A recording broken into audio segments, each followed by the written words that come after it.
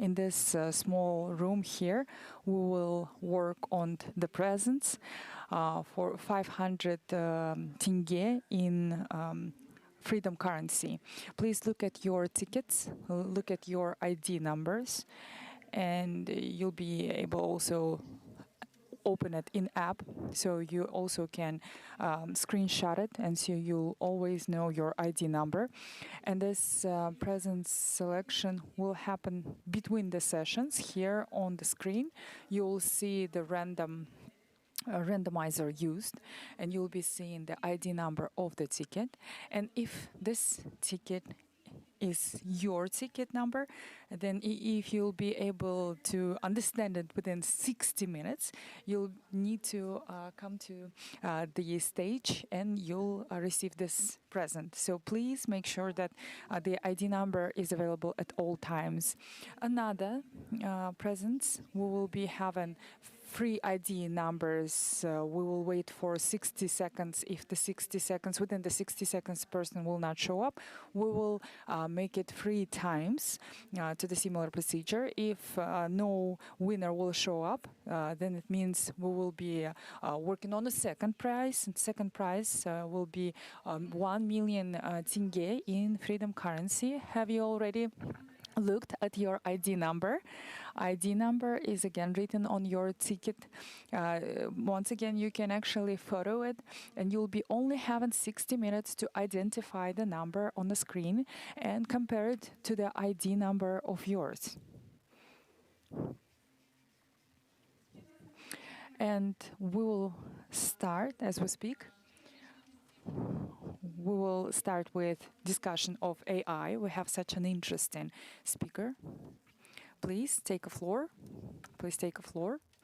We haven't started yet. So we will start with the AI. AI cannot be avoided. This discussion cannot be avoided. And I hope you all agree, AI used to be a topic of discussion in a very narrow professional teams. Now it became spread, vast, and everyone uses it. Students, the school students, the professionals, and AI became something very common in our life. And just imagine when you put a request to ChatGPT, and ChatGPT then provides you with PDF file option. And of course, it means that your request that has been submitted, it goes to some very far data centers in the other world, in the other part of the world, and the chip is working on to do so. And we have Anton Juraev, who's the NVIDIA company's TMD. Your uploads. Good day, dear colleagues.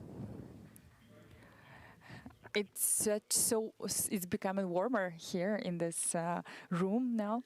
It's really hard to proceed after the big speakers that we had on in the big room.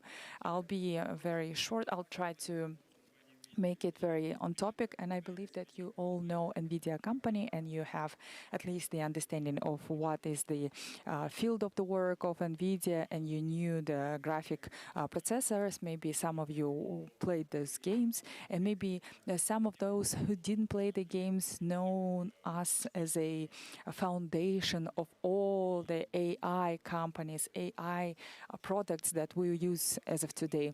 And I will be talking about not so much about NVIDIA company, but I will be talking about the partners of our company, about the Freedom partners, since I believe our work should help to develop your business, that everything we do together with Freedom should help to develop your business. AI as a technology is applicable to any industry. It doesn't matter what is the business you managing, you always will be able to find something that can be optimized, can be modified, can be more better quality. And let's talk about this. First, any company has employees, has personal, has internal processes, and it can be optimized, it can be improved. From the other hand, the company, B2C, B2B companies have the clientele, the partners, the vendors, the suppliers. So to any industry, of course, the use cases will be different. Some of them will repeat themselves. And all of those use cases, as we have sort of divided our company into internal and external. Same thing can be applied here. So some of the things are done inside of the company, some the outside processes of the company. Let's say, for example, you have some very complex procurement procedure, and on monthly basis you need to purchase the consumables, some spare parts, some sort of materials, and so on and so forth. And you have your team that works on the procurement, selecting the products, and it's a long, complex procedure. And nothing is holding you from having AI agent, and it's simple to have AI agent. That agent will help you to analyze the market availability, then provide you with all required procurement procedure, and your task will be only to check whether it is done correctly. And let's say, for instance, you have lots of clients asking the same frequent asked questions, and you will be able to use the robot that will be helping you to do so. Like you can press 1, 2, 3 to ask those questions, but people are not interested in that. Or you can actually work on the AI agent that will be having the same voice as a human being, and it will be more high quality, it will be very quicker, and it will help you to service your clients in a more fast way. And if we're talking about some eternal cases, let's say, then in this case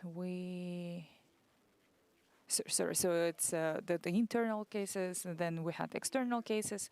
Another any modality that we working in, it let's say it's solved for AI by default. So what does mean? So modalities like the text language, we think in language form, we think in texts. So using our tools, we can create the text, and it's our tools that we create, that we use. And so in those AI, we can work with any text, the legal text, HR, financials, and anything that we can do manually by our employees. It can be done it can be done faster, in a higher quality, by the AI.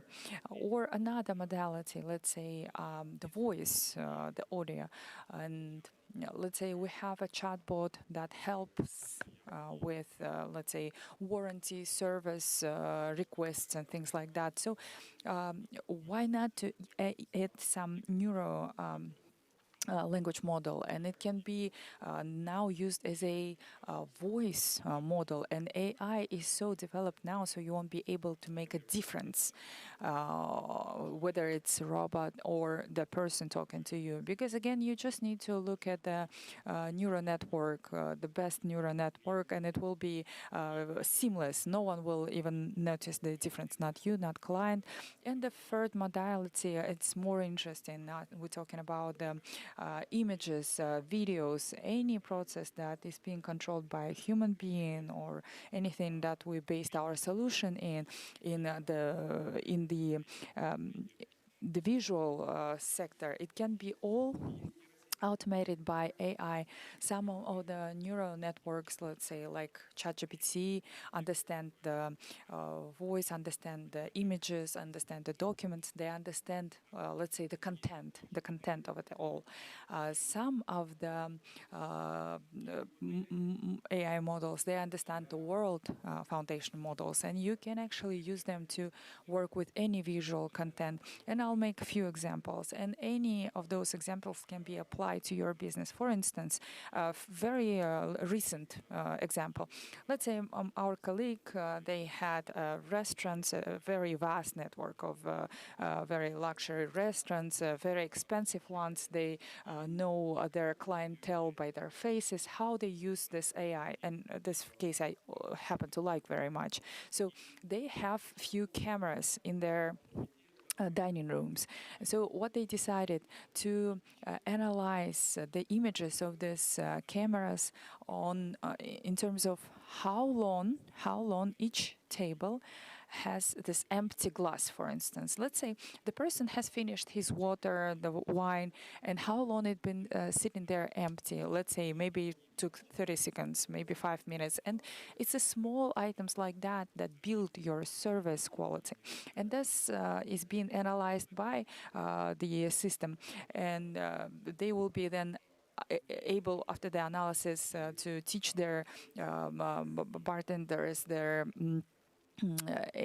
the service team to be better. And then for another example, we're talking about the company for the airplanes company. So what they do, they analyze the videos of the cameras for the people with the special needs, and so they just try and register how long it takes for these people with special needs to take the services that they need, or how long they wait, and so it allows them to then calculate the quantity of people that they need in this exact room, so the client will have enough attention.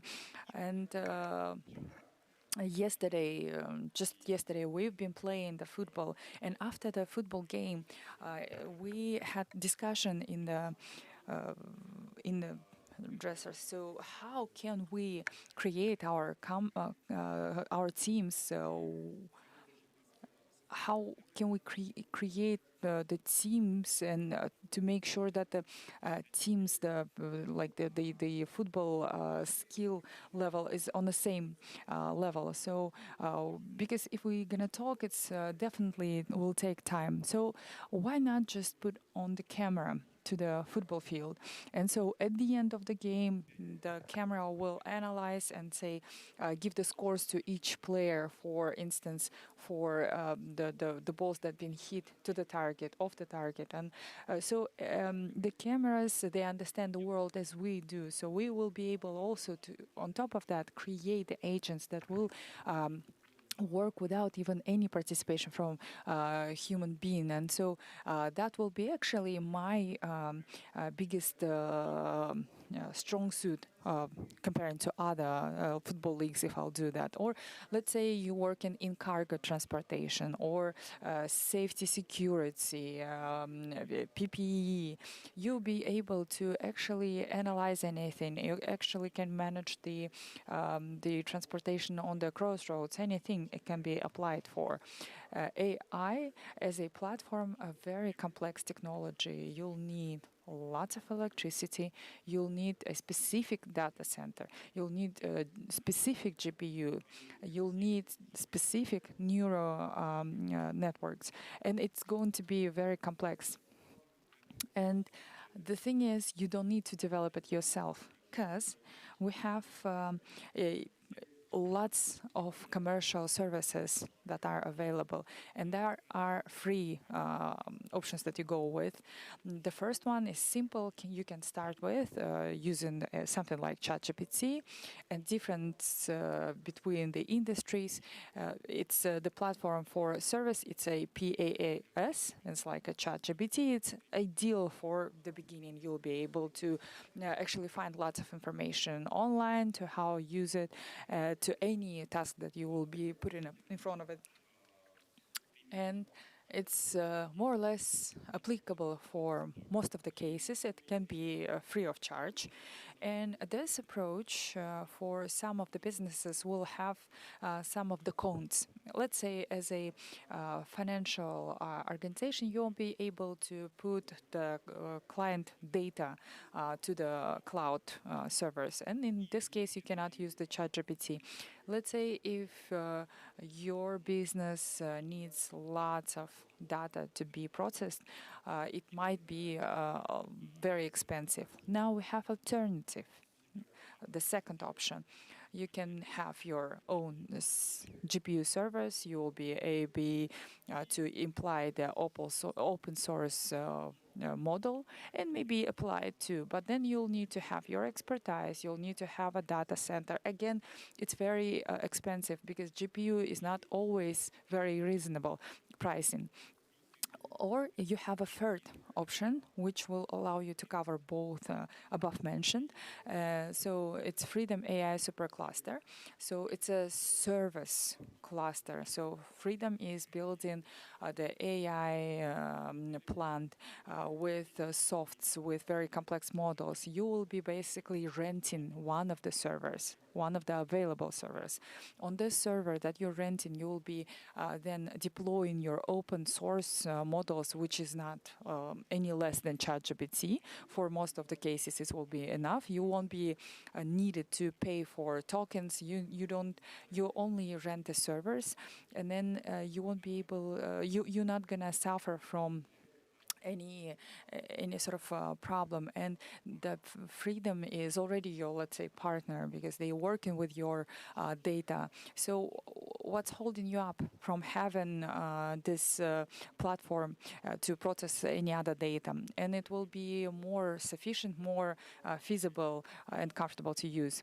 And Freedom AI Supercluster will be located here in Kazakhstan. We have a great understanding of what it is, how it will be built, and this supercomputer will be built based on NVIDIA best technologies, similar as what AI, any other model does. Then you'll have the to manage the capacity and the throughput when you're using this super cluster, and you'll use it as a server. And you, of course, will need to control and manage your capacity and capability. And you, of course, will not worry about the security. It will be very secure.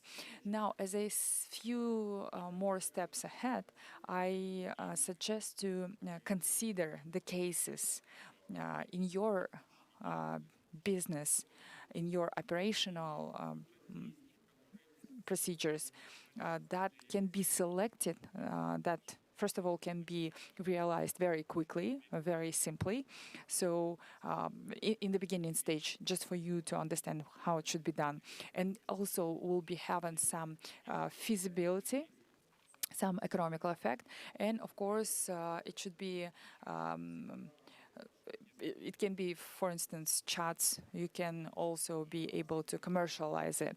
And anytime, it's also very easy to use the analysis of documents to create a new document based on the existing documents. And as a stat, 80% of the information in companies, usually it just lies without being used. The accounting, the reports for over this decade, and usually they are on paper, and then you won't be able to even select how to conduct the analysis, how to conduct the thesis of it.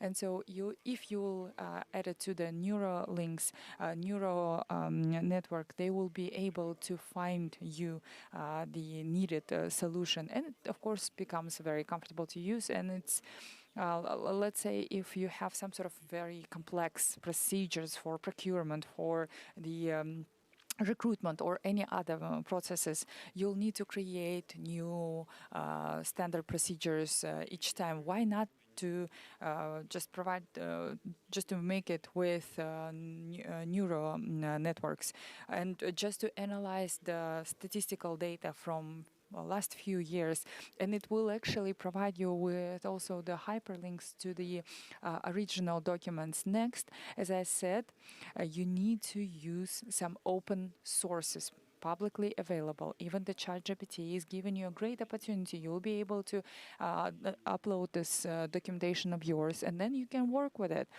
For instance, I have a friend that who is director of the services for the equipment that is being, it's the Dodge company. And so what he does, he actually took 100 pages of PDF files, uploaded to ChatGPT, and he knows that that a lot of time he receives the requests like, okay, we have this issue with parts, documents. And then 9 out of 10 times, this ChatGPT was able to actually find a solution. So he had almost 50% of the time freed up to do something else. And the speed of the reply, it's very quick, because if you will take a person to do it, it will take a time, especially if it's a new hired person, it will take a time. And also there is a space for errors. And here it's not a copy paste, it's actually the reply. This is the answer that is based on analysis of your document. And it's very approved the sort of approach when you use a commercial server, and you can use again and upload your documents that you'll be able to experiment with. And the next step will be when you would like to deploy it local-wise here in Freedom Supercluster, and you will be able to use with your secret information, with commercial data that you otherwise won't upload, and you'll be able to upload it to the data center of your partner, and you'll be able to use a open source neural networks that are available in different cases. It actually won't be any worse than the commercial ones. And so that will be ideal approach for you. And of course, you will be able to also approach us, NVIDIA and Freedom. We will be happy to help you. And as a just to close off my presentation, I ask you all to consider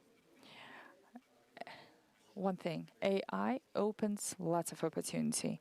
You'll be able to produce new product that you were not able otherwise, or you'll be able to produce the product by, let's say, via more interesting, more comfortable, more efficient ways. And another example that I couldn't just keep to myself, one of the partners, they have online market.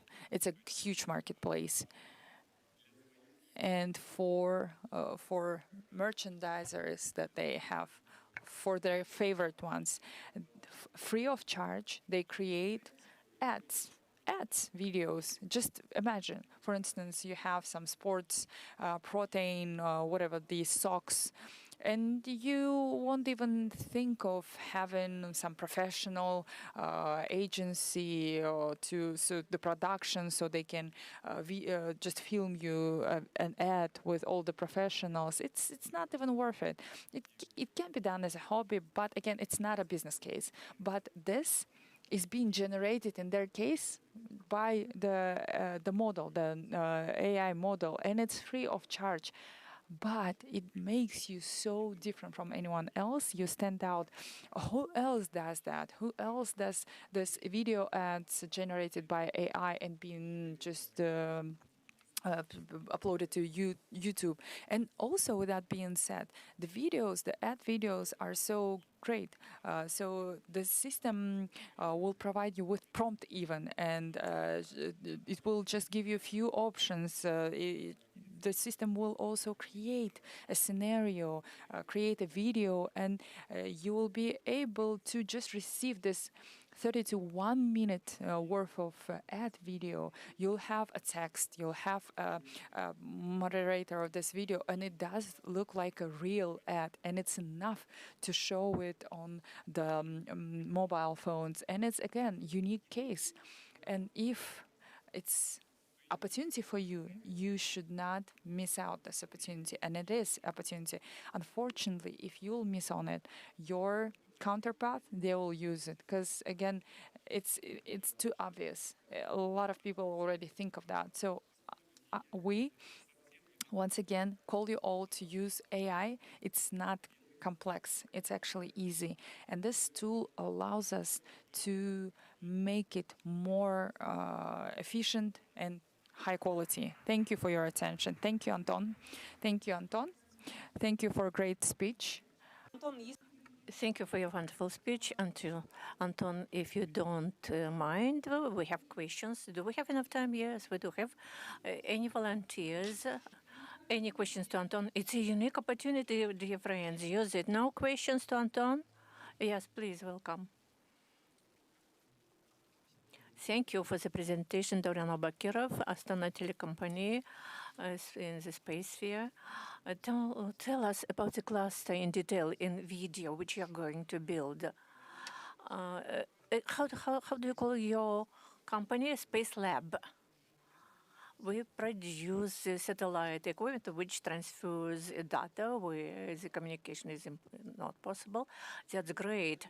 It would be better to ask colleagues from Freedom because this is their project. I'm not sure I can disclose this kind of information. Maybe I can share something not accessible to public information. But it's going to be a cluster which is productive. It will be able to solve a lot of issues which can come to your mind.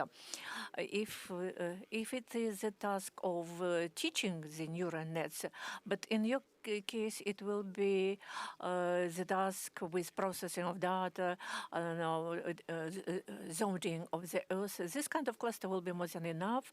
It will be also built in NVIDIA. If you use some neural networks, EA products, they will be natively working on this platform. You will not have to do something new. Any more questions? It's a unique opportunity to ask questions to the head of this NVIDIA branch for CIS. Do you have any questions now, guys? Pass over the mic. Yes, there is a question. Yes, I have a question. Welcome. So, yes, we shall have time. We shall give a chance to ask the question. We don't hear you. We are making the records. Now, I have a question. As far as I know, you have already a supercomputer 64H200. It's being built, and you are going to build one more cluster. What is the difference? It will be one more additional capacity, which will be accessible for Kazakhstan, or something different? It's a good question. It's not about difference. There is not any difference between them. Here it is GPU and there it is GPU, but it generates, these are the equipment of the new generations. They are quite good. They are quite powerful both. But they have specifics. That cluster is focused on tasks related to the public services and bodies. But this cluster is focused on commercial consumer, on partners of Freedom. This is a major difference. From the point of view of using this cluster, we have already discussed this issue for many cases where we have to work with personal data, with some corporate information. It's not comfortable to load the information in cloud. For partners of Freedom to process the data in the cluster of Freedom will be comfortable because they are working in this ecosystem. They trust in this company. They have a relationship. It's absolutely safe. That is the difference, the major difference for users. Any more questions? Thank you. Very good. Young person, the mic will be passed over to you. Thank you very much. I have a question. Does Kazakhstan have any limitations? We are closer to China. There might be some limitations to transport chips, to bring in chips. No, this question is not to us, in fact, to the government of US, rather. GPU is a controllable technology for a number of countries. To export them. We have to get export licenses, but this is part of the process. We know how to do it, and Freedom is not just a minor company. Yes, we can get licenses like that. Thank you. Any more questions? Can I clarify how widely NVIDIA is presented in Kazakhstan in terms of supply of the products? For the TODS infrastructure. And what do you think about competition with Huawei? We are represented in Kazakhstan, widely as everywhere worldwide, whatever product of NVIDIA you want to buy, they will be accessible through our partners, producers, or of servers. I shall not name them because there are many. They're accessible from many clouds. I shall not name them, but these are the biggest cloud providers. I have this in their portfolio. It's accessible for everywhere. As for competition, there are many companies which try to do some processes for them. For some tasks, they are quite good, but the problem not in the processes. A user does not need a processor. A user needs a solution of some task. In order to solve some applicable task, we need the service, we need the software, we need developments, we need developers. Is that right? And the ecosystem of NVIDIA has millions and millions of developers worldwide, a huge number of softs and frameworks which you can take and use, and nobody has something like that. And in 1 year and 5 years, you cannot collect it. We created this ecosystem for a decade. We don't think that there is a serious competition in the area of AI for the company of NVIDIA. Anyway, it's wonderful that there is somebody who tries to do something. Competition is ever good. Thank you. Anything? Any more questions? Oh, you have finished? Thank you very much, Anton. Thank you. Applause to Anton. Dear friends, good day again. You are more.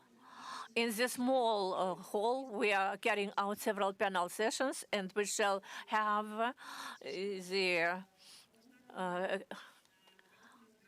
the game for valuable prices. The first prize for 500,000 tenge. Let me remind you about the conditions.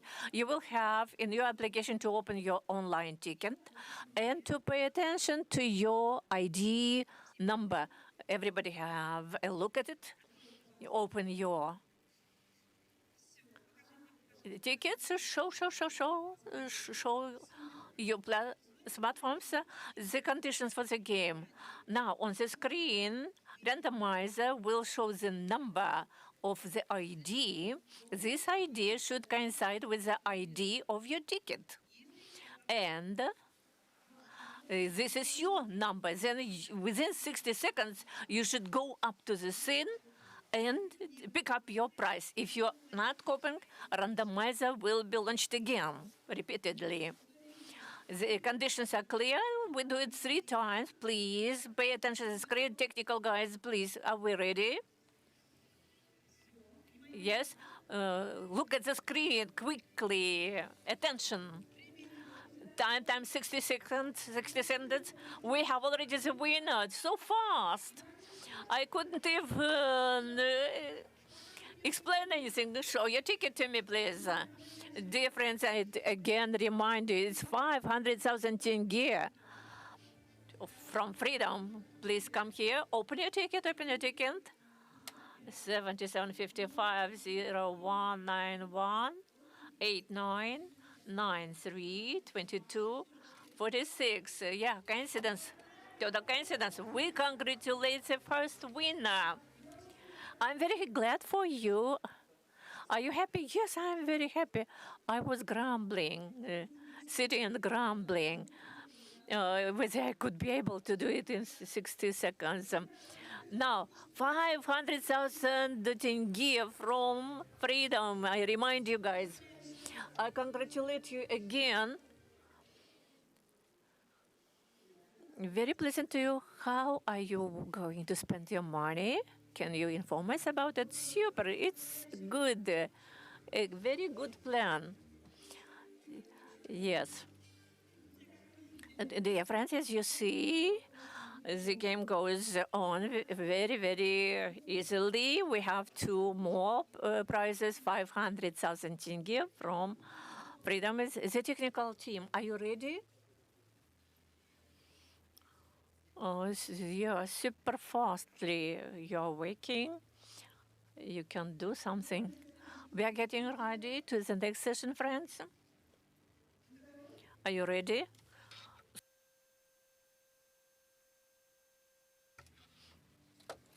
Are you ready? Dear friends, for the Forum Freedom Insight is carried out jointly with our partners, shareholders, thanks to you. And thanks to you, because you are using our system. And here in this hall, we shall have several topics. We are waiting for the first speakers. They're getting ready. We shall discuss the topic of AI technologies which are introduced in business processes. And then we'll discuss the ecosystems, how is about the impact on our life, and about the technologies in telemedicine. Now we are waiting for the guest. On the forum, we have two expert centers. Maybe you have observed they're divided into two parts. Here you can see in one hall everything which is related to the freedom finance, about brokers, insurance. On the left, you can see all the products available which are in our everyday life, like Watermelon Freedom Media. You can see and find the original content produced by our team, Freedom Media. Then we have a panel session with the guys who are developing the content. We are waiting for our speakers. I don't see anybody. Guys. I'm sorry. Our friends are here already.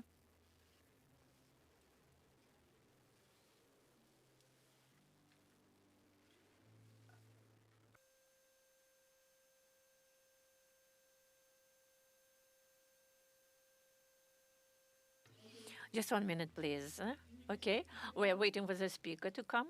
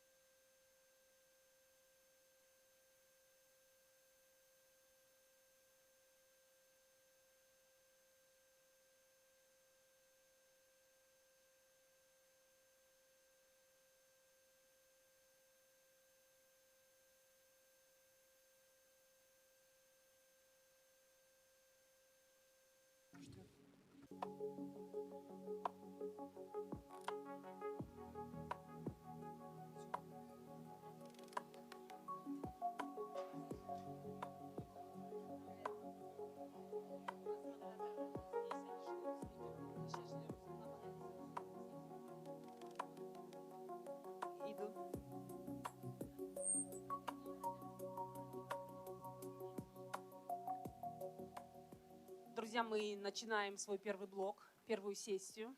Dear friends, we're starting our first session, and our first topic will be on AI technology, the technology that transforms the business. And we have an opportunity to find out what sort of technologies right now. Are we ready? We have an opportunity to start and see what sort of processes have been automated, where companies already spending money, and what are the sites that they're just sort of simply not using, and should we update our CVs?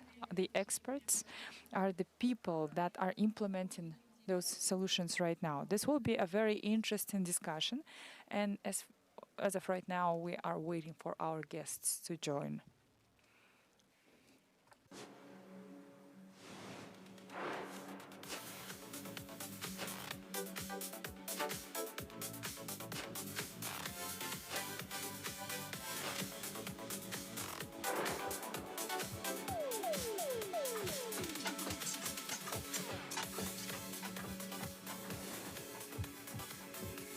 Друзья, технология, Friends, So the technology transforming business.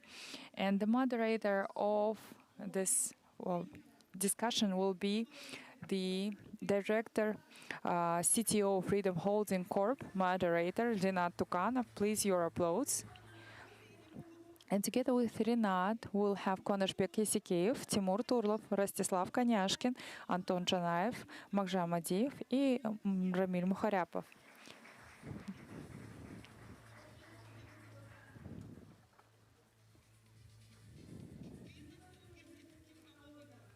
Technology transforming business. And you're welcome. Rinat, the floor is yours. Good day, everyone. Thank you for gathering together for this panel session. And we are sure that the next room has not less important topics to be discussed, and I'm very happy to welcome all the panel session participants. 2026 is being named as a digitalization, the global digitalization in Kazakhstan implementation of AI that has been ordered by the head of the state, and Kazakhstan has a great place in it. Even the YGov system that we have is a top-tier system. Everything that has been done so far on the digitization is a great experience. In other countries, people are being in awe because of the achievement, and it's been mentioned that the approach is missing. And of course, it's all due to the state that has trusted the banks to provide the services via the bank apps. And first question I would like to ask from Konashbek on. Okay, the head of the state gave us clear orders on the digitalization. How strategically is being viewed by the state of this aim to digitalize, and what are the solutions on ecosystems for this? 3 items on one. Let's first start with first question. And this year is the year of digitalization and AI in Kazakhstan. We have discussed it a lot. And we've been discussing it and working on it 2 years. And first, of course, we worked on a legal framework. And last year we have approved digital AI and two legislation projects that has been approved. And this legislation framework, it includes all the legal team. And the team has, and the state has created the framework, the legal framework in a digital area industry. And it's about the data, it's economical data, it's about the AI, about the digital assets, and it now became a legal entities. And it's a good thing that we are one of the first countries in the world that started to work with this. And second part is on digital, on AI, and of course AI is a very important part. And so naming this year of the digital, we are talking about digitizing lots of procedures. So we are working on G2C.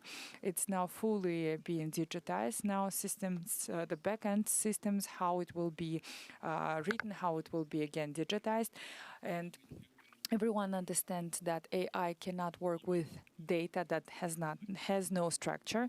The chaotic data will not provide us with the great answers. So right now, one of the agenda items is working on the data that exists to structurize, and afterwards, all the agents, all AI agents will work on it very actively. And second item, it's about the supercomputer. We have 2 major supercomputers, and last year, via the Kazakh Telecom, the state have resolved an issue of the computing capacity. We have 2 supercomputers. One is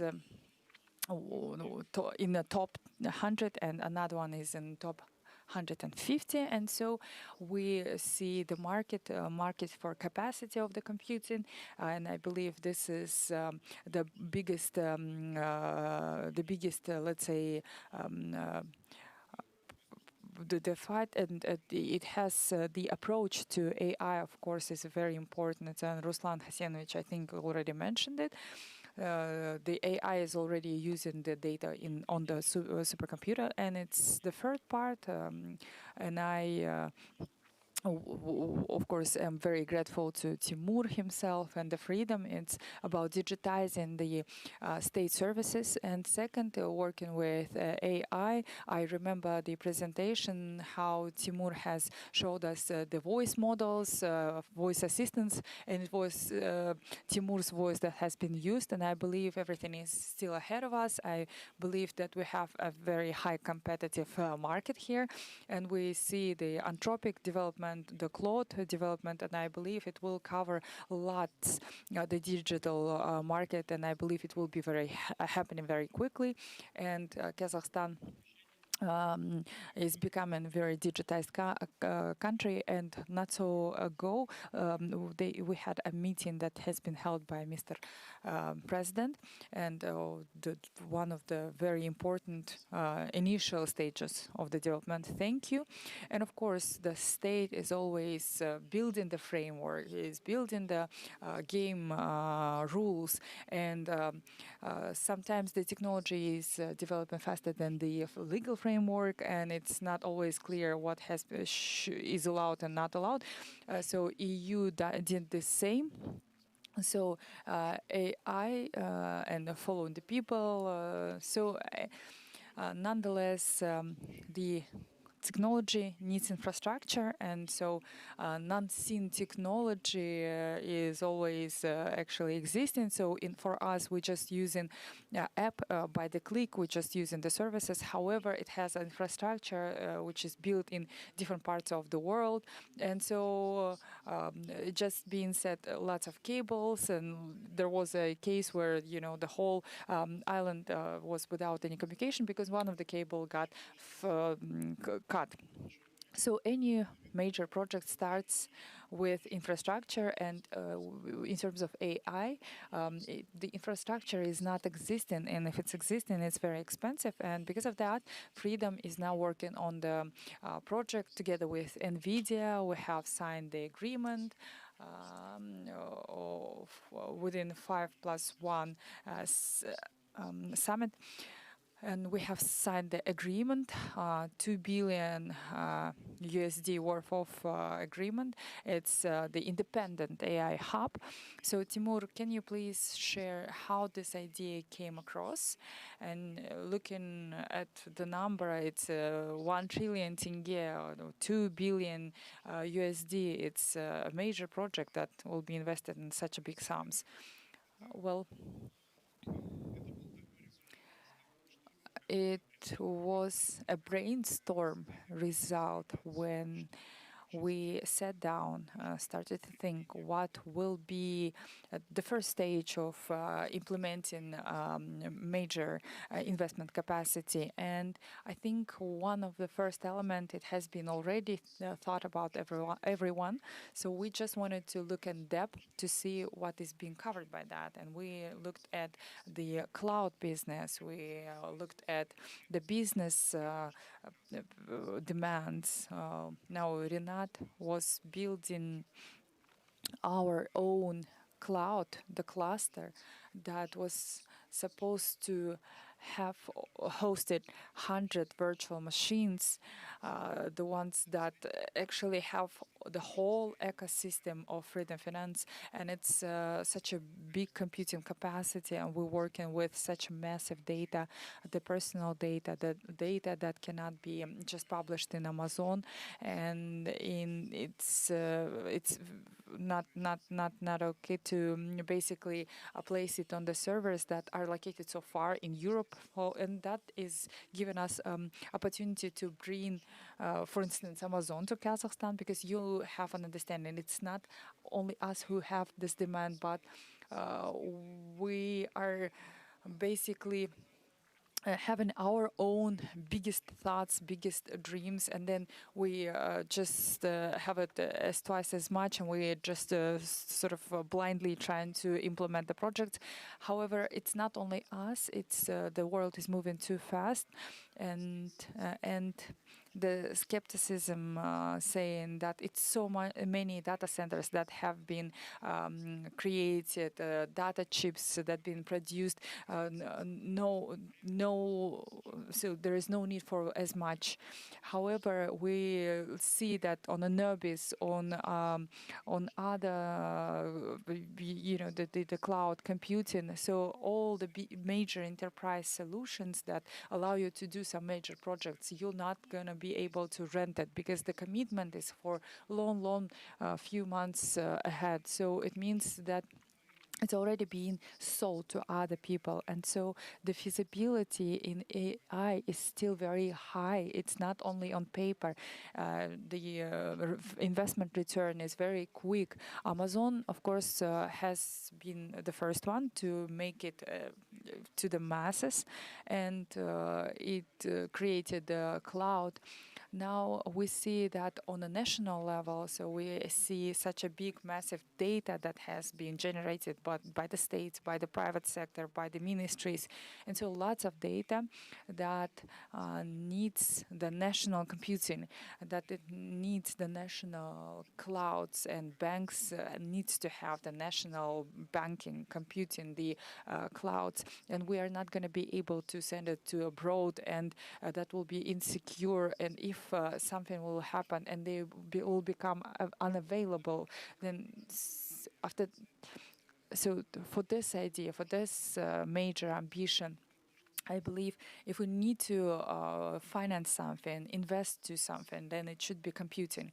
And I believe that none of us can realistically understand how much computing we will need in the future. We have a personal supercomputer here with 200 chips that we have been procuring to create our own personal computing. However, it's still not enough. In reality, we're trying to provide our business to give at least 5 million people, to agents, to assistants, to national models altogether. And it's becoming such a big competition, not only for market but for the demand as well. So in the market we have a Google dominating this market.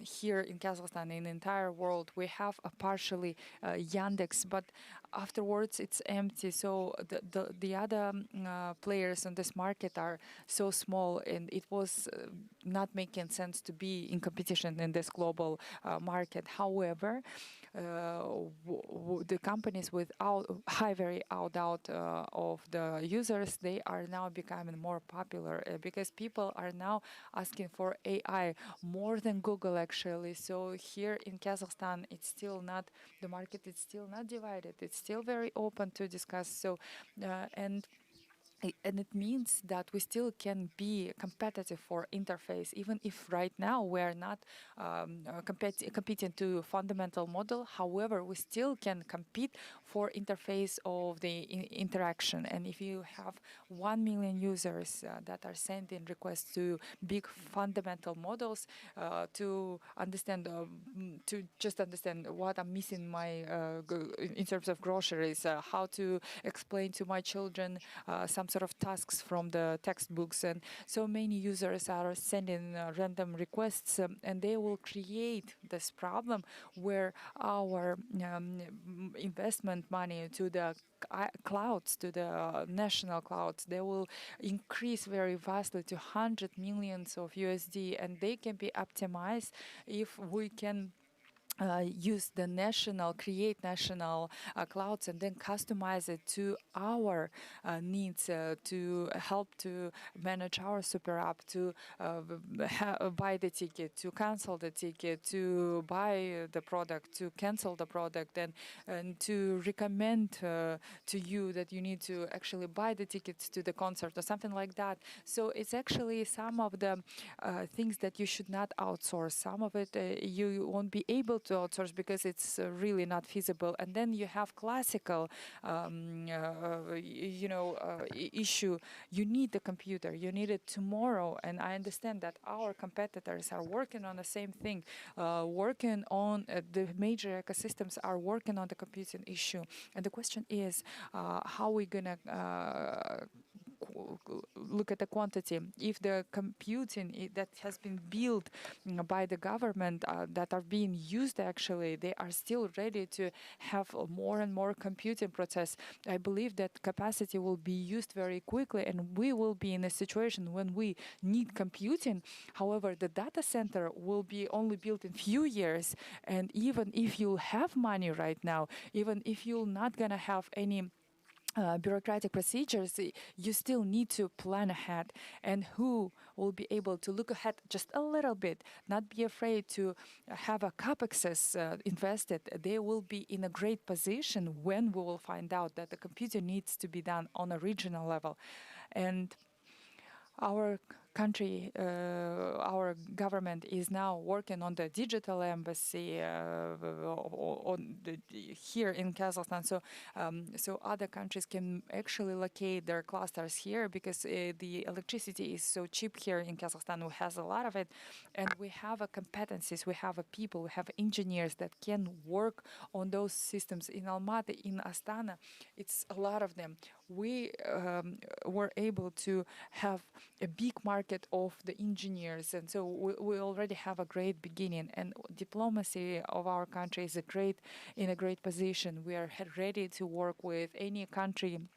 Companies, hyperscalers from the Europe, from other markets can be located here, from South Korea, from Eastern Europe. You have at least few billion people that are definitely actually have in two areas for Amazon. There is nothing in the middle. So in the middle, there is us, our huge country, and we are walking to this initiative. I believe it's such a great ambition idea for 2 billion USD to buy chips, and it's actually 1.5 times higher than the investment return that we made. And however, if we look at Armenia, their case of building their cluster, such a great Nebius in Finland, they are creating bigger data centers than anything that we have planned so far. You understand that the world is changing so much faster than we are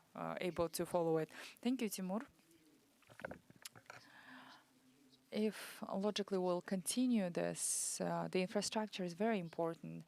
However, somehow we used to think about NVIDIA as a chip producing company, but looking at AI development, and Timur just mentioned it, it's such a great long history. So it's not about just launching some model, it's actually about increasing the economy. Yes, I believe still we see that Mr. Jurmugulov still a little bit of a doubt. However, NVIDIA had made it 30, 40 years ago. It used to just work on the chips for games. And why we're using the chips for AI right now? So AI has explained it to me, actually, why we're using these chips for AI development. But to simplify it, the NVIDIA creates the chips for the base operation for instance, Anton, you see such a great growth.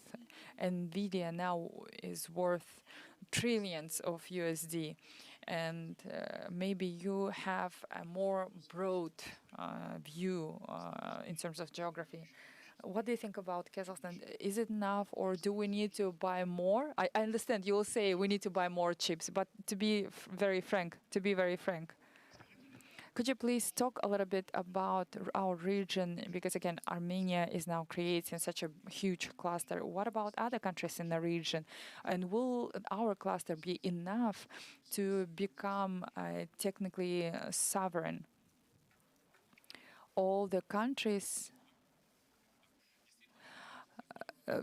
more or less, every country is trying to invest to their own supercomputer. It's been said many times. There is a lot of tasks that can be only resolved only locally: national security, personal data, financial data, and so on and so forth. So, of course, any country has this sort of project in their midst. Uh, Answering your question about whether it's enough, I believe it should be enough. This capacity is enough to resolve major part of the issues that, as of today, as if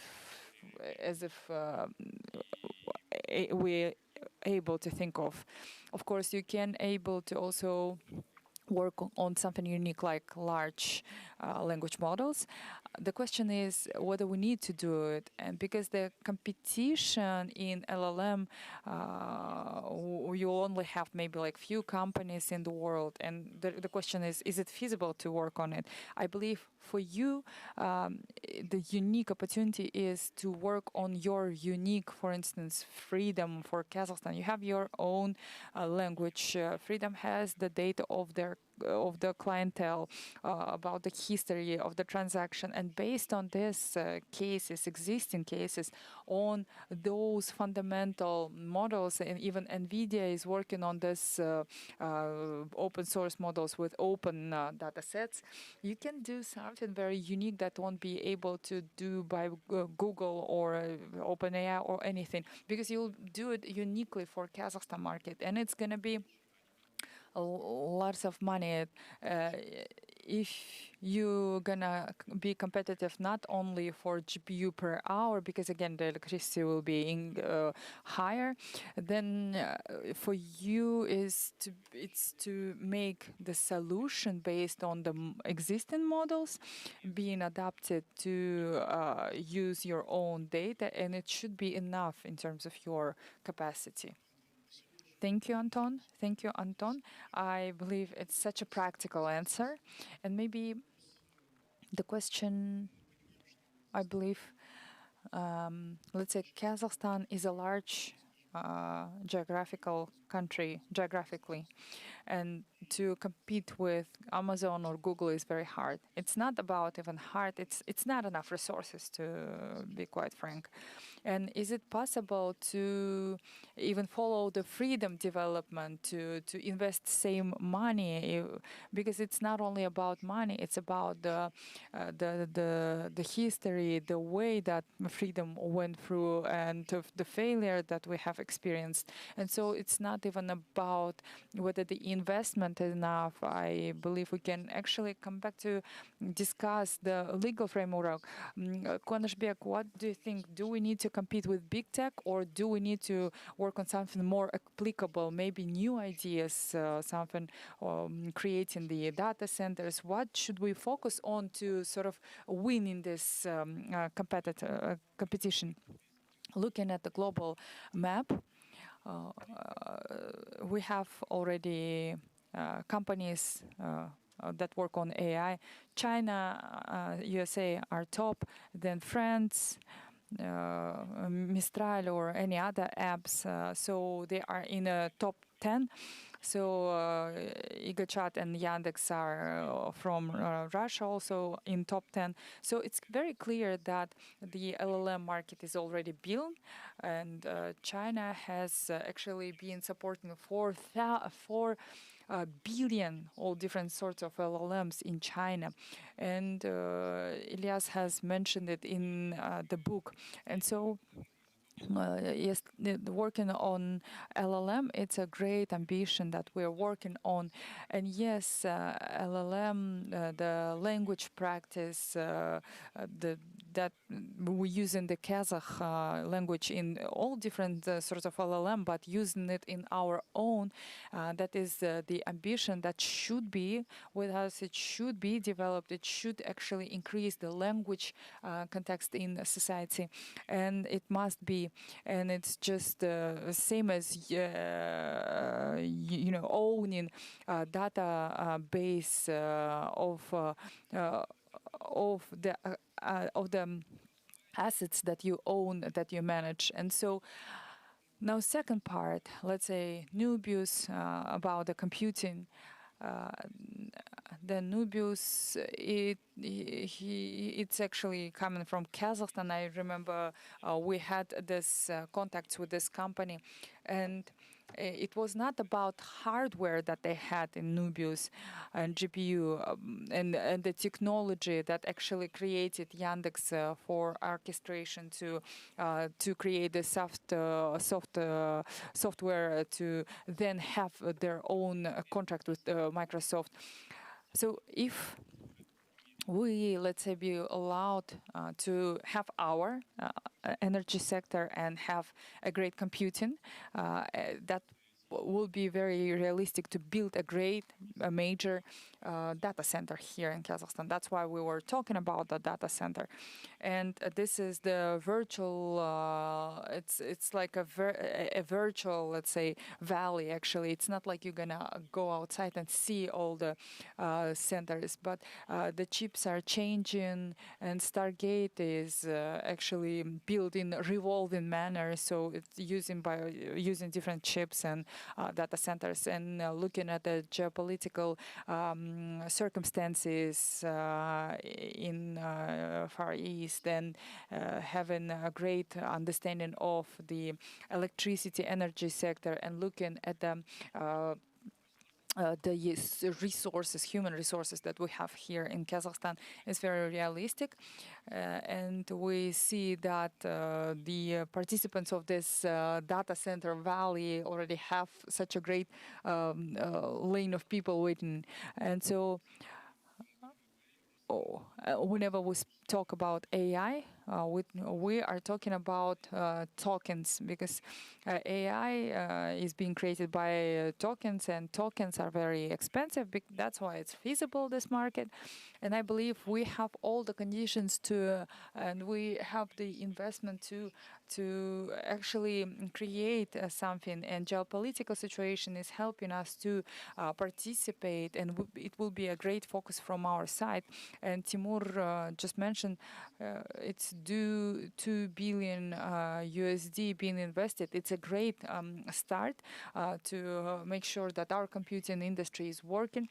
And so at some point, the cryptocurrency, the Kazakhstan was top 2. We can actually make second attempt and to be in the top if Timur here believes in it. I believe we have a great opportunity. Thank you very much. If we sum up, we shouldn't waste the window of opportunities which is open. We have all preconditions for it. But last year, the national supercomputer was launched, Telem Cloud.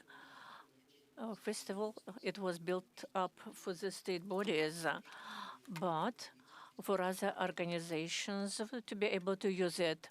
It is in top of 100 supercomputers. It ranks 85 worldwide.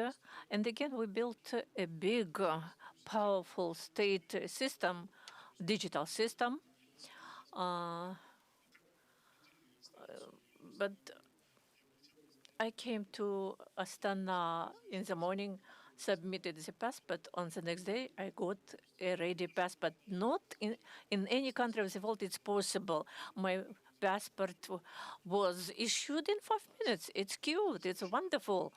The next stage, which is waiting for us in the state services, it's the further AIization. We have got accustomed to eGov mobile application.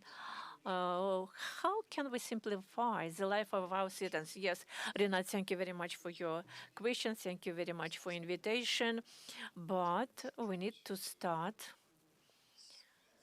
to talk about the basic things. It was rightly said that availability of supercomputer capacity, and it's not a wish, but it's a factor, critical factor, important to develop digital services in the country to ensure the necessary digital sovereignty. And the last component to develop new services with introduction of AI was related to the supercomputer to be launched, because we had the data, we had applications, we had good indicators about the massive active users, about 6.9 million of citizens every month use eGov application. But we understand that we as ecosystem are donors for other ecosystems. We actively support freedom in terms of taking the state services to external platforms. The digital mortgage is one of the cute cases about real estate, when in one day, from the very beginning, you can procure real estate, put it on the collateral, go through all the banking process.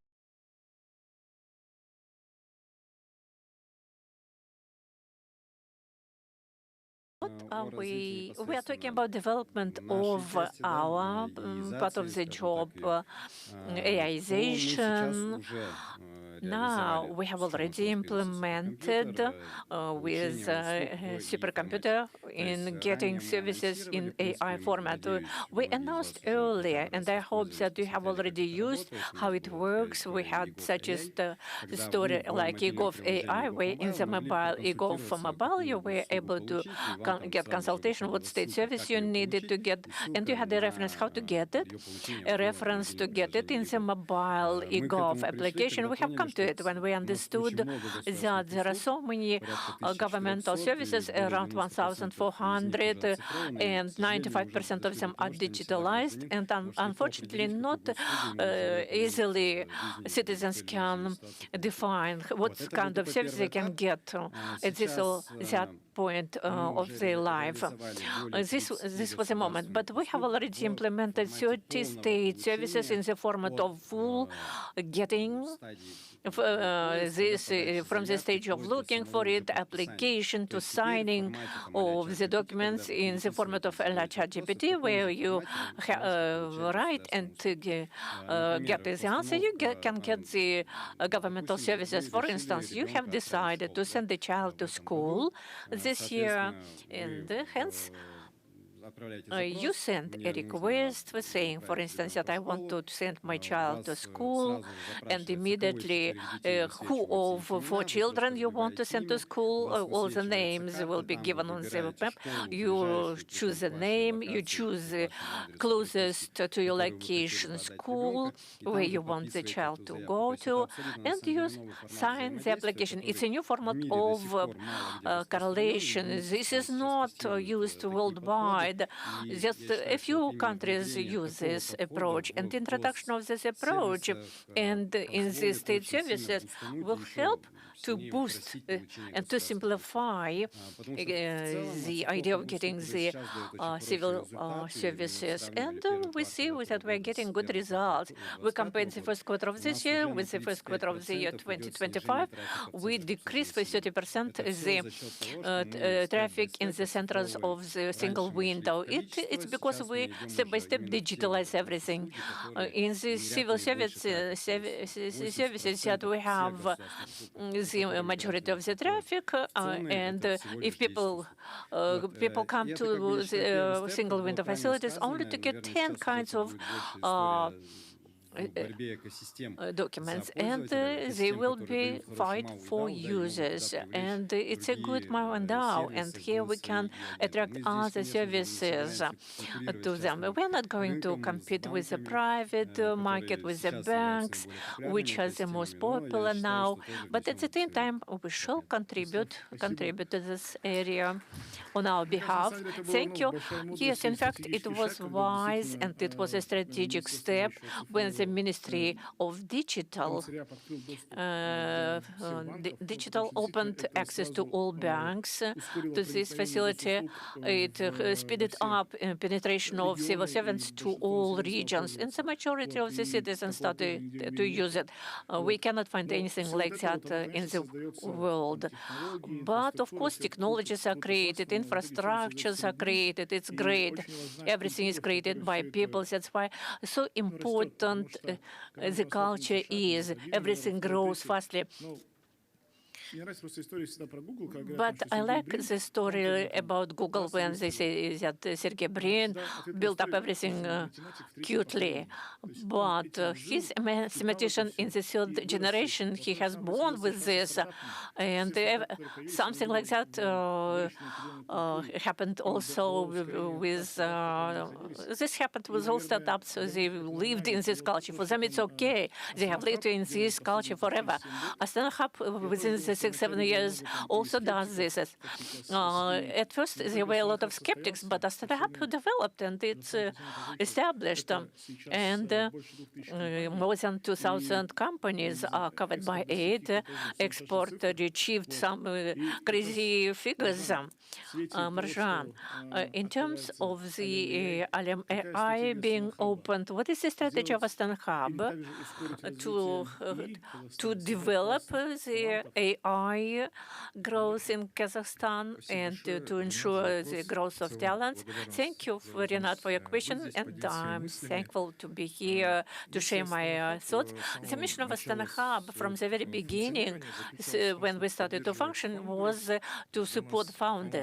For us, founder startup is a major player. Our mission is to build up around them the ecosystem instruments for development to increase the chances of founders for success, so that we shall have our unicorns, decacorns, big takes in the future.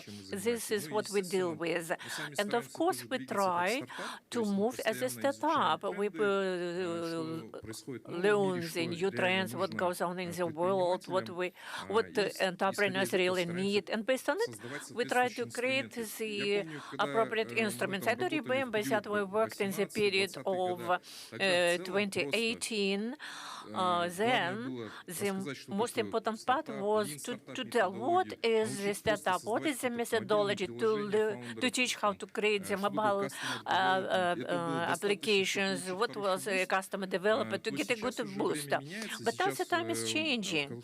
Now in Kazakhstan, a startup culture is well developed, which is confirmed by the fact that when, for instance, in our region, competition happens between startups, practically 80% of the applications and participants in these competitions are founders from Kazakhstan. It means that we have a big number of founders, and the culture on launching startups is well developing. Now, of course, we try to deepen it, and we see that founders have very simple things which happen with them, like computing capacity is necessary, which is really data sets, which is necessary. That is why the work which is carried out by the government of our countries, while creating supercomputer clusters, creating the Valley of Thoughts and other things, and private places like Freedom, Kastelecom, and others. Of course, this is very important. It's a very important infrastructure for founders. And anyway, for us, for Astana Hub, is a major focus to develop human capital. There are such projects at the level of the country in the government, which is called AI Sana, when there is mass education in skills development among the country population. And we do smaller projects which are called Tomorrow School, where we teach on the basis peer-to-peer specials from 0 24/7. The school is accessible. It will move to Alem AI. Using this opportunity, I invite. We do AI entrepreneurs. We invite talents without ideas, without any project. This person must come and be highly motivated to be involved, to get some maybe a very interesting background. People with acting business, with big business join us from medicine, education, creative industries. They join us, and around 60-70 people come to the program, and at the end we have 15 AI startups. So using this opportunity, I invite you. We are accepting applications. Of course, we try to develop accessibility of our ecosystem across the country. We have networks of 20 hubs in each regional center. In each region, we have them. Now we move further. We want to launch them in villages, to have small IT centers. This is accessible online. Astana Hub, gamification, in the format of gamification, everything is accessible.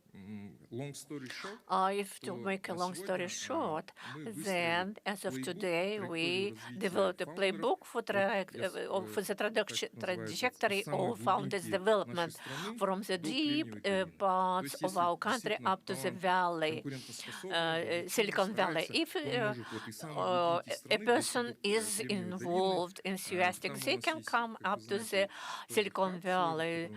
We have the Silk Road Innovation Hub, which is our own hub, and the founders were able to attract $300 million of investments. There are so many projects, Hicksfield and others like that. These are projects around Astana Hub, Silk Road, carried out different types of interactions, communication activities. That's why using this opportunity, I invite you, use this infrastructure because it is for you. But there is one other problem. We have so many programs that we have some cannibalism. Our programs start to compete between themselves. For instance, we have the Google Foresight. We have chosen a startup, but they say, no, I am not going to participate. I am using in the Silicon Valley program. But we need more applications. Please apply. We are ready to support you. Our time is coming to the end. I shall pass over to Abel Mukharapov, who is the head of Freedom Labs. And although it was said that there would be nothing like that, we have Freedom Labs. Ravil, tell us, please, what is being done now? What is very cute about our language model, the Kazakh model?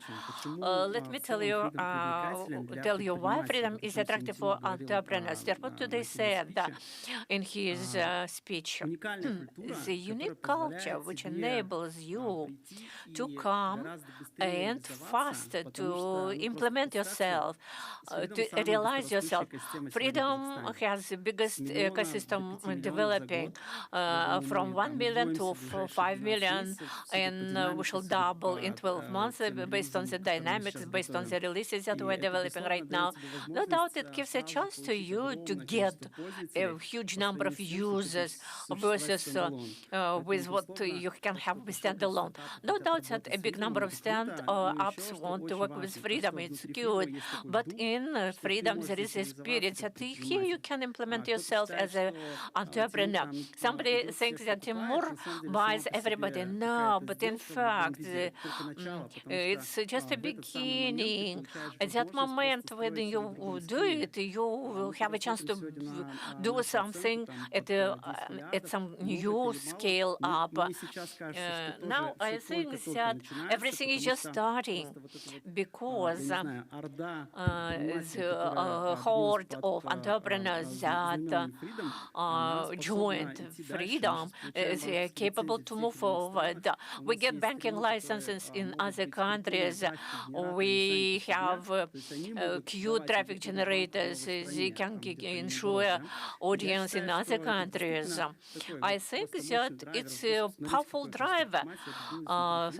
See how many entrepreneurs are in Freedom and they're getting united. Now we are implementing our vision in Freedom AI Labs. We have GPU, we have users. On the one hand, we have users, we have computing capacity, and we can implement Mind Air, which is available to everybody. The first product that we are building is Assistant. It is on one side what we have got accustomed to. It's like a chat. In Kazakhstan, 15% use ChatGPT. In US, 50%. In Emirates, 60%. We try to answer the question thinking what to do that within 12 months we can get together, and 70% of citizens will use Freedom GPT, ideally, of course, using Freedom Assistant, not to respond to some questions, can Freedom Assistant can, but and to get the response. No doubt, of course, it is also, but our vision is that the base AI should be accessible to everybody. Freedom will ensure access to all citizens to top models free of charge. We are sure that we can afford this to happen, and we think this is right to do, so that everybody will have a chance to use and to get access to AI. But what is the most cutest part of it is that, in fact, the majority of people want to do something, not only to get answers to the questions. For instance, we ask, what is wrong with my hand? What to do to cure it? If our chat helps you to solve the problem, bring some drug, or make an appointment to the doctor, so far the AI will not do any surgery. Yes, we want to build a system which will feel you, know you, and will do something for you, which is very important. A very good moment, and the guys talked about it. Local companies have advantages because we can connect and to ensure bridges which Anthropic and OpenAI cannot do it. We need the entrepreneurial energy. Each case is unique in its own way. Can we create cluster of smart lawyers? For instance, we can do integrations with local companies. We can do it fast, and we can do it through the Freedom Assistant. We have a new interface of the chat, and now we can do something at the basis of Maggie faster. We can ensure voice. We're proud of it. We got the best models of the Kazakh language, and we think that around 70, 80 communication will be in the Kazakh language through voice. And what we did, it's really cute. We made measurements. Our model can imitate non-verbal emotions in the Kazakh language.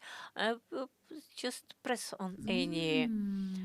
Қатты қар жауған секілді ғой. The next one. Қатты қар жауған секілді ғой. Алматыда қатты қар жауған секілді ғой. Do you feel it's an verbal sound? Some emotion is felt in the voice. From the point of view of real figures, what we have achieved in relation to this case, we made the surveys. There were 103 native speakers. We gave them 149 files, and we got more than 2,000 evaluations. What is evaluation? So 5 means that the voice is not it's not different from the real life. Number 4, that something is not that good, satisfactory. It's very close to the artificial voice. Please press on Yandex. Yandex. It was the best assessment up till ours. Бүгін саябақта серуендеуге And ауа now- райы өте жақсы. And ours, very good, very good. We compared directly, and every time the level of victories made 85%. The best recognition of the Kazakh speech.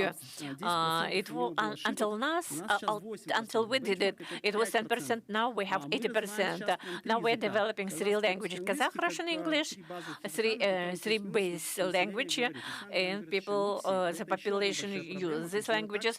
And this is a problem: how to make it that if in one speech you can hear 3 different languages, how can you recognize it? This is a very interesting engineering task, and we are coping with that. We learned to make the design of voice. You are writing prompt what kind of voice you want to get. Біздің науқанымызға қатыс. Барлық тауарға 50% жеңілдік. Асығыңыз, саны шектеулі. Голос монстра. The voice Балам, of a сабағыңды monster. жақсы Это оқы. мама. It's a mom's voice, the voice of a monster. Бір қадам жақындасаң, айырып жіберемін. Кет, топас неме. Это полностью синтезированные голоса, So, их не было, да? То есть это, we have опять же, never had such ребята voices. сделали, They are это очень synthesized круто, да, voices. что так можно. И Our это guys теперь, не знаю, 10 created раз them. дешевле, This чем is запись в good. профессиональной It's студии. cheap. Вы можете Cheap просто is создать, это do такое, it in a она работает. professional Это studio. тоже You меняется can своего do рода it. такая магия. Теперь вот It's a еще одна вещь, magic которую мы сейчас на рынок дадим, part of it. это, And we shall pass это away to the студия, в market. которой It's вы a можете делать studio разные where вещи. you Поскольку дизайн can последнее, собственно, да? То create есть, там есть ролик different записан things. на, It is на a русском языке. video reel Вы which is можете in the просто Russian создать language, ролик but и you can стараться сделать то give же this самое на video reel казахском. and Он say, сделает перевод, do it in the он Kazakh сделает, language, it will преобразовать, translate, собственно, it will использовать речь, transcribe it, клонирование голоса, он will создаст голос, clone который был в the оригинале, voice, и it will синхронизирует в repeat готовом the voice виде. in the original Можно сейчас левый? work and Kinder Bueno Dark, покрытый темным шоколадом. Для яркого, насыщенного удовольствия. Реклама оплачена, да? Открой темную сторону Kinder Bueno. И теперь правый. now the right one. Қою шоколадпен қапталған жаңа Kinder Bueno Dark. Жарқын, қанық ләззат үшін Kinder Bueno'ның қараңғы жағын аш. Ну вот, минус You примерно see? 10x Minus дешевле, чем 10x 10, 15, 20 cheaper там, чем это than сделать просто так. 10, В общем, 15, на самом деле, if you вот do я it. хочу завершить свою речь But тем, I что want у to finish Freedom my сегодня speech есть те saying вещи, that которые Freedom Freedom has успеха now любого the things бизнеса. which are Смотрите, у нас necessary есть for GPU. success Это of any действительно очень business. важно, We have суперважно. GPO. It's Пока super мы просим important. агента ответить So на far, вопрос, какой if we ask the agent what is the токена. question, Мы сейчас все начнем просить его so делать действия. we shall ask Восприятие систем, вы actions. попросите забронировать You столик в will, ресторане, for он instance, от вас request может даже to вашим book голосом a позвонить и table in the забронировать столик в restaurant. It ресторане. will Вы попросите его, не знаю, book it он заработает свой using за your вас, да, voice. это, ну, собственно, что уже вот It can там, do там even something какой-то for стадии you. готово.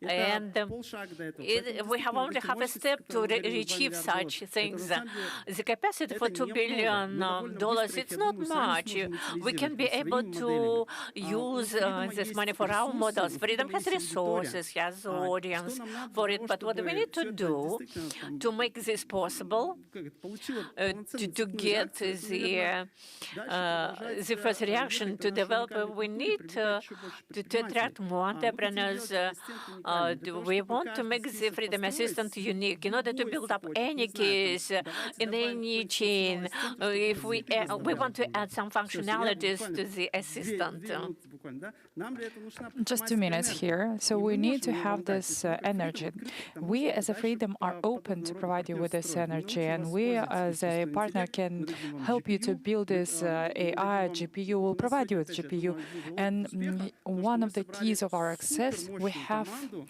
created such a great ключевых людей в team. AI. Это тренер сборной The Казахстана по key искусственному people in интеллекту. Это, не AI, знаю, the люди, trainer которые подготовили of кучу Kazakhstan олимпиадников, team да, on больших AI, and чемпионов международных the олимпиад по champions программированию, of по ML и different так далее, да. Мы открываем competitions сейчас программу, on AI, on взаимодействие с electronical школьниками, студентами, дадим этих competitions, менторов, and дадим GPU, и we они will смогут work with those реализовывать students. We will give them самостоятельно mentors. те We will или provide them иные with штуки, GPU. да. They То есть will у них есть be время, able это to очень важно, мы build дадим something моментом. like Это, that, я and we считаю, will тоже залог give them нашего the time. долгосрочного And успеха. again, it's Почему key я to это our говорю? long-term Предприниматели, success. приходите к нам. Давайте Business, вместе come to подумаем, us. как сделать так, чтобы Entrepreneurs, ваш come to бизнес us. в эту эпоху Let's work полетел on вперед. your business to help you to fly with the future. Ramil, now it's time, definitely time. Listen, even with this case, it's clear that ecosystem has different sort of parts to apply the LLM, that we can actually provide media content to everyone. We are working on media cinema, and so it's not enough even the studios in the world to digitize it, to translate it to Kazakhstan. and the cost of this translation can be very different. So it's just a small example that we can actually provide you here. It's just something, it's how integration, it's how the ecosystems start to work when right people, right talents, right ideas will provide you with results, and you'll be able to commercialize it, to scale it up. There is no need to just build one pilot and just convince someone. You actually can very quickly talk to stakeholders and make the producer, and then actually make a difference in terms of foundation. Thank you, Timur. And it's a great session. I need to ask a last question here regarding security. So, how government should balance out, to give a balance, to provide people with freedom to work, and how to protect your population. It's actually every country's trouble right now, not us first. When we're talking about security, we, as a government, understand we have responsibility. It's a entirely different, actually, accountability in constitutional-wise. However, each country has a different approach. Let's say U.S. Security, it's a different logic. It's provided by BTEC. Yeah. So talking about Europe, it's GDPR. It's the security, which is a personal security issue, and the provision of the data is provided for us. It's a mixed model. The opportunity to data will allow you to have and create new services. So I believe that government will be existing in a model where we see that different values, different population, and everyone will be able to work on it. So the personal data is creating the value and giving as such a great opportunity where we see so much scamming happening around personal data. And of course, government needs to work on the mechanisms, and it's now already anti-fraud bug centers that are working right now. And so this combination will look this way, and new digital code will regulate the availability of data and the accessibility to the data. And data is asset, and this asset handover is actually has the economical effect. So understanding the data as asset and ability to create new income, and just now colleagues have showed inferences based on AI. It's the possibility that is already has a value. And as any part of the world, we will be economy of data, and we will understand what is the subject of this that data, and what is the cost, and the data that is most valuable will be secured in more strengthened way, and government will work on them, and the data that is open stake will be also available to create a new technology. It will be regulated. Uzbek, Timur, everyone, thank you very much, and to you all, thank you for listening. And we are completing this panel session for now. Thank you, dear speakers. Thank you very much. Please, let's take a group photo. Just a group photo here. You also can photograph the speakers on your phones.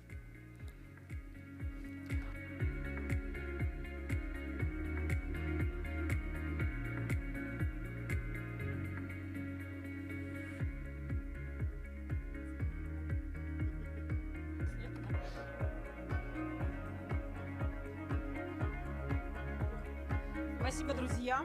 Аплодисменты нашим спикерам. Let's applaud our speakers. Thank you very much.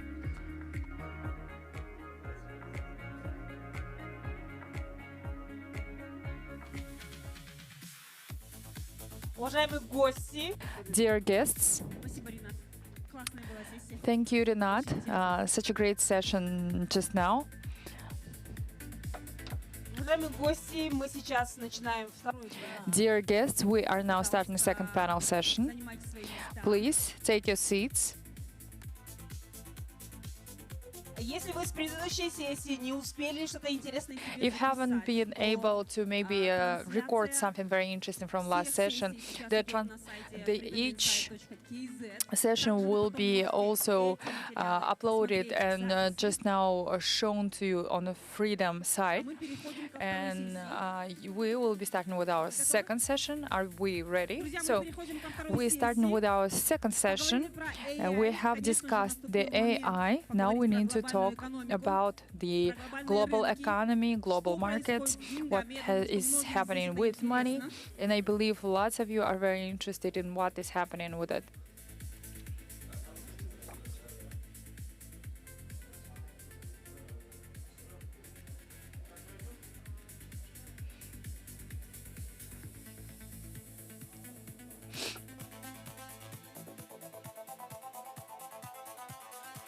Спасибо. Спасибо технической группе.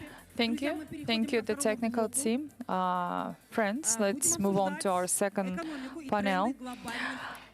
Let's Двигаемся discuss new дальше. economy Мы and поговорили global про market AI. trends. Теперь We предлагаю have обсудить discussed экономику глобальных AI. рынке. Вопрос, который We волнует now need to каждого discuss a global в economy, этом global market зале. trends. Что It's происходит с something that деньгами? we Куда all движутся interested рынки? in. What is Какие happening with стратегии money, работают, а where the какие markets остались move в on, прошлом what году? is the strategy Для are акционеров for future, what are the last year's strategy, the investors, the shareholders. I think it's the most applicable, the practice worth session here. Please pay your attention to the screen.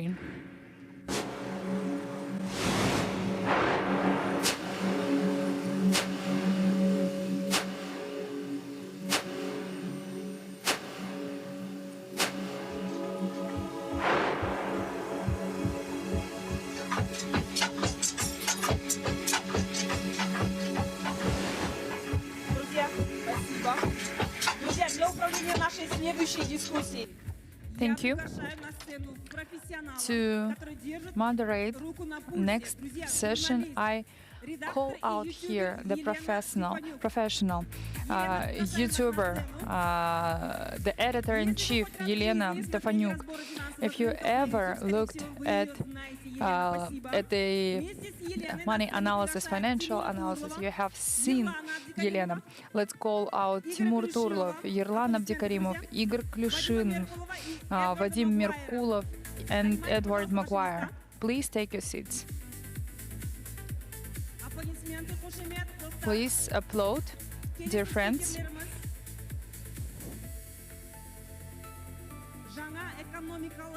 New economy and global market trends.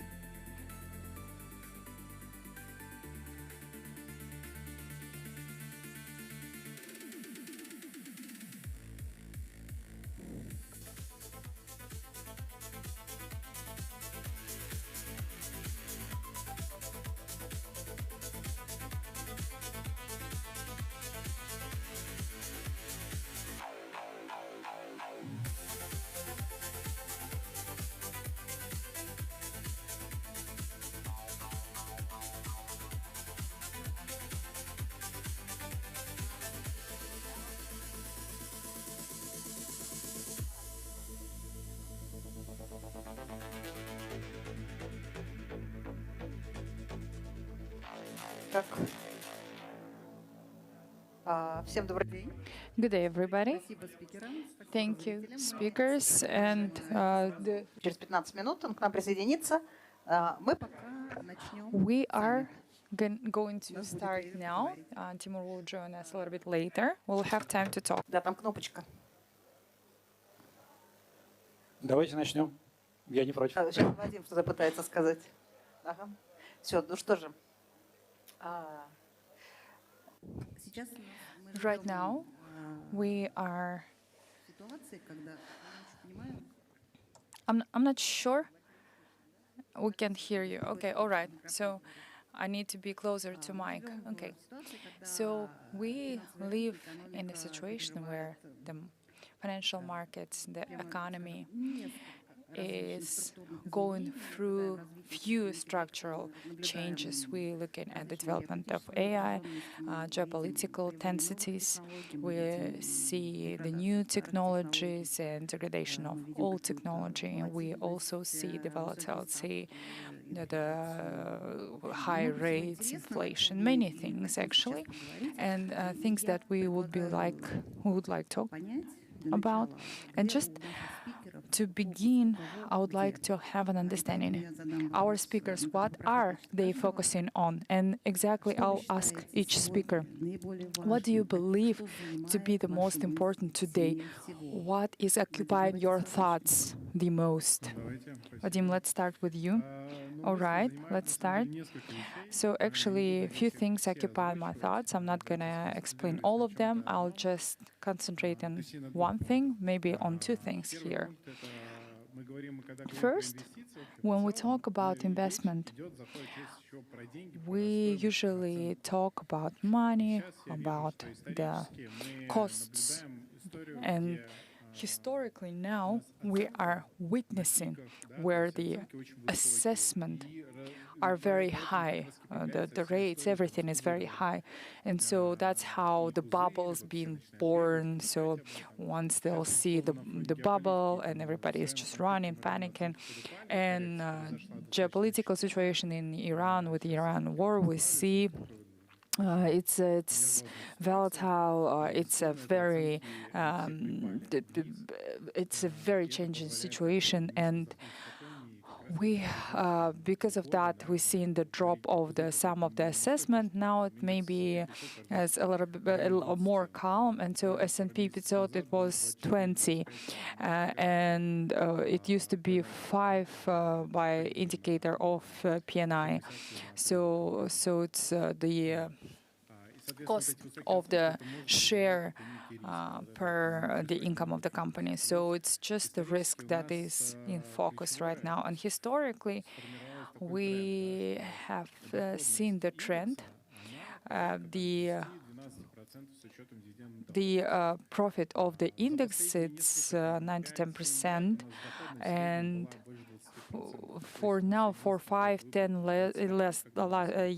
last years, it has been up to 20%. Now the index has dropped to -20 and then increased, and per year it still was north 0.3 or something, 1%.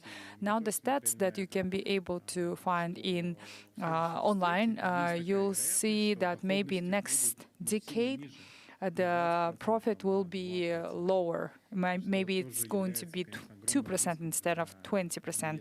Again, it's a high risk for investors. Again, it depends on how situation will build itself, this revolution, how it will end up, whether it will develop. Maybe this risk won't realize, and we just can it will be something that we are going to ignore. In terms of planning, I would say we would discuss it a little bit later as well. It's about the energy costs and availability for everyone, accessibility for energy. For any revolution, for the production evolution, you need to have a cheap energy. And if it's not available, then it's a big problem. That's it from my side. Вадим, тогда выключи, наверное, все микрофоны. Ерлан, давай. Да, всем привет. Good day, everybody. Well, Двумя словами выражу. first of all, I just need to. Just now, for now, I see. It was Vadim Merkulov here. Next, we will have Yerlan Abdikarimov. And now Igor Klushnev, it's correct. And Edward Maguire here. I just understand that it's vice versa here on the screen. So, Vadim, do I understand correctly? First, it's higher rates, higher assessment rates, and then the cost of the energy. Yerlan, please, the floor is yours.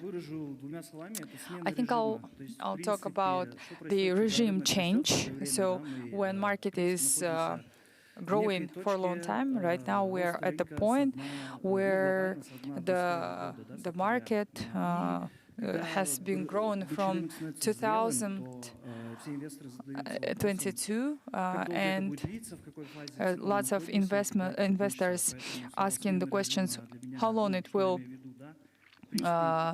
last, and all the facts that been voiced by Vadim, it's of course important, and just a relation between is very important. How the assets moving, what is happening, what is what is happening with the shares, what is happening with bonds, will it be the inflation, will be the investment trends, and what sort of investment will be better. And there is few scenarios for this year that investors are trying to price. The inflation scenario is becoming more real after all we know about the situation. And maybe if situation will be regulated, I believe we might be able to sort of avoid it. And I believe still we will witness the regime transfer once it will be more mature, the market will be more mature. And one of the key drivers, super cycle of the AI, lots has been invested in terms of infrastructure. However, will it convert to the demand? We'll see. I believe that we'll receive the questions. It's just, again, assessment of all of those metrics is very important. Is there any demand, commercialization of this market? Whether this revolution will become something that will basically answer to all the investment that is now. So I heard that first, when everything will collapse, what will be standing still, and commercialization. Well, in general, yes, that's my thoughts. Thank you. I would look at two items here altogether. Right now, we don't see anything new. And top indexes of S&P 500, it's changing every decade. So we see new companies right now. In top, we see NVIDIA. It's a very natural process. And for me, it's interesting to see for how long NVIDIA will stay there, and how long it will take to maybe a biotechnology representative to sort of throw it from the pedestal. And first, it's interesting for me to know when the investments return will be seen, I mean, in terms of AI investment. And second, I would say, just in general, in global market, I see a radicalization of geopolitical issues. I see how it's been and how it's been done in the era of AI development, and how AI can be used to have informational digital attacks. Actually, it's such a great weapon, and it concerns me in terms of the future. So geopolitics and AI risks. And okay, I hear third speaker is already mentioning the AI. Good day, Timur. Thank you for joining. Ed, what would you like to share? What is occupying your thoughts?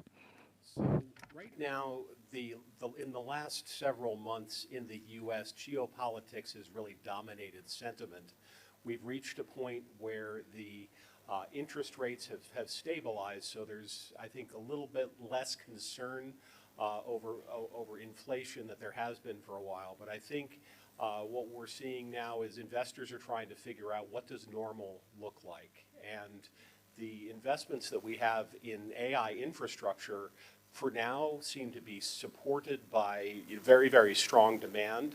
I think what we're looking at next is where does AI really begin to create incremental value where investors may be overlooking near-term impact. For instance, in software has been badly hit by sentiment because there's a lot of fears that new technologies are going to impact the business models.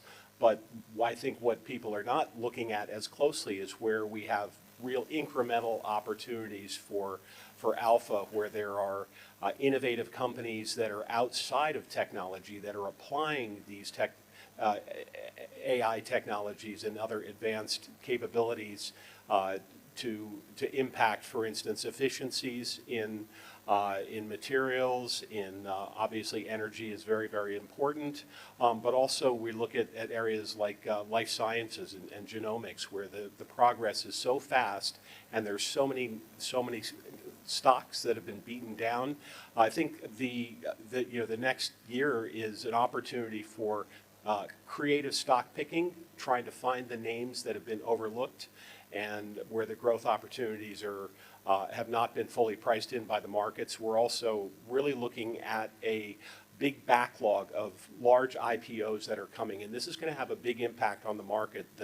The Tesla IPO has effectively been priced already, but we have OpenAI, Anthropic, and some of the other big AI players that are waiting to go public, and this is causing a great backlog and a lot of anticipation in the markets for liquidity to come in place that's been missing for a while. Ну, еще один искусственный интеллект. Сток-пикинг еще услышала, и IPO. Тимур, ваша очередь. All right, Timur, now it's your turn. What are you thinking about right now about financial markets? What is occupying your thoughts? Well, altogether, I believe there are few key things that are unfolding before our eyes. The world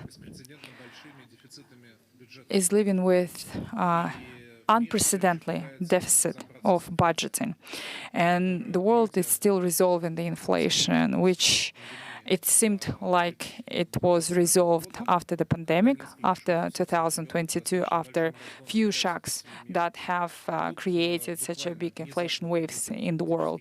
Then we have afterwards had energy crisis in the Far East, and it will create some of the issues. So I believe the structural issues of the developed countries, they are not understanding of how to deal with deficit of the budget. So the most provocative effect is the government actions. So it's government actions, and the government is not collecting enough taxes that it needs. It will actually, in the future, create inflation, create government debt. And this money is impossible to get from somewhere. Government theoretically can actually take it from the private sector and redistribute. However, it's not unlimited. You're not going to be able to take all the money from the private sector. If you have a budget deficit at around 19%, of course, it's clear that for 5-7 years, you'll have such a big debt that you won't be able to collect from the private sector. So I would say maybe as of today, we are very close to this line. And I am very concerned that it's very possible, and it's maybe the reason why the gold price is increasing. People trying to hedge their risks. It's actually, that is the main factor. It's best to actually have some sort of, let's say, fixed asset rather than have money that the value of them changing. And so in many developing countries, in developing markets, they might be more resilient rather than developed countries. The budget deficit in Kazakhstan is way less than in USA. So it's very unique situation. So we used to trade a lot. We used to sell more than we exert. However, we were net traders, and with money and that we got from the selling and got to invest, we had created our net capital. And so I believe that We are not expecting any big shock wave in developed countries, no major changes.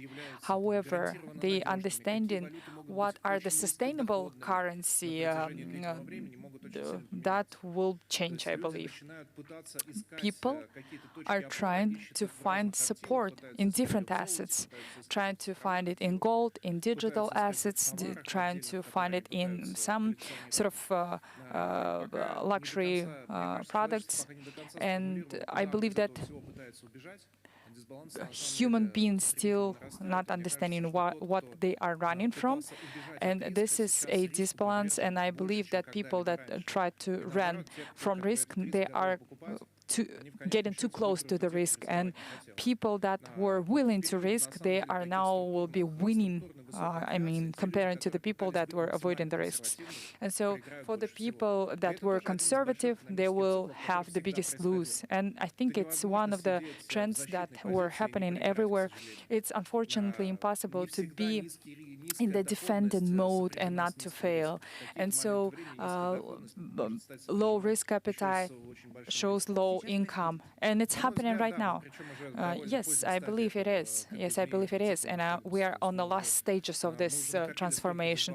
We have generated so much disbalance. Even the creators of the currencies, they already have some concerns. The situation is unstable. And looking at the mass products, the inflation is actually is increasing very slowly, and it has a certain status quo, and people are getting used for the groceries to increase the pricing to increase very slowly. So sustainability of any system it's actually large, and the sustainability itself it's not going to fail in few years, even in decade, but it's not unlimited. So again, the debts it should be paid. It should be paid. Someone needs to pay this government debt. Even though if you are in the illusion of having everyone rich, having money, and unfortunately, the people that have less money, they lose more usually during this transformation. It's actually very perpendicular to what has been said before. We were talking about AI, energy, and other risks. And maybe you can comment on this story, whether it's the illusion of being rich. Is it new economy paradigm, or is it something like Timur said? We have a few types of incomes with low risk. How it will influence your decision? Well, it's a good question because technology is impacting every segment of the economy. If we're trying to create new types of I would talk about sustainability of certain types of employment is very important to maintain the sense of wealth and security, particularly in the U.S. We have certain sectors, for instance, in the past, being a computer programmer was a ticket to a very healthy life, and the ability to investing in tech stocks was pretty much a sure path to stability, whereas your traditional economy paths were overlooked, I would say, or even considered not fashionable. Currently, we have this dynamic has been flipped because we're automating so many of these high-value tasks that it requires a new sort of imagination for particularly for young workers to think about how they can create and ideate new types of businesses. We've already seen in technology this switch from products to services is the digitalization of functions is a path certainly in the public markets to higher valuation of revenue streams. So I hope I answered your question. I thought it was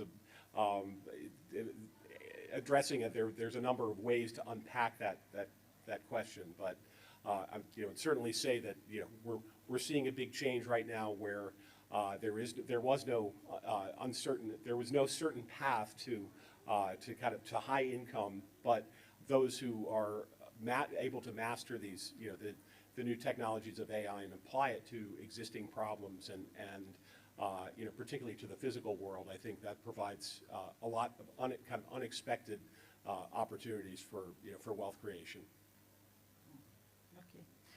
Спасибо. Я хочу еще, поскольку Тимур на самом деле обратил внимание на довольно важную вещь, которую никто не замечает, помимо всех Timur paid attention to very important things which we miss. Maybe somebody can make a comment on this thesis. Briefly, I have started my speech from the words that there are so many topics for discussion about what investors think, what risks we face. We discuss these risks, but Timur talks globally, structurally, and there are so many insights shared by him. We had a meeting on strategic review on Tuesday where we discussed that we have the dynamics of expectations, inflation again happens on the background of the crisis in Middle East. But if we talk about structural problems, maybe they will begin when we'll talk about 5-10-year terms of development, and then we'll not talk about short-term inflation shocks, but it will be related to the topic of inflation, and the inflation shock will be there, and then we shall have problems with the debts and deficits, and they will be really strong. Now we so far don't see anything like that. So far, we look at what signals we get from the market, but these are serious problems from the point of view of how wealth is formed. And investors now want to get hedges from monetary risk buying gold. But it speaks to the fact that it's a serious problem. Where we are going to, where we are moving to, if the safest assets and economics are failing, the market of USA was considered to be the market where we could invest without any risks. But what shall we do if risks will be there? It means that the financial system will change strongly. Does it mean that you will change your models? No, nothing is clear so far. And approximately we can see how it's going to change. By 2030, there were risks in the market. In those years, we didn't expect for any risks, but nobody thought what kind of risk might happen. But you still have some chances to overcome these problems. We believe in you. But I would add, yes, I agree with the colleagues, but there are just a few alternatives. You have a big market over the market with treasuries, but we're talking now about gold, about cryptocurrency. But if all the money will be transferred into the gold, what kind of assets shall we have? The cryptocurrency is not the liquid type of the currency. But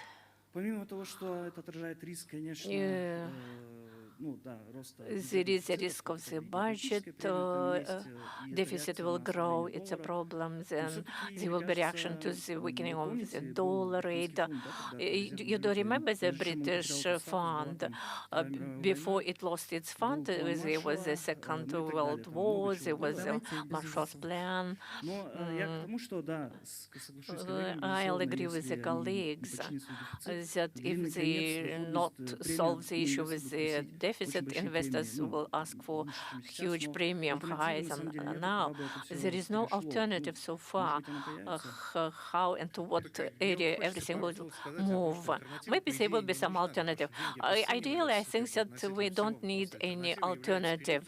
Alternative is a period of extreme inflation, when everything in relation to money is more expensive. Gold costs more expensive.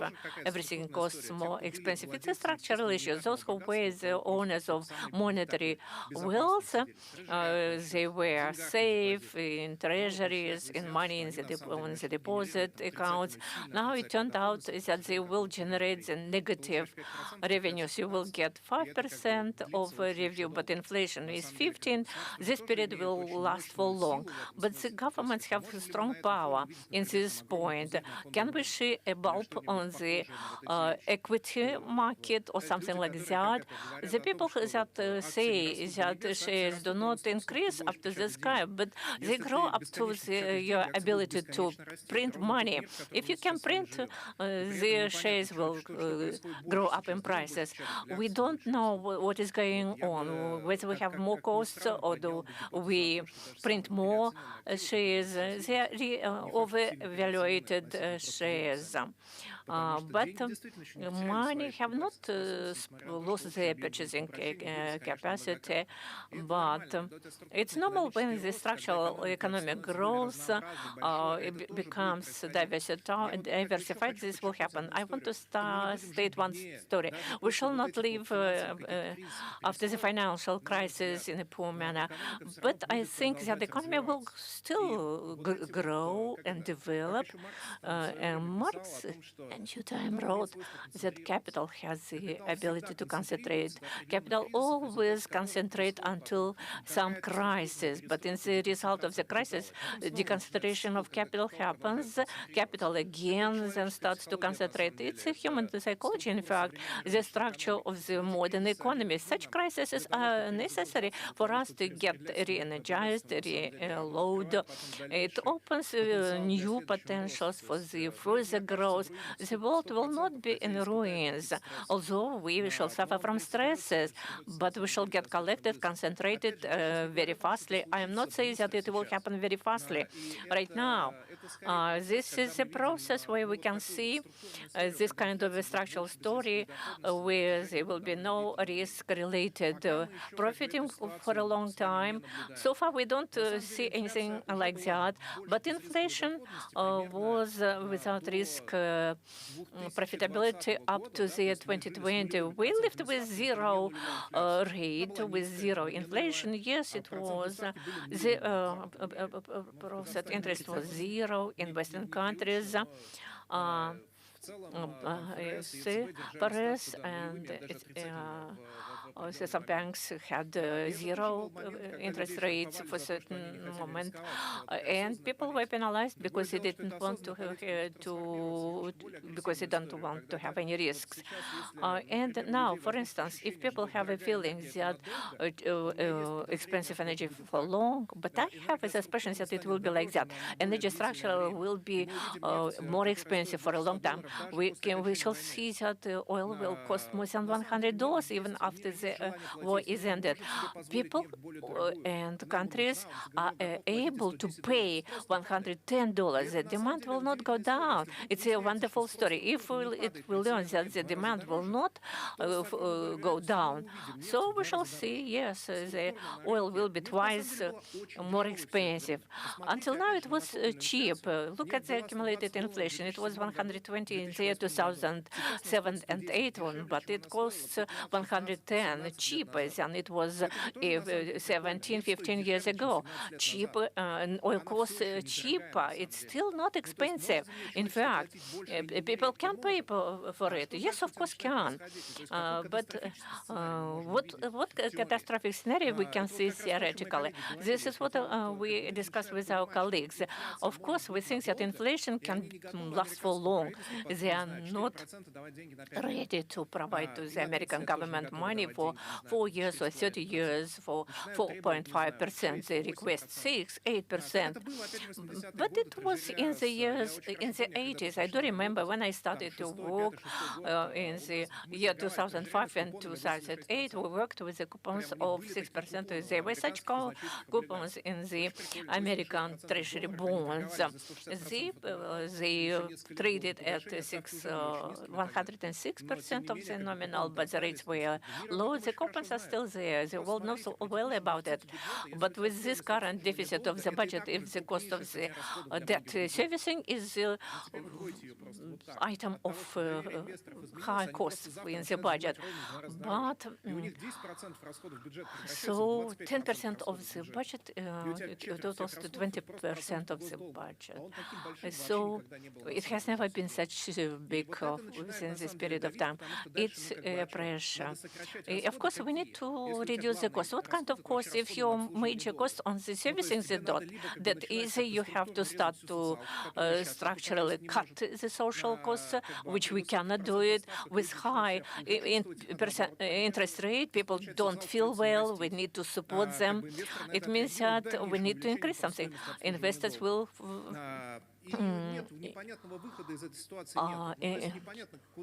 react to it. How much can we endure this in order to stop the story and to say that we can say, let's give to the government money cheaper so that the government will not increase the growth, but the rate of the taxes are really very high in many countries as of today. Can we even increase them? I think that our colleagues from the states know well about it. It's impossible to increase the taxes in the United States more than they are now. But the mass of middle class, they pay a lot. In fact, to optimize this will be very difficult. Jurisdictions lose this situation. And many people move to Dubai to avoid such high taxes. But anyway, there is competition between jurisdictions. But anyway, there should be some way out of this situation. Yes, so far the world thinks that we cannot go out of this situation. Of course, maybe the situation will shake us for a while. But this micro forecasting is a really negative scenario. Probability of it is not very high that it will happen really so. Then there should be a question: how what you have said can have an impact on your decision? It can sound cynically, but we need input in technologies, assets, in human capital, not to accumulate money. There should be the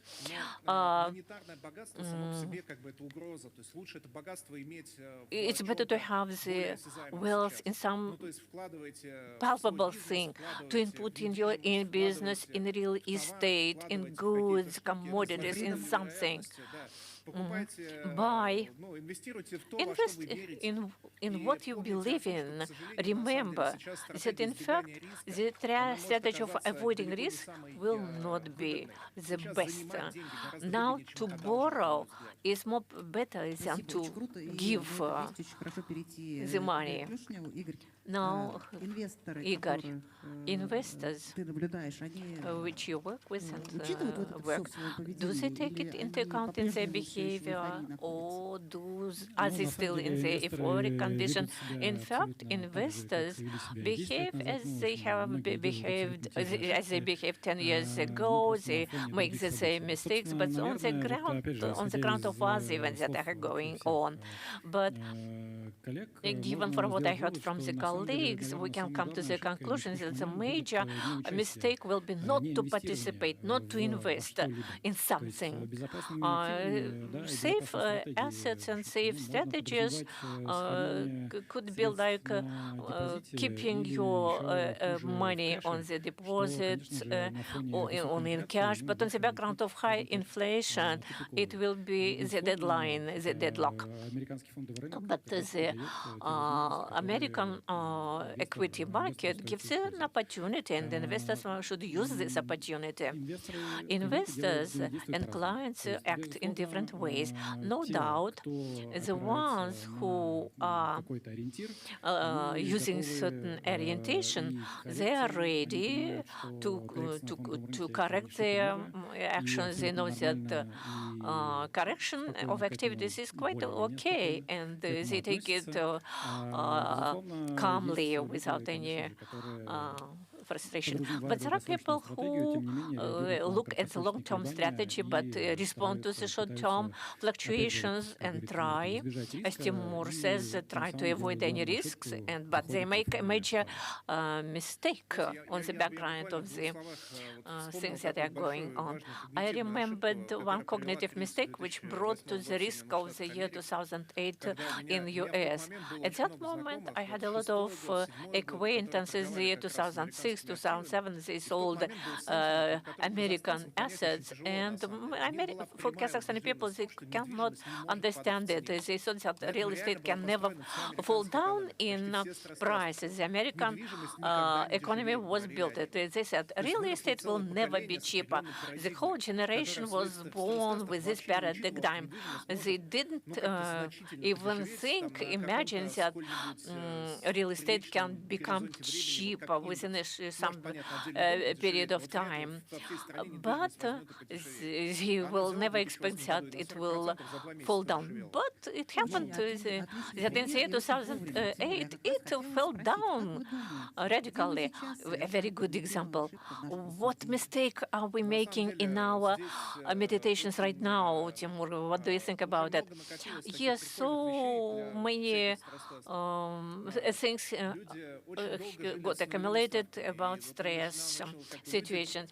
A lot of people have got to get money at 0% interest, but the money can never cost this kind of price. Gold says that historically it never fell for 20–25% in price, if we talk about gold. I can repeat, what can be the cost of gold? Can it be cheaper for 60% and fall down up to 60% in a month? But we're living in a wonderful world when volatility will be the one which we have never even expected. A huge number of different players. Think, what can be the cost of Bitcoin? Can it fall down? People think, what were the fall downs of prices within a decade? They said they never fall more than 40%. It's a cognitive mistake that such that the price will never fall down. This is a mistake to think so. Do not expect that it will fall down. The mistake is to think that we can, for granted, with a big probability, think that it will not happen because it has never happened. People do not evaluate the structure properly.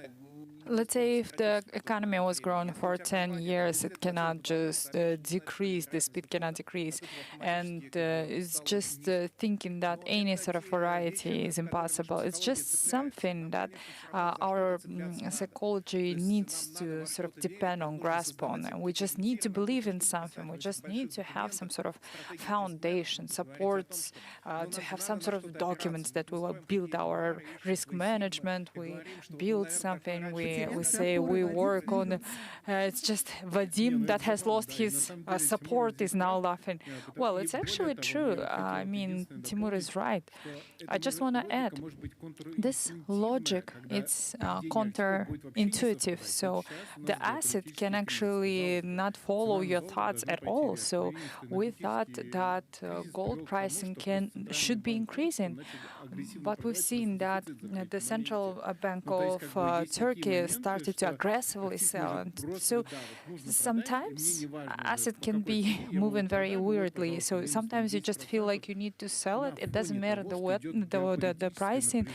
Just again on the looking at the situation, and then ironic liquidity as well. So this liquidity, and it's just Я бы еще добавил бы, что есть еще такой And момент, I would как, also когда все add купили, что можно было that купить, и sometimes покупать больше people некому. Это таких, как бы, bought a разворачивается. lot. Ну, это такая What can you классика buy? рынка. Nothing На to buy верхах, left. It's just a classic допустим, of the золото, market. Let's say последний максимум gold 10 000 is долларов, at the плюс highest priced. начало 80-х. So, Тогда все были уверены, что золото будет let's say расти. in 80s, people И believed that сейчас, кстати, the вышел the в gold марте price is going to обзор, increase even more.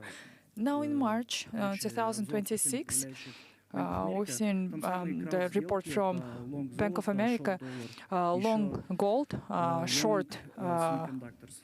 Но я не говорю long обязательно, что эти сделки semiconductors обязательно and там short корректируются в gold. ближайшее время. So I'm not Но saying it's это going to такие correct темы, они itself. уже It's очень just модные, то the есть там очень topic много денег сидит, и that is если highly populated. Lots of people are in it. самый And so оптимистичный сценарий, он уже в the цене, most optimistic произойдет scenario что-то, что этот is сценарий резко that сломает, например, price is increasing. Maybe this whole scenario will collapse. So whenever your people, colleagues, and everything will believe that the freedom shares are will increase, they will grow, that is actually your exit point. If everyone around is saying buy the freedom assets because it's increasing, then you need to sell, said Timur. It's actually Warren Buffett also said not to be ready to see that your portfolio will drop by 50%. Berkshire actually had a similar situation. 3 times they dropped more than 50%. Again, it's not actually about leaving the market, not selling out from the market, because actually your non-participants can then lose to bigger loss. So Igor, but can you answer the question? Where are we mistaken? Because we should have asked Timur last, because now everybody will say gold, gold. Well, the mistake is volatility is not being assessed correctly. So it's actually it's very volatile. It's you see that it's shorter. The period of share decrease is shorter, and I believe that we need to be ready for this. And Again, I believe that each decrease, it's not a reason to leave the market. If you're long-term investor, you need to stay. A few more words. People actually don't like to lose money at all. They have a physical pain. They try to avoid losing money. But again, I am trying to tell you, don't run from this pain. Sometimes it's the best strategy, because any other strategy that used to seem very safe are now actually high risk. So don't afraid of this pain. If you teach yourself to be resilient to this pain, yes, this price can increase, it can decrease. It can decrease from 180,000 to 100. So this instability, you need to live in it. The whole life is not stable. Don't run from it. Run towards it. Psychologically, it's very hard, but you need to run towards it. So I believe it's it's the lesson that we need to learn. It's the world. You need to be resilient to pain, to change. It's actually only the strength of billionaires.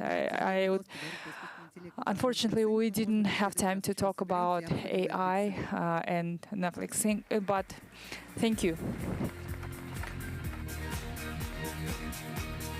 Спасибо спикерам. Можно общий? Thank you, speakers. Thank you, speakers. Can we please take a photo together? Да. Можно фото общее. Окей. Сфотографируйте наших спикеров.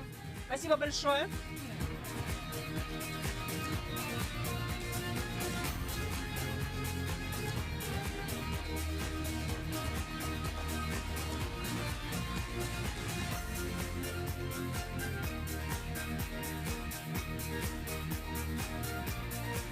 Спасибо.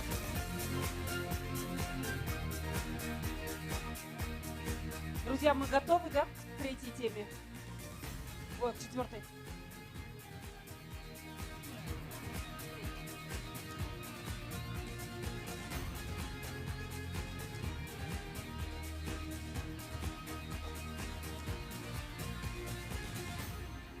Следующая тема. Мы готовы?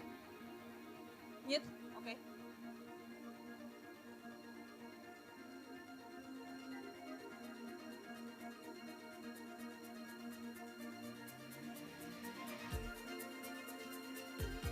Друзья, дорогие гости форума, у нас будет третий блок. Мы будем говорить про умный город будущего. Сейчас спикеры готовятся. We are now waiting for our speakers for next session. Let's take our seats. It's a very interesting topic that we'll discuss. We'll talk about how separate services are building a smart cities.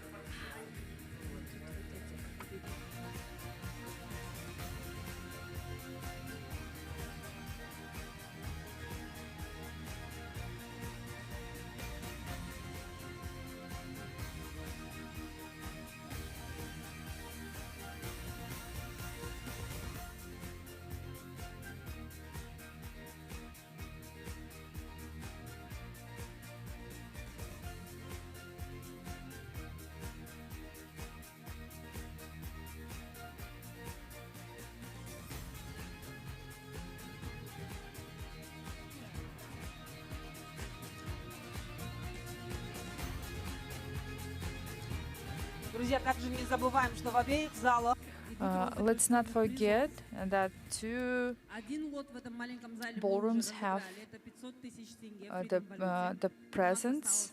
We have already gave out the first present. We still have two more to go. We will select the winner between sessions, not right now. я жду команду от I am waiting. наших режиссеров.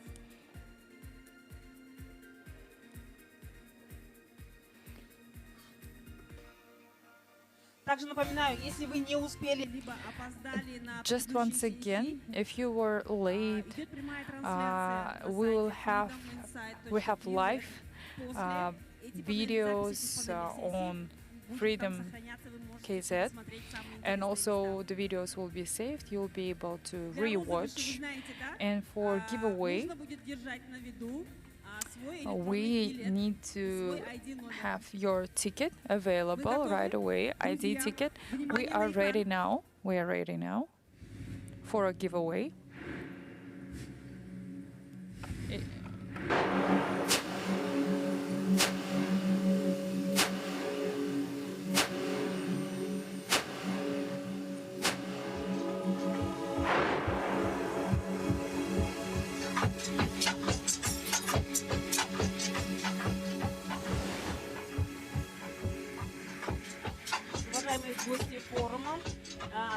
Dear guests of the forum, it's a smart city, and so we'll have a moderator, the smart city of the future, Rahim Ushakbayev, the moderator, the person that can talk about complex things very simple and very understandable for everyone.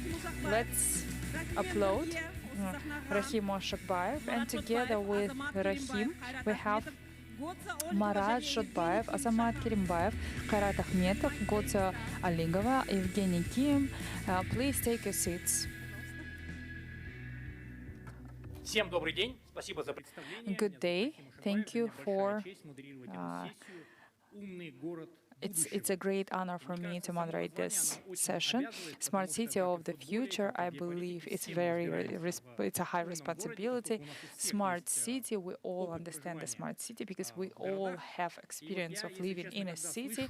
So whenever I hear something like Smart City or like any of urban specialists, I just want to take my pistol because the Smart City is marketing concept actually to sell something to city administration or for administration to sell something and to add some CCTV cameras and things like that. And we have experienced a lot of it in Kazakhstan, and actually is very against of what we live in on a daily life. We have a very polluted air and we are having traffic jams and things like that. We can talk about that a lot.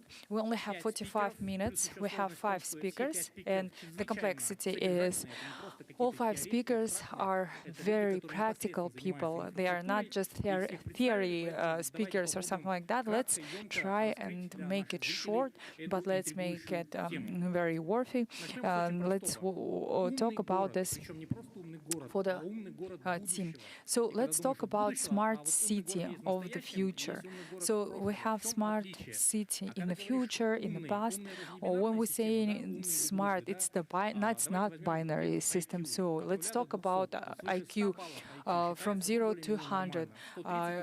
Anything above 100 is it's a norm, and 120 or above, it's like some genius and things like that. So let's talk about the Kazakhstan cities. Let's range them. Let's talk in a simple language. What is a smart city of future? What is the smart city altogether? Kairat, please, the founder of Sergeyk. You have only 4 minutes. Thank you, Rahim.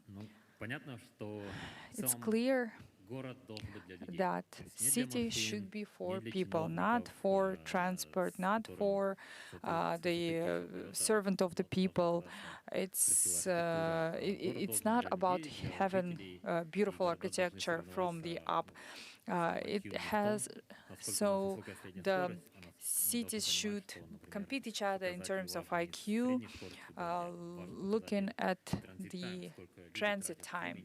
So it's not about speed limits, it's about transit time. It's how much time people spend to commute to school, to work, and how much time people spend in commuting altogether instead of having just walks. And of course, very important to know the longevity of life for city. Any city should get to the point of having your population rich and be healthy and be able to contribute economically, and should be low risk of having any emergency situation on scams, on traffic accidents. And so the history that our cities went from Astana, Almaty, using Sergeyk, we have decreased the number of car accidents twice, and if we're gonna look at per capita, it's more than twice. So sometimes we've been compared to Barcelona. In November, Barcelona hosts the Smart City Forum. First thing that is being said, in Barcelona, you need to be very careful and mindful of your belongings, of your mobile phone, your anything cash. And so So, for instance, me and my family went, and my relatives, they had lost their wallets. And so we actually went towards it. It's a great work of the policemen, and and the cities, the smart cities, are the cities where you want to live. And becoming older, I think when you choose to be right or happy, it's best if you are happy. And I think if in terms of cities we would choose to be happy, it's best rather than run for the digital IQ. 5 years ago, I asked myself, I made it as entrepreneur. I actually can move to top 10 cities in the world. I still believed that I can make Almaty, Astana to top 30 of the cities of the world, and I believe in it. And so I actually came to the similar conclusion.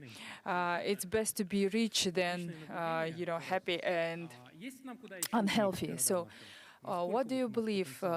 Do we need to get smarter in cities? What is the potential? What do you see that some of the cities becoming more silly rather than smart? Of course, perfection is limitless, so we definitely need to become more eco-friendly. We need to be polycentralized, and I seen the strategy of Almaty, and they had polycenters. And this is something that not everybody understands, that we're not going to be able to create one downtown and everything around this downtown. And I believe that around high governmental managers, they discuss that we need to have few centers like that in the city. Otherwise, in one center, we will just be breathless. Marat, it's your time. Phaeton, shortly, and Phaeton is B2B of auto components, services, maintenance of the vehicles, and B2C, Freedom Auto, is about trading the auto components, the materials, and it's digitized via Freedom Super App. It's just shortly about this. What about smart city? What is difference between smart city of now and future? In terms of the vehicle. So smart city is about seeing how digitized it is, looking at 2GIS, where it will show you the fuel stations, the battery stations, the companies that provide you with the batteries. Out of 100%, I believe that digitalization of those services is only 30%. In the future, as I see it, let's say in the morning you leave to your work, please raise your hands with the vehicles. Who is on daily basis faces the parking issue. You don't have areas to park. Looking at Ramin Bukharapov on the Freedom, you're just saying, I'm going this way, and what is the, how should I get there? So actually, some of the shopping centers, they already have it. In Yesentaya Plaza, for instance, they have it. Let's believe just that through any apps of the ecosystem, you will be able to see the situation, and you won't waste your time around to seek for the fuel station where we have more battery charging station for the vehicles and the maintenance of a vehicle. You don't need to know what exactly you need to do at what time. The Super App has your vehicle. It has actually all the information. It has the plates number, and then you'll just see it in the app. After how many kilometers, you just need to change the oil, change the tires, and many other services. You also will need to. You'll know that even if you buy a second-hand car. So it's 1 million vehicles in a second-hand market. So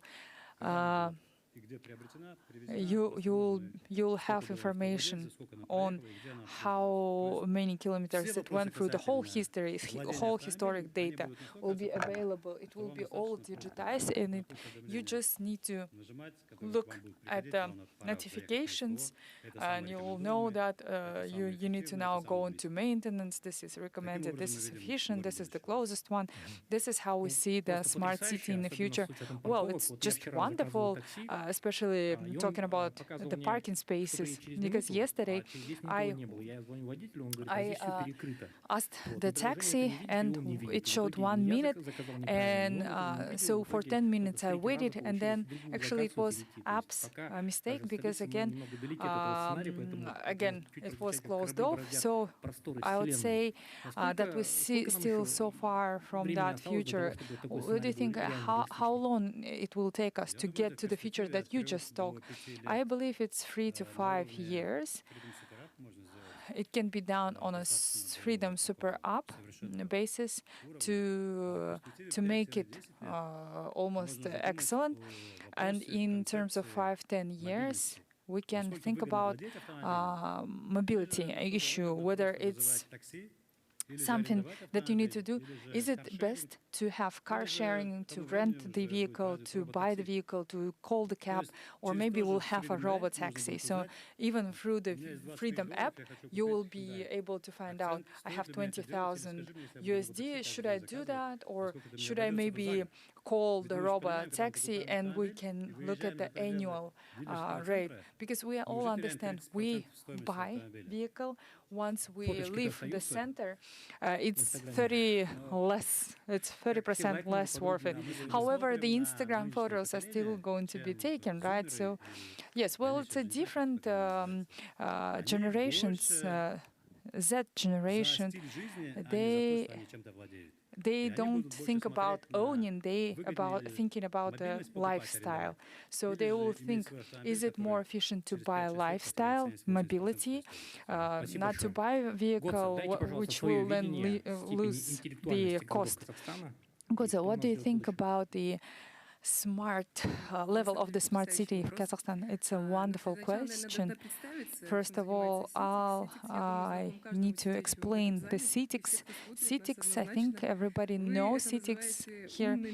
You call it smart screens, especially Astana, Almaty, and now in regions we are covering more than 200, and in the future we will dominate this market.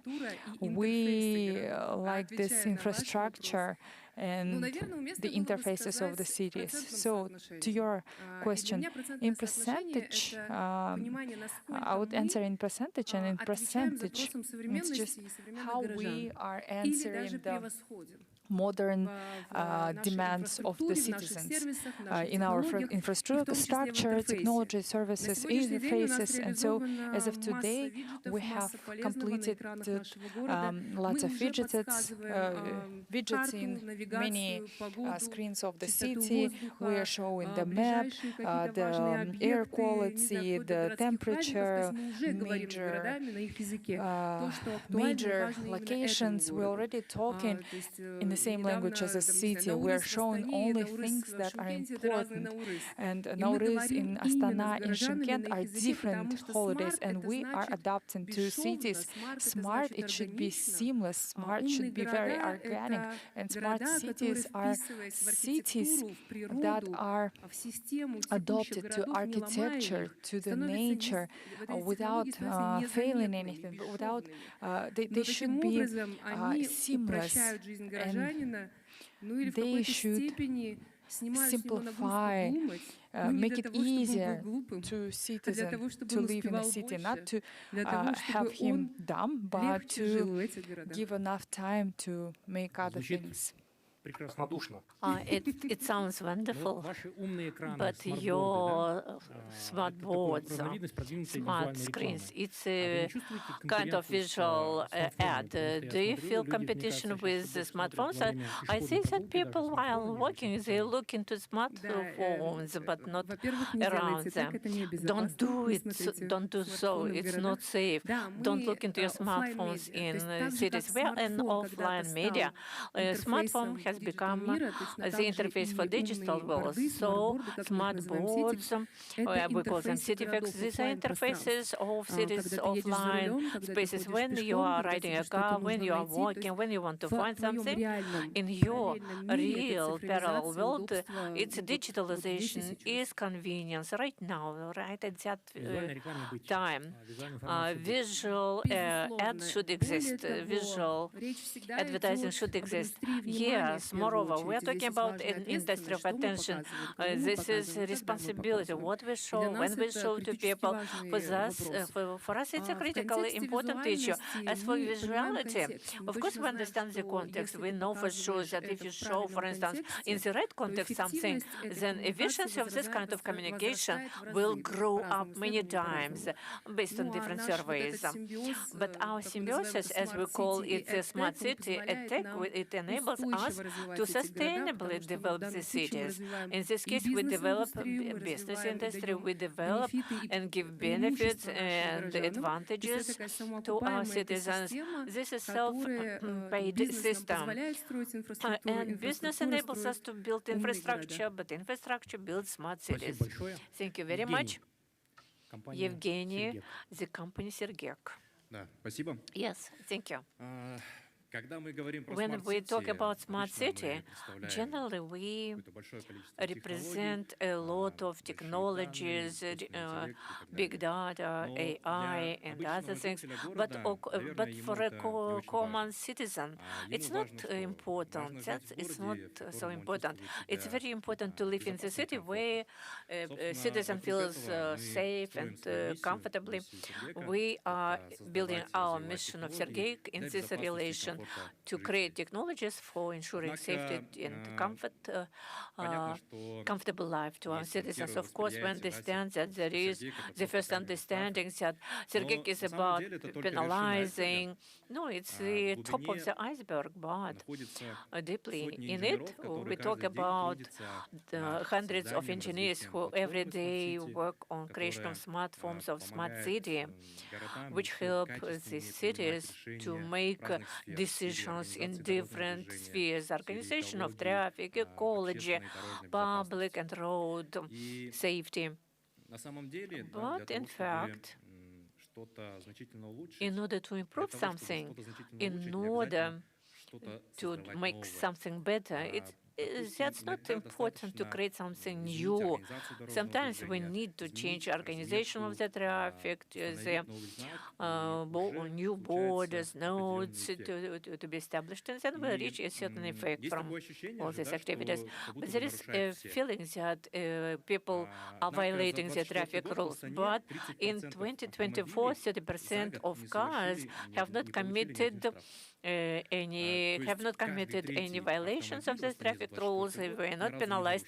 Any sued car has never violated the traffic rules. I think it's a good story.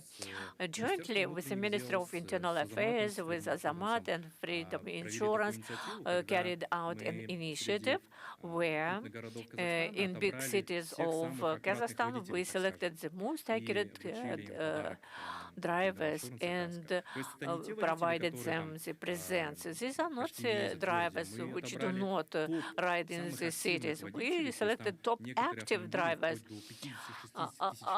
who made 50,000-60,000 kilometers per year and have never violated a traffic rule. Culture is formed not only through punishment.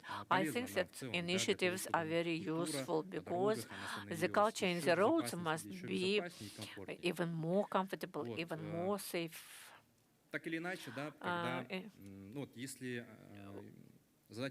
If you ask me a question, what smart city means personally to me, it's when a citizen wants to live in a city where he feels safe and comfortable and doesn't even observe how everything is functioning, how everything is arranged. That's what we do. Thank you. I think there is one more important figure, and I always remember it. We worked with Sergei for long. It's about to what degree mortality rate and traumas in the traffic fell down after we reached the critical observation and over the traffic lights and the traffic on the roads. Astana was #1 in CIA in this matter, but the number of this figure fell down. Can you talk about the figures in Astana and other cities? Yes, thank you. I have briefly mentioned that there is such an indicator, the number of mortalities per 100,000 of people per year, and Astana has been for long at the level of European capitals, and Almaty also reached this level, or is reaching this level. In the year 2016 and 17 in Astana, we had 60 mortalities when Sergei started, and the drop happened the next year for 34. And this figure is still around there, around 30, in spite of the growth of the population in Astana. In Almaty, we started it later, somewhere in 2019, 2020.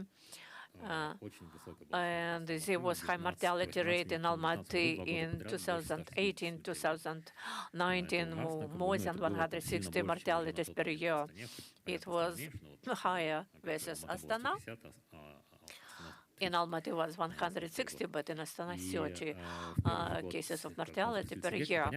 But when we launched Sergeyka, of course, police supported us, Akim's office supported us, they are not our rivals. Through joint efforts, we decreased the mortality rates up to 48. In some years, of course, it was higher, but 25, it was 73 official deaths. Of course, each death is something awful, but if you calculate it from the point of view citizens, it's the dropping up to 70%. And we do it in such a way that the government does not invest any money. They gave us the opportunities for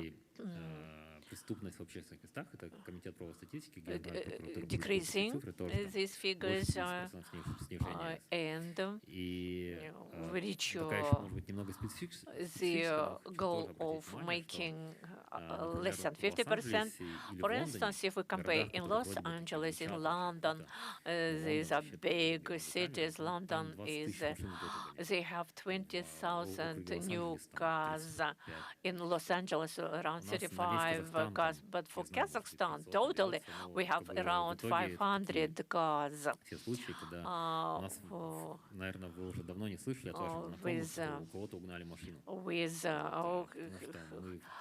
Of stealing the cars. It's about stealing the cars. Our Sergey cars are densely located. If the car is driven away, we see that in the center of the car, we have a new number of the car. With a new number, the police can easily find the car which was stolen. And of course, we were able to stop this crime of the bands which steal cars. And Kazakhstan has become quite a safe country in this relation. They were super violating people who had 100,000 of penalties. They were stopped. And yes, there were printers and the penalties were issued in the paper format. Do you have such super violating guys in the roads? Oh yes, we cannot control the police activities. We cannot tell them that they should catch all such violators. But there are such cases which happen. But thanks to the systems that we ensured, we have a blockchain and we have the distributed register where we developers, the police, and prosecutor's office, which have the codes of KNB. These are the distributed stakeholders for the whole system. The people trust in this system. And of course, we have worked with Sergeyk and its team for long. So many people requested me to include them into a white list. We have never agreed to do it. And that is why people trust in this digital system. We are not, how to say, we have a good system with Sergeyk, which we developed together, because our reputation matters very much. Our country is not so big. It's very important to care about your reputation, not street races in Al-Farabi. What was the situation like? Performance deputies showed how in Al-Farabi street races were never stopped. Yes. In this case, you do have the white list, and when people can use some false numbers. No. So we see the case, but can the police be able to respond to such cases? Yes, such cases happen. Oh, but this is the indicator of the fact that for long we have not had such cases, and with this very case attracted the attention of the citizens. In cities we have different opportunities. Yes, there is a Swedish model that in the roads we should have zero of traffic mortalities, but many of us lost relatives who perished in the traffic accidents. But Swedish model consists of 4 E's: emergency, education, enforcement, etc. And this it's about also cameras, about engineering. But if you talk about Al-Farabi Street, my brother is fond of asking about the passage of roads in Germany where there is no limit for speed. It's 35 meters, the same width in Al-Farabi, but Al-Farabi is created in order to have street races. It means that we need to make the passageway narrower, maybe. So Zikr went to the opposite line on the road where the speed was allowed 80 kilometers per hour. But there shouldn't be an easy way to go to the opposite line. It's maybe issue of engineering of cities. The cities should be smart not only in digital technologies, in terms of architecture and the other things, they should be also smarter. Yes, it's a very comprehensive issue. Azamat, what is your understanding of smart city in the future and in the present? You know, I'm an specialist in insurance. I was requested to come here. I'm sitting and I'm thinking about how I could be there, why I was invited here. Well, smart and non-smart, it's very subjective. And so in economic theory, it has so much loss when we educate ourselves on the economy. We talk about that. So economy also provides you with models of the behavior. And there is one but.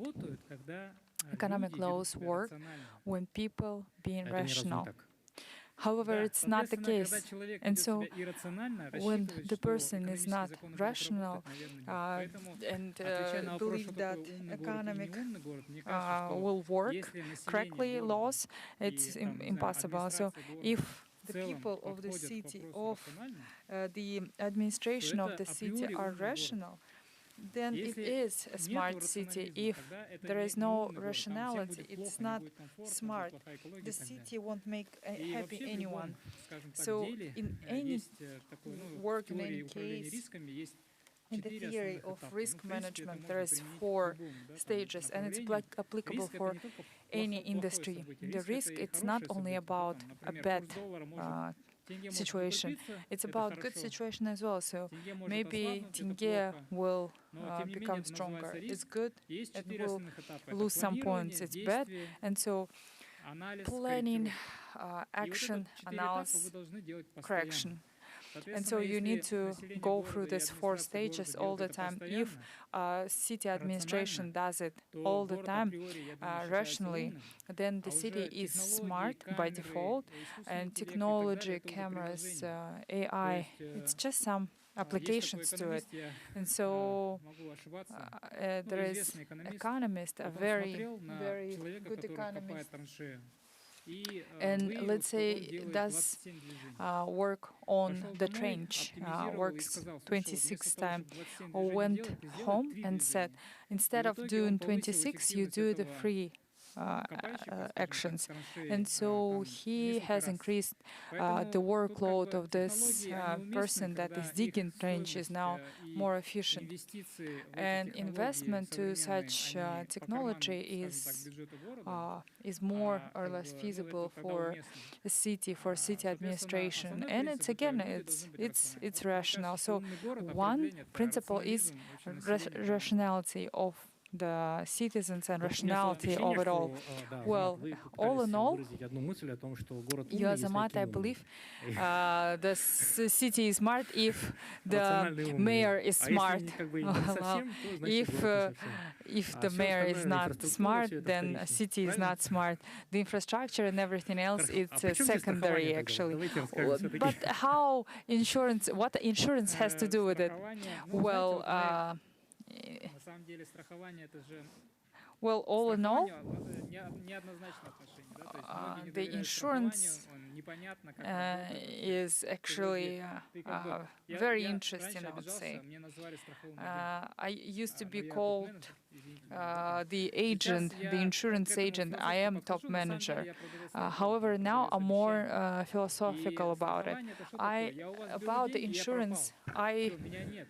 take your Приходите, когда money у вас будут and then проблемы. I'm Но lost, если and мы I'm подойдем к saying, этому вопросу find me when you по-умному, have an да, issue. ребята, So, которые занимаются and транспортной but аналитикой, people очень сильно that нам work помогают. on transport сегодня мы analysis умеем are прогнозировать, helping us very какое tremendously. количество For ДТП now, we будет на are определенном able to участке. forecast how Например, many Абая road Назарбаева — это accidents самый аварийный will участок be города happening Алматы. in И он Abaya аварийный с точки Nazarbayeva, зрения смертельности, in Almaty, И, and it's каким образом это it получилось? has Благодаря fatality rate транспортной as well. How Соответственно, did we если get it? страховщик By the рационально использует эти transport данные, analytics. And то if the страхование, в assurance том числе и agent обязательное will use it rationally, для лиц, которые the проезжают insurance часто for через Абая people that Назарбаева в городе pass through Алматы Abaya будет достаточно Nazarbayeva дорогим. will be Вот. very И, expensive. And so, здесь in this страховщик, case, на самом деле, the страховщики, insurance знаете, такой это теневой agents финансовый are институт, его не видно, shadow но он на самом деле очень огромный. financial Там, если мы говорим про institution, and it's развитые рынки, huge. в If we're той же talking about Америке the developed рынок markets, страхования like in оценивается USA, в the 4,5 insurance market триллиона is долларов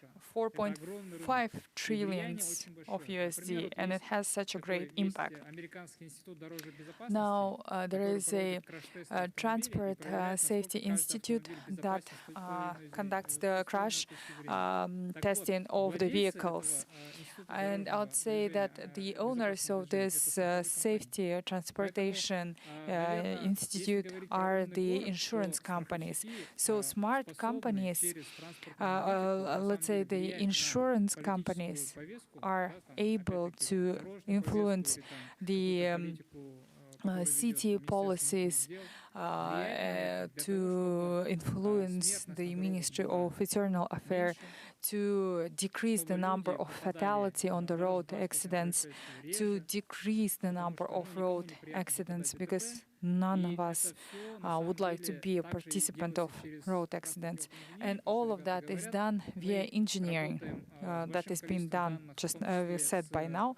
And we are данными working with картографических сервисов. lots Мы of понимаем, mapping что в data зависимости от and расширения и комфортности looking движения на at определенных the участках density дороги, of the вероятность аварий of высокая movement либо of the низкая. transportation, Как бы and at применение the этих width of технологий, the наверное, road, как бы we есть can actually calculate what is the risk rate. инструмент And so превращения it's the instrument населенных of пунктов в making the Спасибо большое, друзья.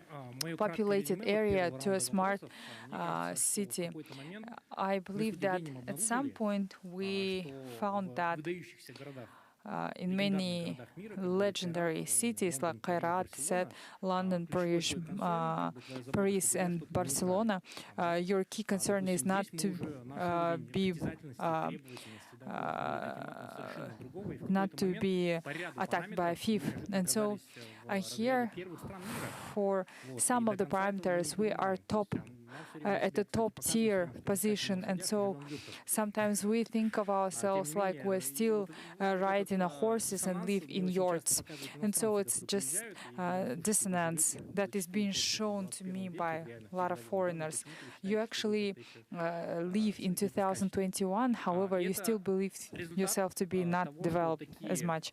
So it's a result of having such a silent, smart professionals working on infrastructure, receiving so much hate, but because of these people, we are in the same level. And so right now, I would like to give applause to all of those professionals. И последний вот такой And вопрос. last question from my side. Поскольку у вас уникальное совершенно Since сочетание, we вы have можете such a быть, с одной great, стороны, unique очень такими mix here, мудрыми практиками, you can специалистами, be которые so говорят на общем языке, nerdy с другой стороны, and просто почти каждого professional. из вас знаю. You can be Это всё professionals using сочетается с тем, professional что вы language. I такие know романтики, all of you. идеалисты, However, you're визионеры. so И romantic, поэтому я хочу you're попросить вас вот idealists, в you're следующем выступлении visionaries. начать со So слов I have a next, dream. У меня есть мечта, как please Мартин Лютер start Кинг. with I have a Через dream, 5 лет, same as соответственно, что Martin бы изменится в Luther городах King Казахстана в said. аспекте Can you непосредственно той tell us, сферы, I have a которой вы dream, занимаетесь? in 5 years' Евгений, time, пожалуйста. what will be done in cities of Kazakhstan? Evgeny, please, the floor is yours. Давайте, наверное, У меня есть мечта. да, у меня есть мечта. I have a dream. 5 лет. And Казахстана. after 5 В years, городах Казахстана абсолютно никто cities не in погибал в Kazakhstan ДТП, да, вот как Кайрат will говорил, not это have any полноценная fatality Vision Zero. on И, car accidents. So если вот it's продолжить, да, Vision о Zero. чем ранее я говорил, And to continue what I по said сути, before, это не какой-то, ну, it's- это it's- достижимо на самом деле. it's very Это approachable. тяжелая, It's very усердная possible to работа. achieve. However, it's such a Собственно, да, мы great этим work that we занимаемся. need to Но это было accomplish. бы невозможно, And it would have been если бы мы impossible находились не в if Казахстане, we да, would что я not имею в be виду. in Kazakhstan. What do I Наше mean? правительство, повестка в целом, да, Our government, the происходит от agenda президента, coming это from the head of the вовлеченность state госорганов, to акиматов, have полиции, state в общее bodies совместное very дело, да, это involved ежедневная повестка into our цифровизации, common искусственного task интеллекта to и digitalize, to ежедневное implement соприкосновение AI, бизнеса и and государства, work связки, between создание business and the еще state более bodies простых систем, полезных, самое as a главное, да. partnership. И And здесь here я считаю, что I believe при такой тесной работе, да, with которая this на самом work деле становится еще эффективнее, that becomes more efficient действительно совместно государство плюс бизнес together, при government and поддержке business, правительства with support мы from сможем достичь каких-то абсолютно новых state высот для bodies, наших городов, business with support of городов нашей government, страны, и with с the точки зрения cities и of our безопасности, и комфорта, там, и экологии, country. и так We далее, will для be того, чтобы more developed in каждый terms of житель Казахстана, environment, ну, вот, гордился, eco-friendly, да, and вот so приезжал там в each Барселону, в любой citizen of Лос-Анджелес и так Kazakhstan далее, will и be рассказывал proud там наши going уникальные to кейсы, Barcelona, to которые other просто, top может быть, не cities, существует больше talking нигде. about our cases Можно that еще is сложный вопрос? not Вот, existing в горизонте 1-2 anywhere. года, вот что конкретно для In этого вот вы бы сделали, если, in скажем, у 1-2 вас был такой years, what условно would you done? безлимитный What чек на would you развитие do? смарт-сити вашей Well, мечты? if you have unlimited check Безлимитный чек — это to опасно, на самом деле. develop smart city Да, of всё же your должно быть dreams, рационально. unlimited Но, check, it's это too то, что мы и risky. делаем. Everything should Это be rationalized. Well, платформа, Smart that's City, exactly которая what we Больше do. камер, Да. больше камер. Не больше камер, больше, наверное, источников данных. More Для того, cameras? чтобы No, no, no. разных данных, это не More только камеры, разные more сенсоры, data, абсолютно more там data экологические sources. датчики и It's так not далее. only about cameras, it's actually Всё, about ну, environmental превращается в некий там sensors. единый большой, And this массив данных, all который will позволяет какое-то огромное then количество create кейсов such a реализовывать. big mass of Это вот data то, что that will help us сейчас там, to в принципе, уже realize происходит. И если это будет the еще активнее, ideas. ну, And значит, it прогресс будет will быстрее. be more quick, Какой-то the город может progress привести, will be который вот quicker вас as реально well. вдохновляет? Вы So, считаете, что мы должны туда стремиться? Что это what do you Гонконг, think, Сингапур, for instance, maybe Пекин? examples Я, like честно, Hong я Kong, родился в Singapore, Астане, я горжусь этим Beijing? городом, не I потому что я actually здесь been родился, а born потому in что, Astana, за and I'm всё proud of время, Astana, not которое because здесь I was нахожусь, born here, я but because вижу, что from мы the просто beginning живем until в now, очень крутом I городе, потому see что that we live путешествуя in по всему such a миру, great потом city. сравнивая все-таки с тем, что ты имеешь дома, Traveling тебе есть in чем, тебе уже сейчас есть чем Абсолютно гордиться. traveling согласен. around the Вот меня world, всегда you see удивлял that in диссонанс вот этим, our насколько переоценен city we Абу-Даби have и everything. Дубай, Like вернее, и Abu насколько Dhabi недооценена and Астана. Dubai, for instance, Dubai is overrated and Astana is пожалуйста. underrated. Godza, У вас есть what do you мечта? think?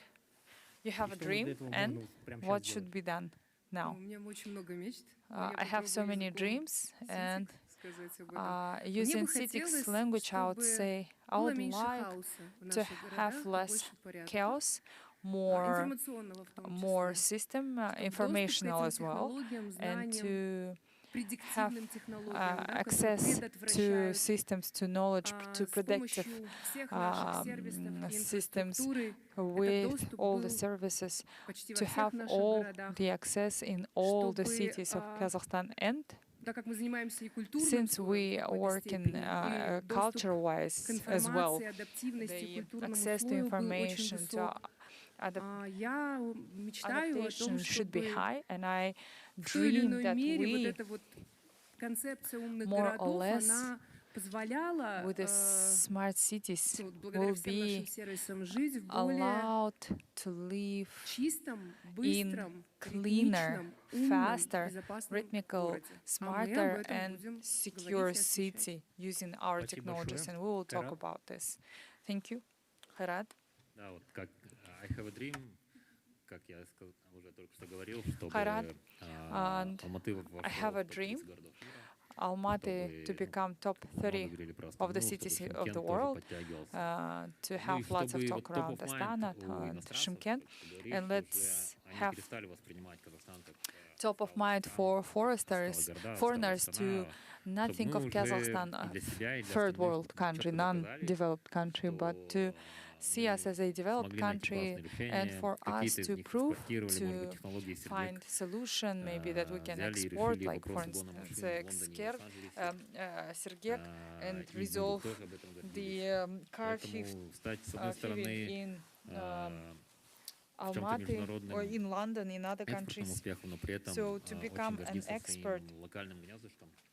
and to be И proud of your на local. Аль-Фараби, чтобы больше не было ДТП, и она стала пешеходной.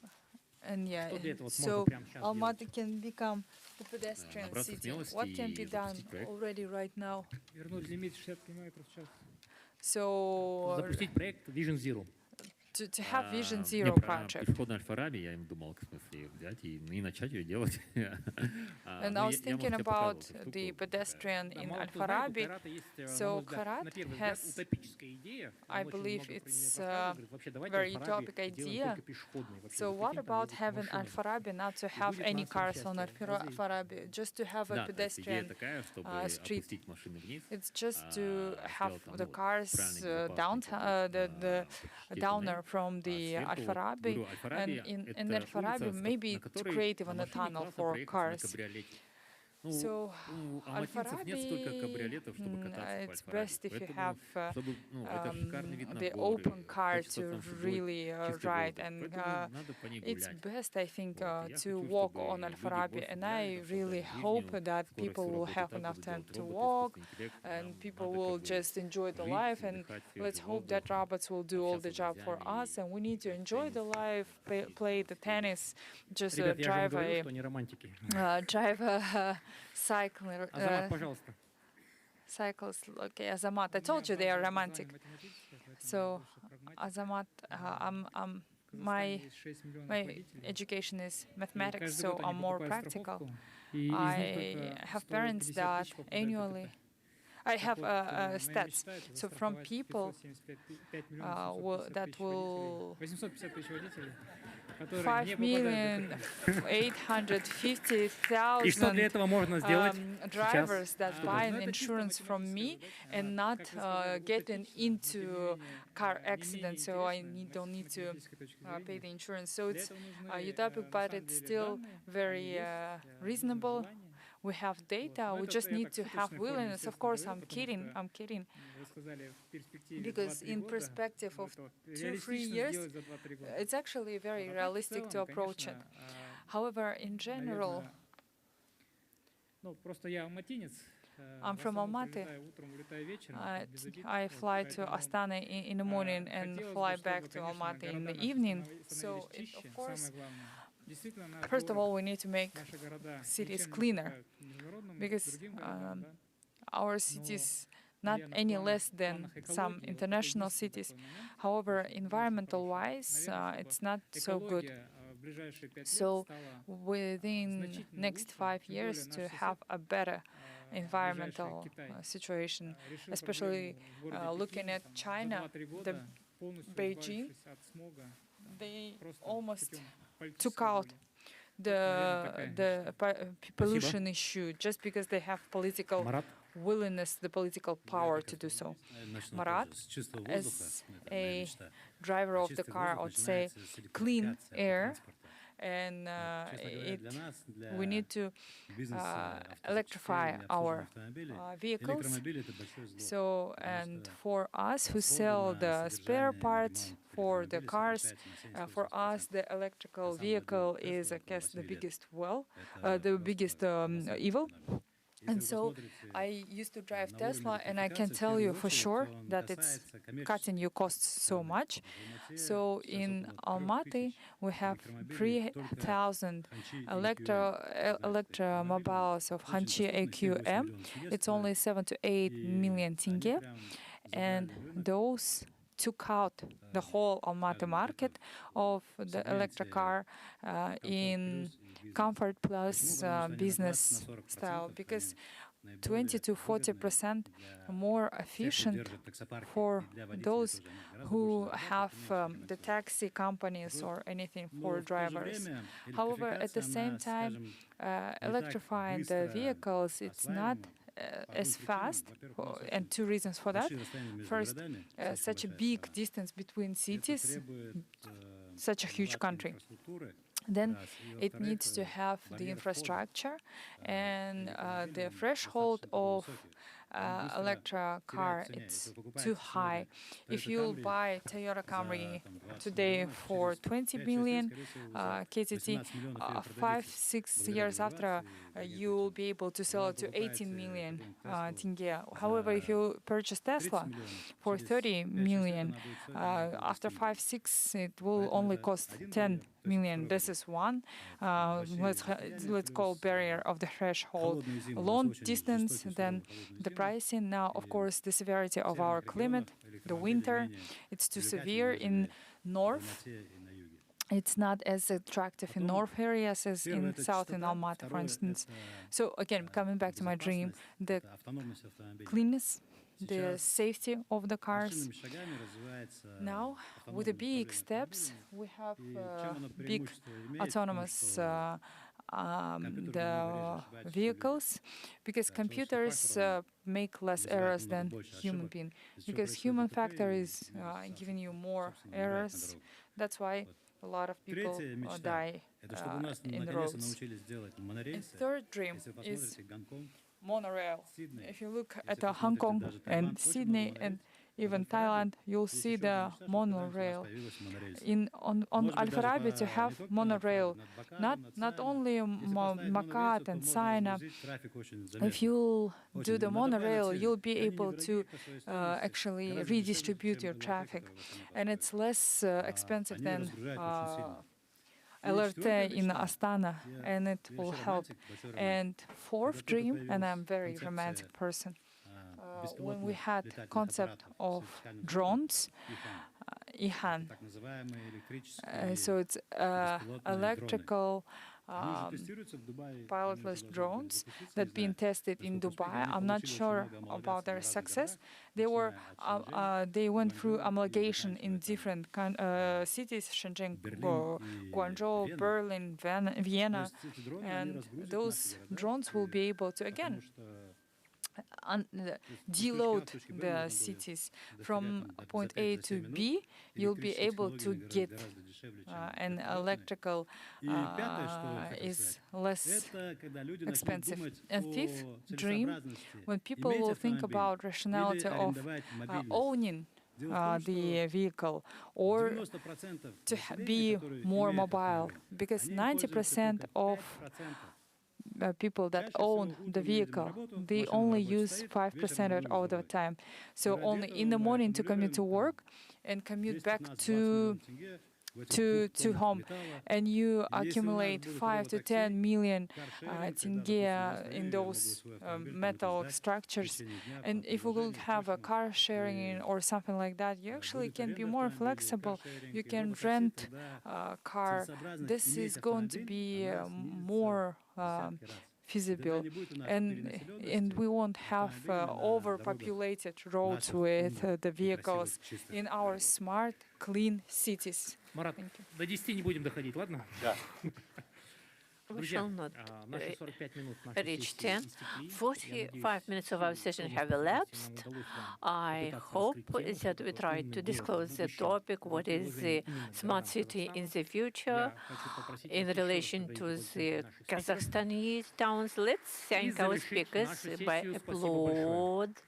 And to finalize our session, thank you very much to our speakers. So, Rahim, thank you very much. Спасибо.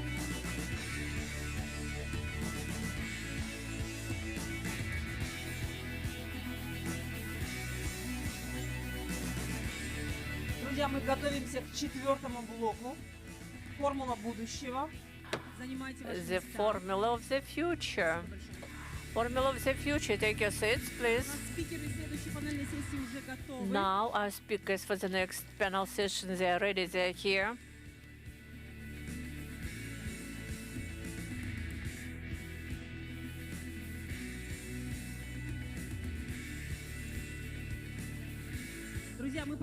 Difference. We discussed the technologies for the future, about how the markets will develop. The logical issue is who will deal with this issue in the next 10 years. The next session is formula of the future.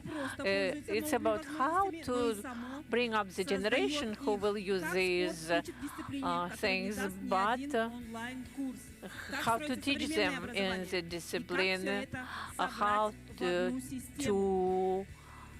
develop the modern education, how to have one system.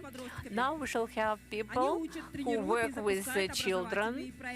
They launch educational projects, they teach adolescents. Friends, please look at the screen. Attention.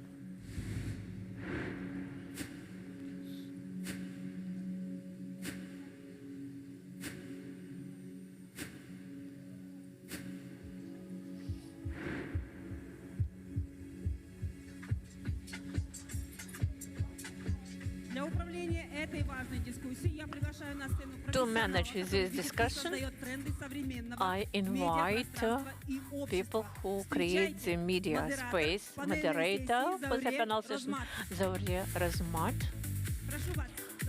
Zauriya, please. Applause.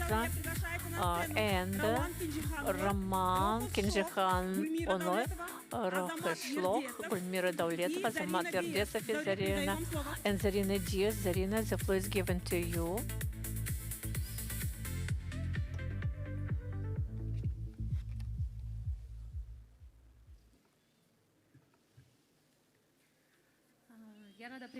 I am happy to welcome everybody. Today at this panel session, we're discussing the formula for the future for freedom holding. It's not an abstract notion because all this time, freedom invests in young people through different areas like education, sports, develops financial literacy, comprehensive approach, creates a formula for the future. What is includes the formation of the new generation. Investment in young people is a strategic projecting of what our society will be in 5, 10, and even 20 years.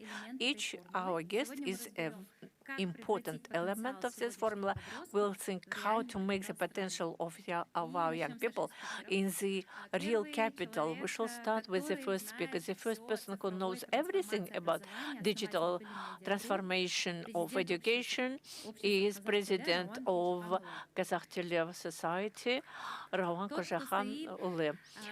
Kinjikhan Uli, the one who brings the professional opportunities for sportsmen. Rocha Shloch, the one who scales up intellectual potential of the whole generation. Gulmira Dauletova, Executive Director of CASCHES. Azamat Erdesov, CEO of Freedom Lab, the person under whose guidance the company not only protects the family but teaches children in financial literacy. And our star tennis player, a star, a person who shows to our children that big dreams are achievable through efforts. And Roman Kinjikhan Uli wanted to share the super exclusive news today, and he will start our panel session. Good day, thank you very much. In fact, yes, there are news to share. Maybe we'll talk much about collaboration. about our collaboration with the ecosystem Berlin, with Freedom Holding, and with Company Freedom. The story started long ago. It was our internal and strong hypothesis that we can build something unique in the world on the background of technology and education and fintech. Such collaborations, which can be either copied and pasted, no, they do not exist. They do not exist, but we are in this industry for 15 years. We study what goes on in this area, and now we can talk about the first results about hypothesis, and we have quite a deep collaboration in different areas in the ecosystem, for instance, with the bank, and we help children to study better, to get bonuses, cashbacks for excellent marks. And here we were able to attract a lot of children and parents to the ecosystem, and now it translates into a family banking. And the news that we want to share today is about the following. The modern technologies that we have in education as of today, thanks to this collaboration, become accessible to our teachers in schools. These days, distribution of 100,000 licenses of ChatGPT and its educational version is being distributed to all teachers of our schools, colleges, universities, and kindergartens. This collaboration helps teachers, pedagogues to get through this ChatGPT service personal assistants, which will help them to automatize their routine work, to develop lessons, tasks checking, home task checking. It's proven that with this they can save almost 30% of their time, which will be devoted now to the work with children. I think that it's quite interesting, and it's a very clear to everybody example how while supporting each other, we operators of Berlin who are working in the system, and we are working with Freedom, which became the sponsor for the project, that we, among 5-6 users, are the first to implement this kind of a very interesting cooperation. Congratulate you. In fact, it's a very good collaboration. Given that teachers are always overloaded as a rule, they will be kind and more effective to their school children. As for the other one, in the ecosystem, business takes the tasks which were behind and were the responsible part of the state, which is called institutional outsourcing. But Berlin Group creates the digital environment for teaching the whole country. How this model helps the education to become the DNA part of Freedom. The idea that we had, it's a long-term idea and is based on the understanding that education is really a very important function of the government, of the society. And it's not only about the responsibility of the state. We can deal with the quality of education, and this is a task of the whole society and of business also. Depending on the quality of our graduates of schools, universities, on their educational level and quality depends so much. And that's why we tried to deliver this idea to business, to involve business widely in solving the issues in education. 15 years ago, when we started, only 1% of schools were our participants. Now, around 10% of them are involved. These are big changes that happened. Alongside with this, a new competence is acquired, new understanding of the tasks in education, and a brave transition of the organization of Freedom to improve quality of education through health tech. My colleagues are sitting here who develop a very interesting and important direction in other segments, which will also help to increase the quality of human capital. This is really is an experience which we cannot find anywhere in the world. That's why we're inspired very much by it. And as LM Group, we are present at all levels of the system of education, in kindergartens, in colleges, in universities, like 100 universities, 400 colleges, and 150 kindergartens. With the opportunities that freedom has and what we want to build, we try to achieve the goal so that there will be the qualitative education which will be accessible to all school children, and it should be accessible up to free of charge opportunities. And of course, we related to the opportunities with traffic that we have, with benefits so that we can give to the partners.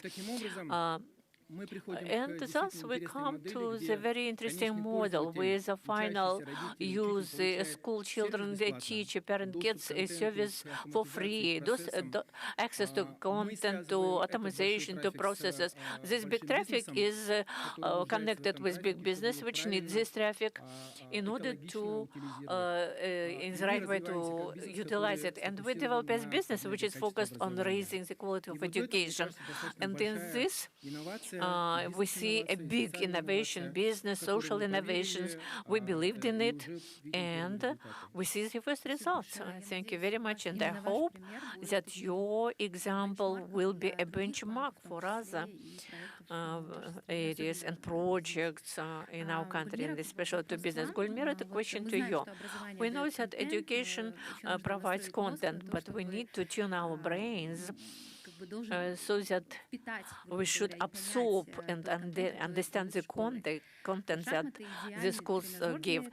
Chess is an ideal training facility for it, given that the holding actively supports the Kazakhstani Federation on chess and focuses on mass involvement. What is the portrait of a citizen of the future which you can describe through chess? Have they become the social lift which will help children from regions to become stars?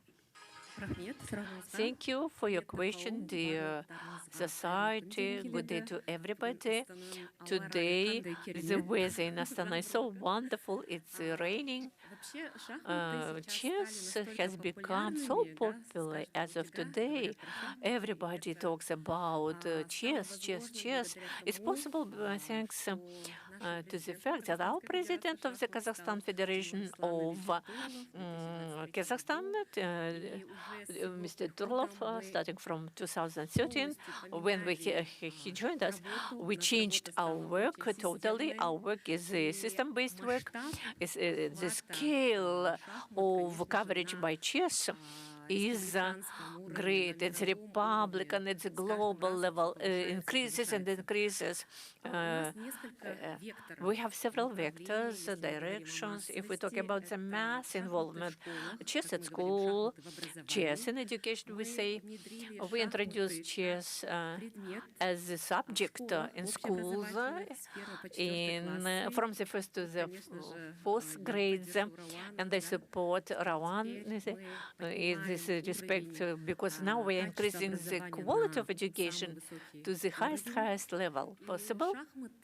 And chess helps our children to use chess as an intellectual instrument. But as of today, we covered 20% of the Kazakhstani schools, 1,500 schools, over 7,000. It's a great success. If we take into account the fact that by the program we were to achieve this result in the year 2027, but we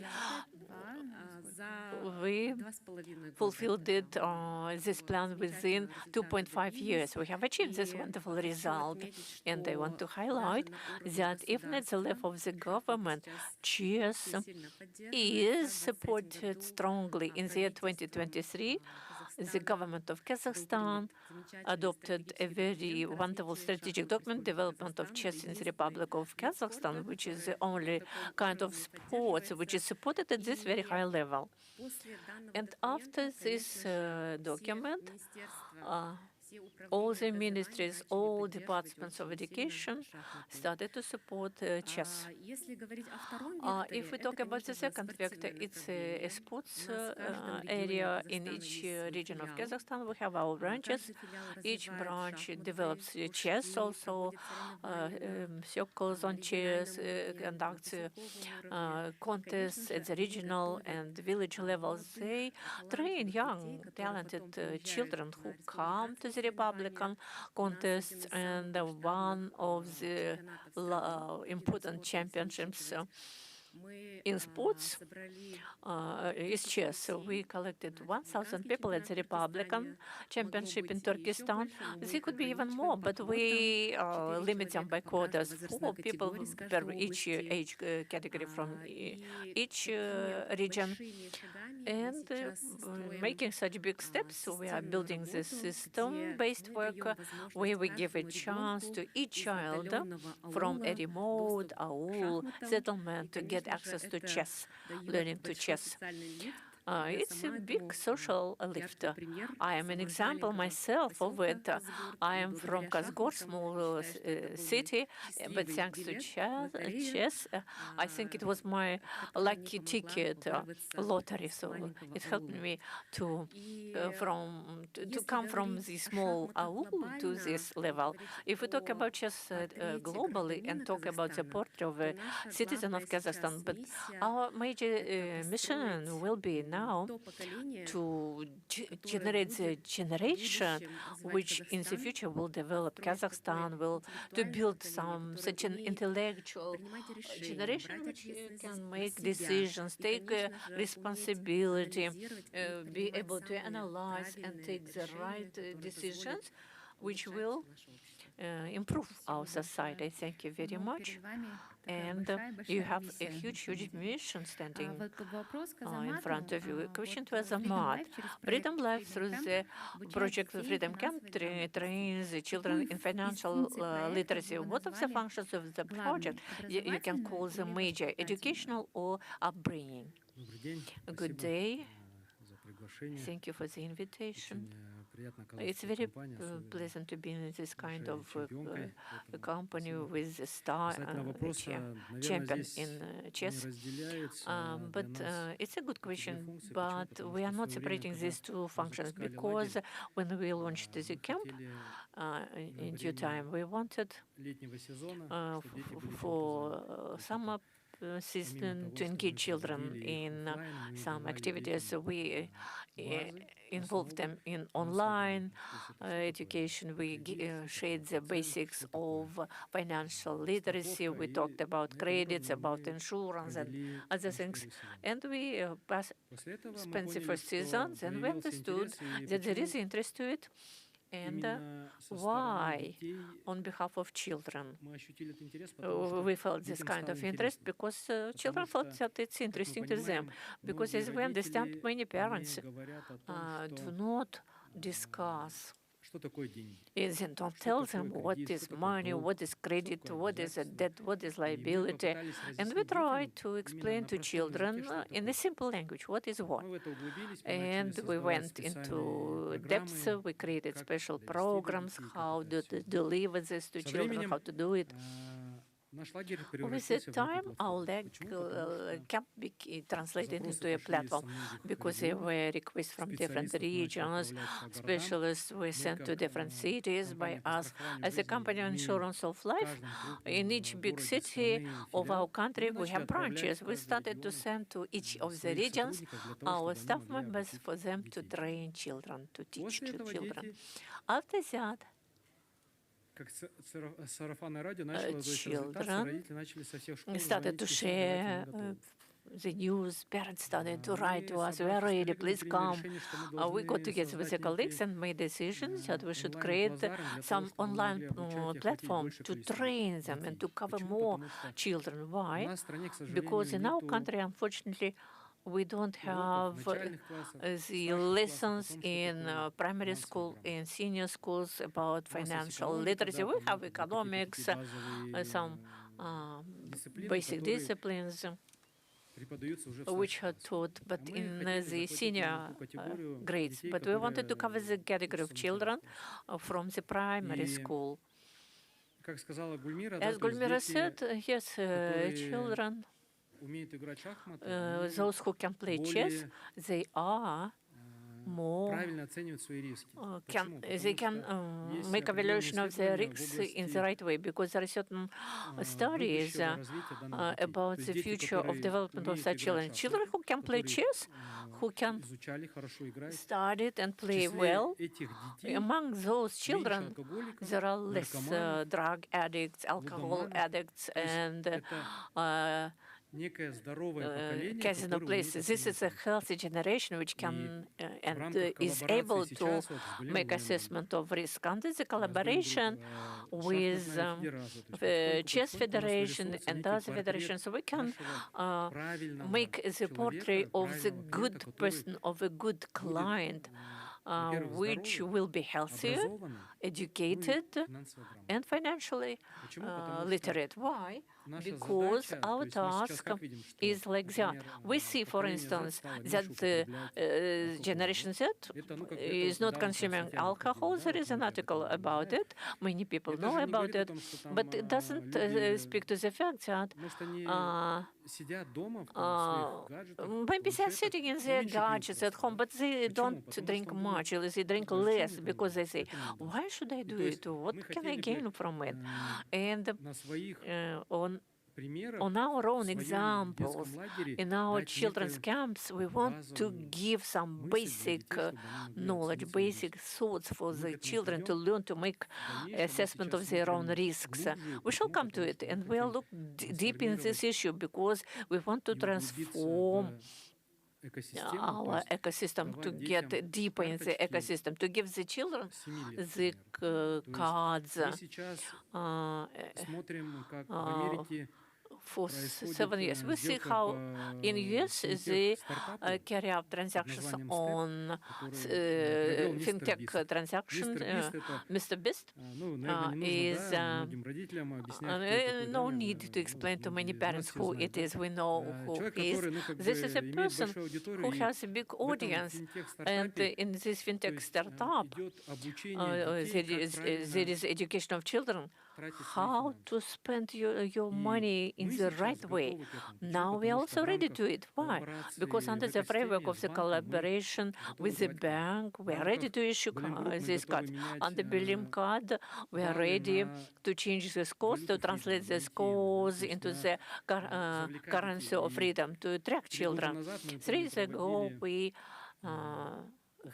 held the offline awarding in one of the schools in Almaty, and I presented to the children the shares of Robux. It was it was a kind of a culmination moment at the end of which children were so happy because they got those shares. They don't know any shows, any idea of what is a share, how to use it.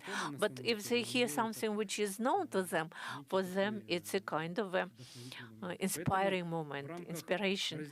That is why we want to bring up the right generation, which would calculate the risks in the right way, effectively.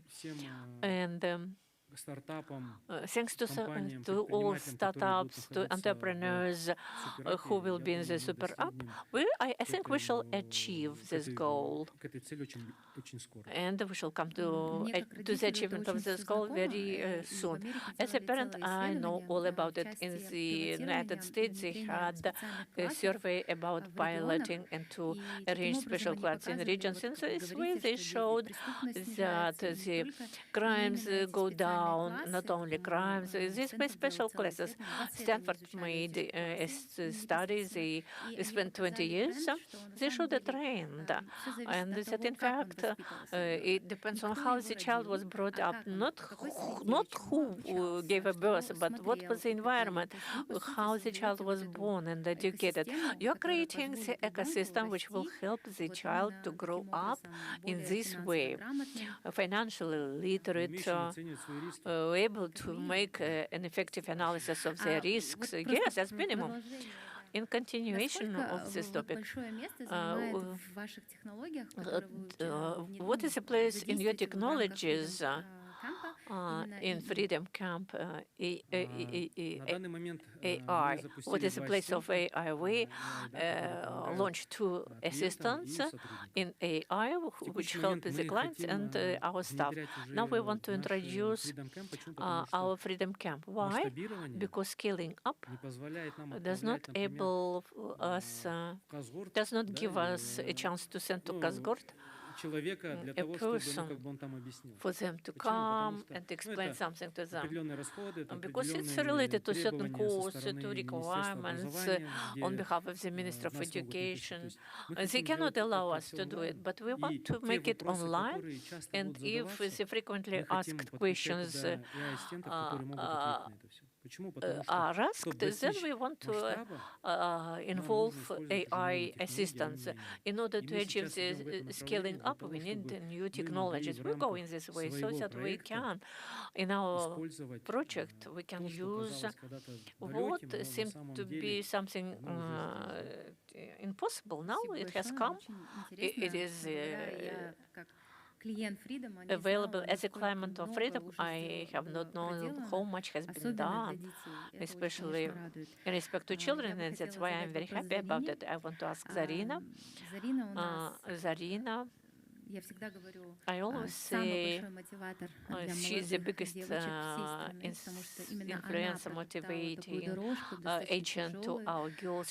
She made a very big voyage in her life, and she showed that everything is possible. She quite often held the master classes. You can look at her social pages. She inspires young people. In your personal formula, what is the most important thing to children? A technical skill or emotional linkage, which when he or she meets their peers? No. A child needs from the very early age to use the right techniques and to decrease the risk of traumas. If you in the wrong way make the beatings, then there is a high opportunity that you can get a trauma. As for the emotional part of it, it's also very important, not less important, because this linkage, like love to sport, will move you forward. Because yes, there are so many difficulties in sports, and in order to pass through all those difficulties, there should be interest, love, motivation to it, which will be your driver for your further development. But if I'm told what do we need to develop in the child, I think that it's the emotional linkage.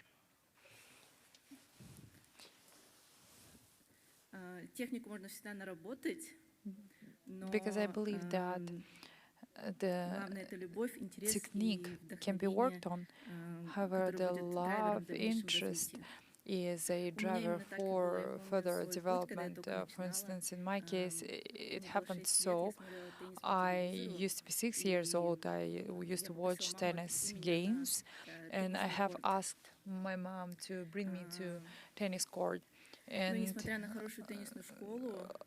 even though we had such a great tennis school, I didn't have any opportunity when I just started to go to master classes, to top players, to ask questions, to talk about their life experience. However, it is such valuable insights. However, now with my rich experience playing in big in big games, in big competition, being in this position, I'd like to share. I like to be a mentor for future generations. And on my master classes, I help with technique, I share the advices. However, the main thing is to motivate, to support, and to help to believe in themselves. So everyone leaving the court will believe if she did it, I can do the same.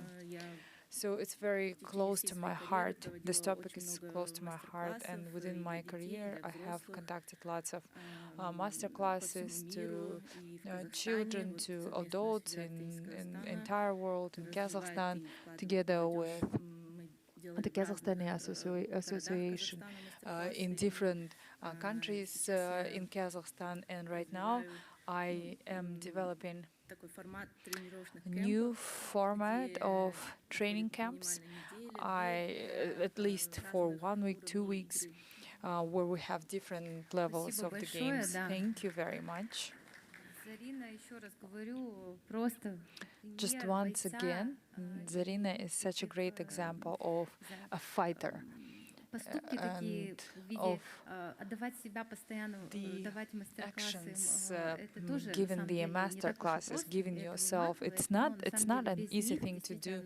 However, without doing so, our younger generation might not even have the understanding that it's actually closer than we think. The Wimbledon, the Big Slam months, and so we have lots of sports in our panel session, and without a discipline we couldn't move much. And I have a question for Rochus, and without intelligence you won't be able to be resilient. UGLE project is a major educational program. What sort of freedom values you are teaching your gamers, and how has changed the freedom's perception in regions when the big football games came to their courtyards? So are they happy that they now have, let's say, big football league games in their households? And can you please use the numbers if you have, like, what are the statistical data? How many children you have in your league?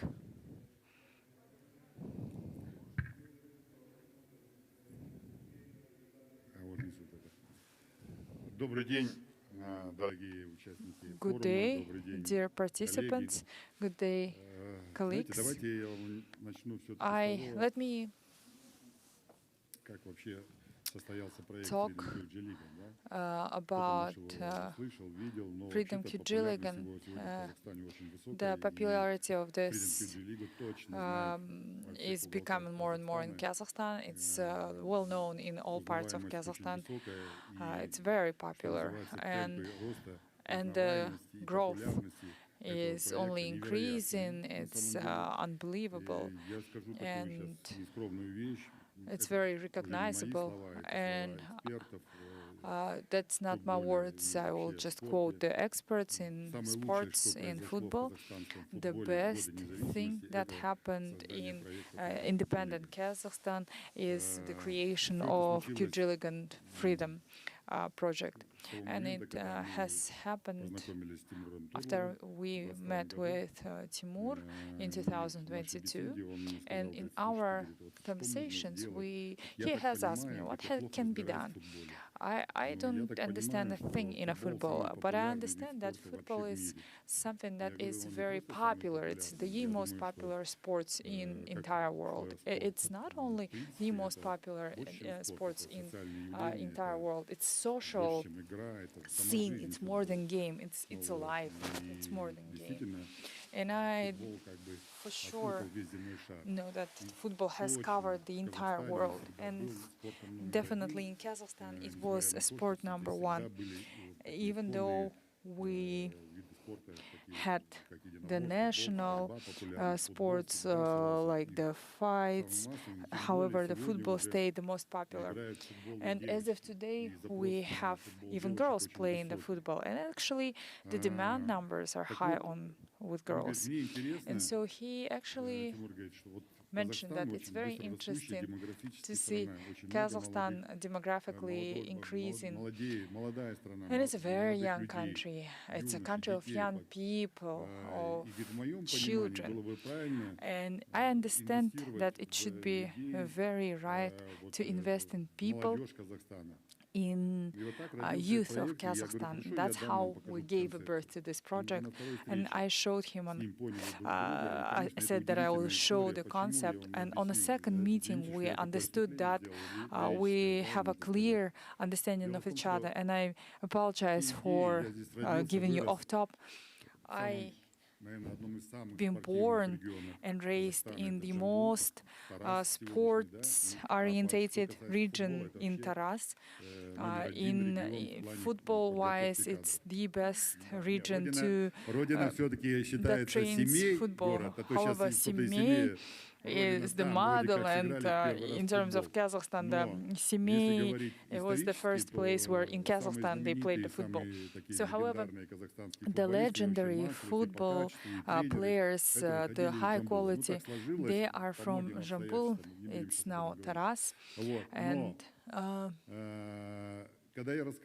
however, when I explained to my friends, to my colleagues, that you can be able to actually create this league, they didn't understand what I was talking about. Just imagine 2022, and it's impossible actually in Kazakhstan. They said the infrastructure is not in place, the football is not in a place in Kazakhstan. They said it's impossible to do it so quick, and I knew that it's actually possible to change it quickly, systematically. It's very important. And I just needed to have a person who will invest in it. And it's so wonderful. Timur, who did not understand anything in football, he didn't understand the game rules and how he saw it. And he needed so much money. It's charity project, and how he saw it. He's visionary. It's his God's given talent. He has seen something that hasn't been seen by our legendary footballers, the sportsmen, and he saw it. And he said, let's do it, he said. And he has asked the question, he said, when the results will be shown. And he said, I said, it's 8 to 10 years as per global practice. I said it, and then I've been afraid that he would just will tell me to back off because he's financial guy. But he actually thought about that, and he said, I like the strategic projects, and I told Timur that we'll try to be more efficient, we'll try to show you the fast results in 3 years, in 5 years. In 3 years, we will be famous. 5 years, the sports results, and it became so much more faster than I even hoped for. In 1 year, we were so popular. And second, the sports results, it's different. The quality of the game in junior league is so great. I can actually name few very important names, the famous ones that are known. I actually can name the name. Dastan Satpayev, who came from Kairat football club Kairat. However, he in this project he became popular. He became very famous in the world as well. I'll explain how it works. If he would be playing in all Kazakhstani national games, no one would know about him. However, he was playing in this league that we created, and the competition was so high. And because of our system, because of the digitalization, because of working with digital football Y Scout system, they can be seen in any part of the world. Any new talent can be seen by scout, by manager, not only in Europe, Australia, Canada, and in USA, even in Kazakhstan. They would be able to see this guy, the sportsman, to see the statistical data of this player. And before, we couldn't even imagine to have such a system in place. And we have seen such a great opportunity for youth. And it wasn't the most important. We needed to create that. And for that, we needed to build a team. And Timur has supported me fully. To have it working, you need team. And I've been told there is no specialist in Kazakhstan, sports management, sports marketing. There was nothing actually. In Khairat only, maybe in football club Khairat, but in children centers, what are you talking about? SMM managers, administrators, non-existent. And you needed to get them. And we needed to actually work on it, to make it a product, to systematic, product, so it can work. And we went through in 2022. Within nine months, we've been hiring a team. It was the biggest challenge for me, and I said to myself, we will find someone. And we will try and open this creativeness in them for their talent, for their creativity. And we have submitted the recruitment requests, and we have received so many CVs. And we tried to make a limit of 35, anyone under 35 years old. And it was the most problematic because we didn't have anyone, from people that I knew. We've been very frank. We have a procedure in place via interview. And it used to be such a hard process. And for people, I said, to have this working, you need to be taught. Actually, and so you can be taught and you can actually spread your wings and fly. If something will go wrong, I'll help you generate ideas, open opportunities.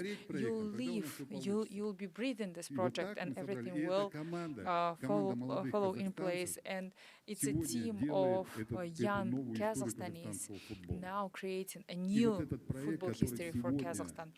And this project that has actually gave a breath of fresh air to Kazakhstan football. It's Freedom QG League, which is part of the hearts of children, girls and boys, their parents, their grandparents, their friends, their neighbors. I'm telling you, in each region, the teachers in schools, it became something very dear to their heart, and it's the most important part of the story. So as of today, and when I said it in 2023, when we have started, everyone,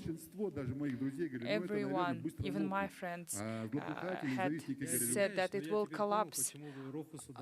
I understand why Mr. Rokhus got word last, because we wouldn't have time to even speak. So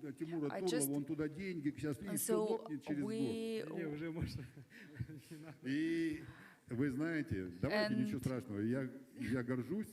I am very proud that I'm very proud that we have done it.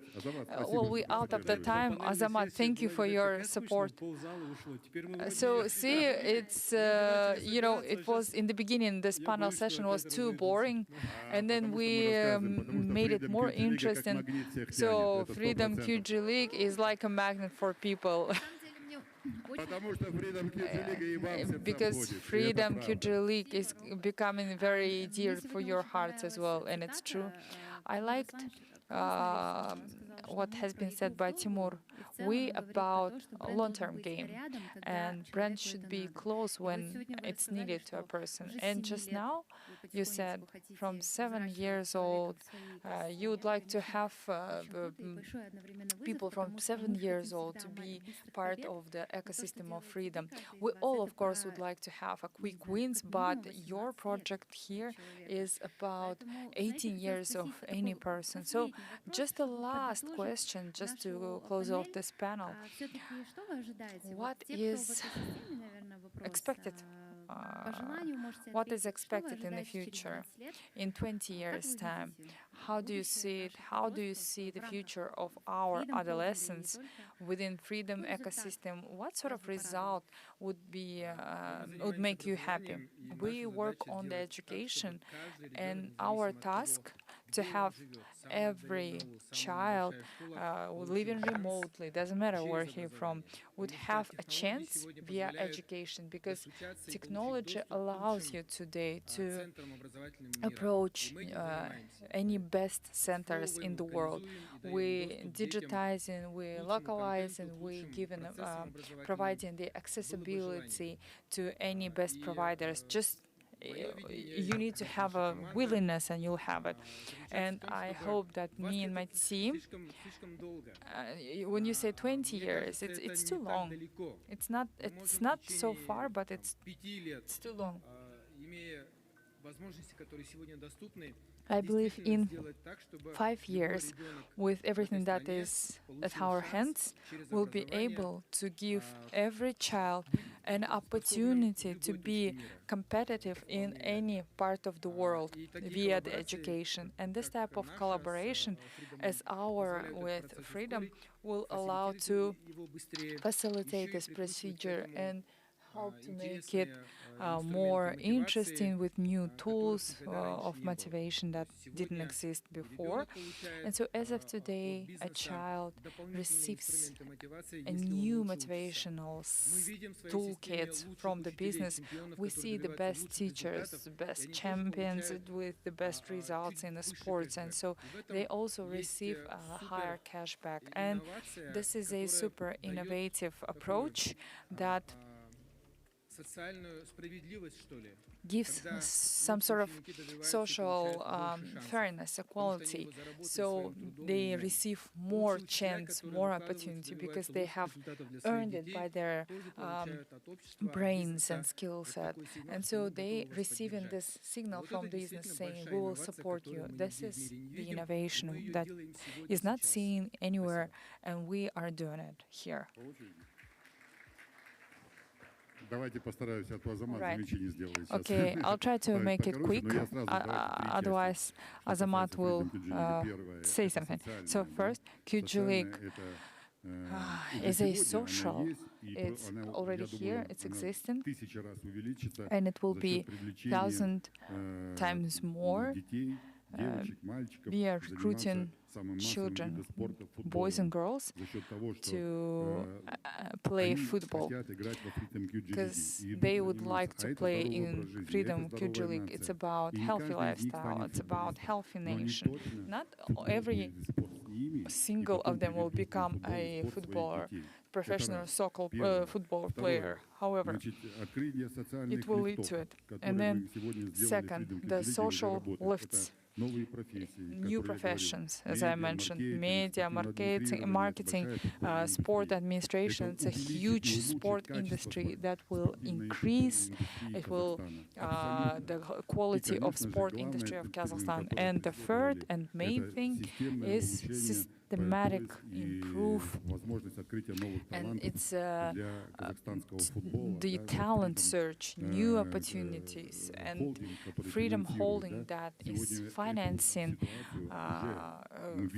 this is showing results, small results, but not after 20. But I believe in 7 years we will be able to create a good quality national team of Kazakhstan that will be able to play another 7-8 years. They will go through Freedom QG League, so starting from 14 years, so 66 teams, the girls league, all the regions, and League A, where we have 4 different ages, 14, 15, 16, 17, and the one that will go through the whole system, they all will be able to achieve a lot on the global arena. They will be representing Kazakhstan on the global arena in global leagues, in international leagues, and it will give a efficiency. I believe in it, no doubt. I would like to add on the chess players, on our great achievement, and I said we have a systematic approach to develop chess players, and Mr. Timur appreciates it. He came and he said it should be sustainable, systematic, there should be regulation in place. And within 3 years, we have created 2 programs of the development. First, the support for national team for the adults, and second, it's the junior support league, 9 to 16 years. And of course, Mr. Rochus, you have created for us a competition, and we also created such a wonderful opportunity where any child from any small settlement can come and play in Asian, in Eurasian, in different competitions and score something, and will be able to receive a grant. We have invested to each child. We had golden, silver, and copper and bronze projects, bronze grants, and we are so proud of our results that we have achieved. We had 5 champions of the world for classic chess games. And for us, it is a big, proud moment. Never have it happened. In the whole entire Kazakhstan history, we have taken first place in the world as a team. China and India are after us, following us, and golden medalists from Kazakhstan met head of the state, Mr. Tokayev, in the White House, Akorda, and our children were ecstatic and systematically played in working, and the results are being seen by head of the state. And also would like to share our great happiness. We have the female national league in Kazakhstan, and it has made to top 2, and in international competition also made it to top 2. It never happened before, and because of freedom support, because of Timur support, we're now making such a great move. And with my 18 items, I would be very quick. No, I'm kidding, of course. I would like to see a generation where the awareness of the money, awareness and the awareness approach to the money is something that we are trying to get to in 20, 30 years. That is something that we're aiming for. And for our new aware generation that will know exactly. Thank you very much. our Спасибо большое. adolescents have Спасибо a за nice, great прекрасная сессия. Общее фото, пожалуйста, господа спикеры. future. Group photo, please. Ловите, пока они здесь. Спасибо, очень полезная сессия.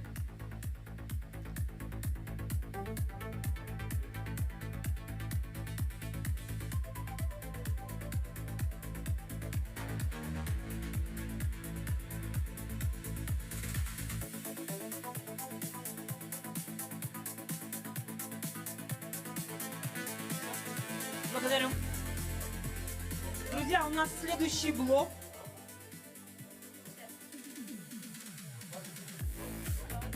Друзья, у нас следующий блок. Мы будем говорить Next panel session, we will be talking about lifestyle economy, how the ecosystems are changing everyday services. Please pay attention to the screen.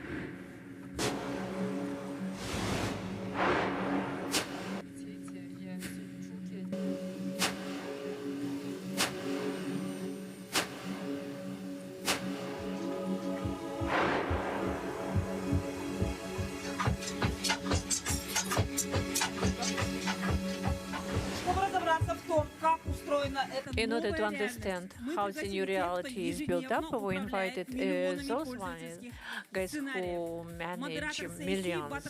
Moderator of the session, Batarkhan Tugaybayev. Moderator, please welcome to the scene.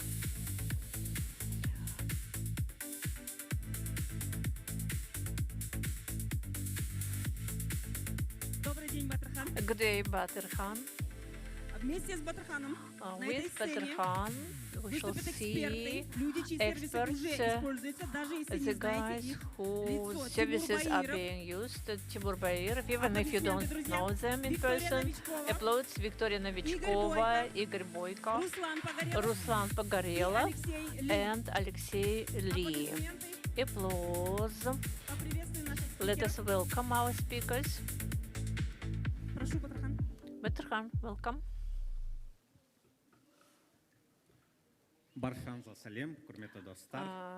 Good day to everybody, dear friends. I welcome everybody in our small hall.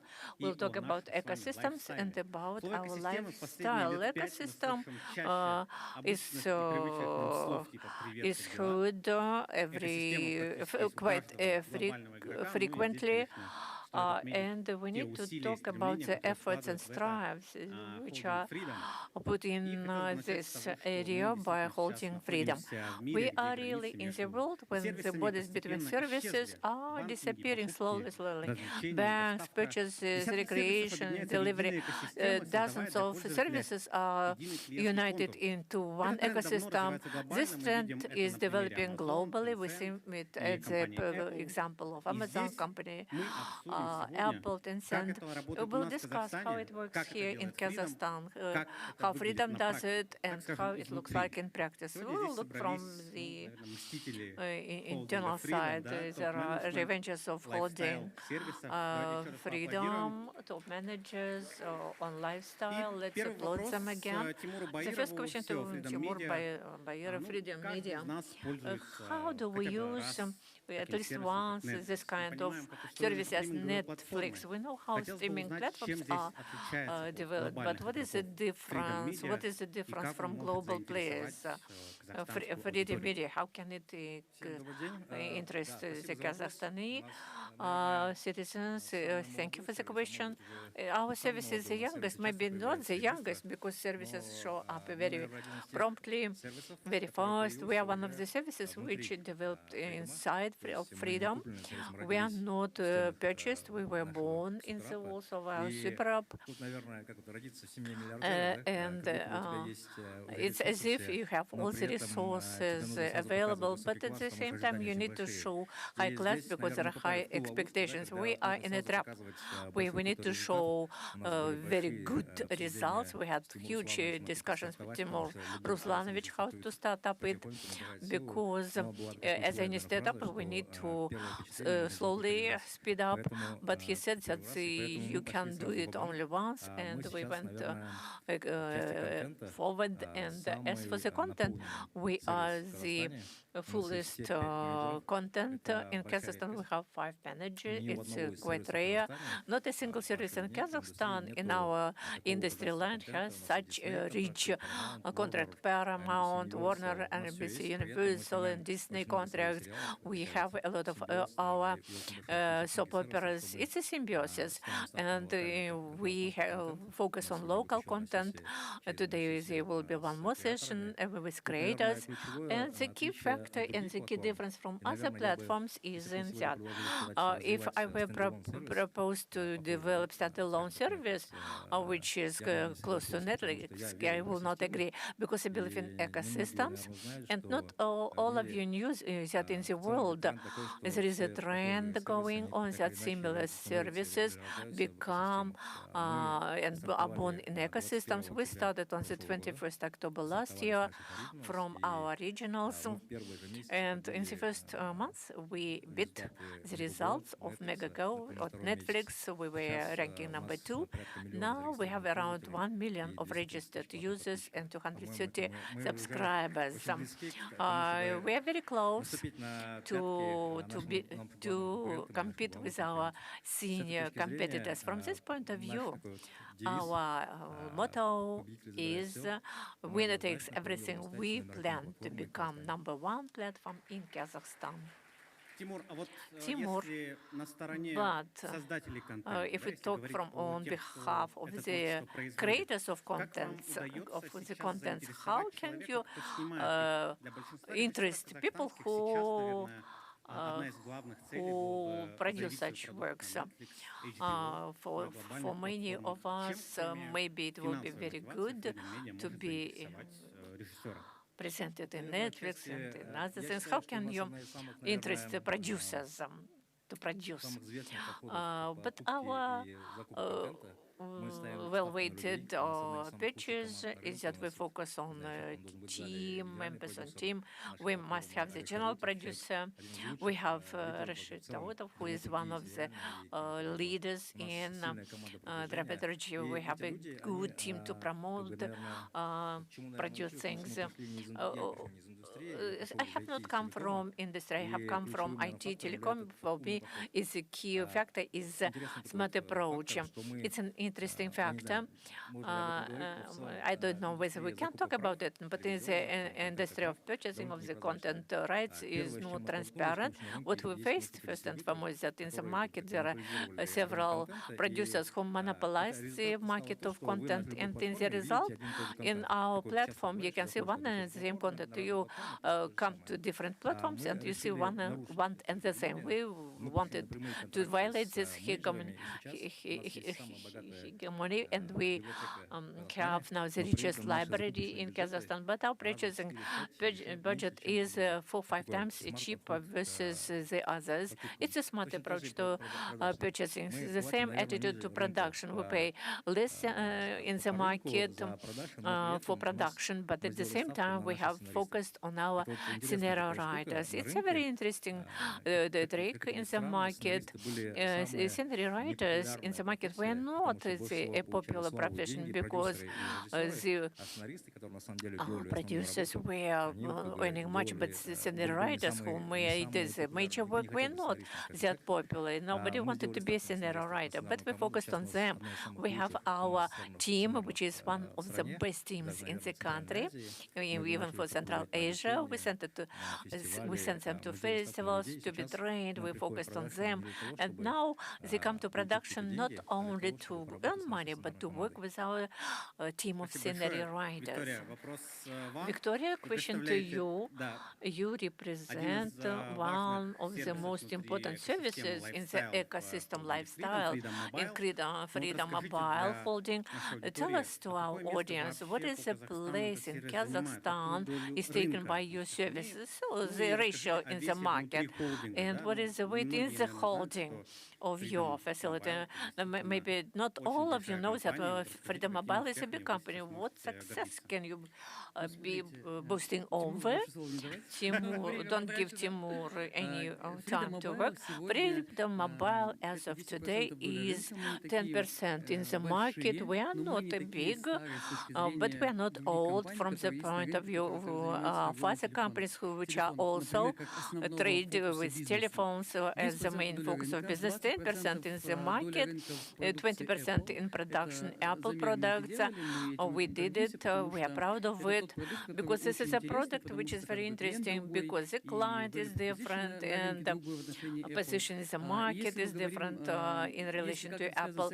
But if we relate it to ecosystem in Super App, for instance, we launched the product Apple for 2017, and we saw that the client cooperates with Freedom Mobile inside of Super App. It was we were ranking 2nd and 3rd in the previous order. Now, why Freedom Mobile is interesting to the client? Now we are story number 1.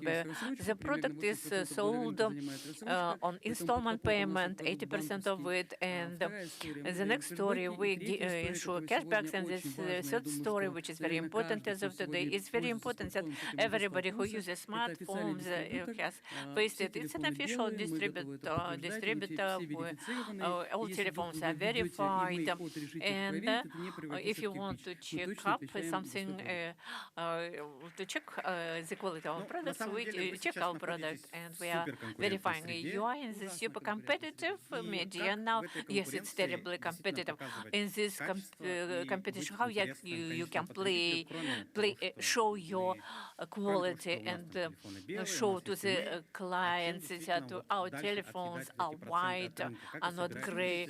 But how are you going to compete? Our panel system is about ecosystem. If we're talking about ecosystem, we are the entry point to the client in the form of an ecosystem. And there is, of course, there is a retail.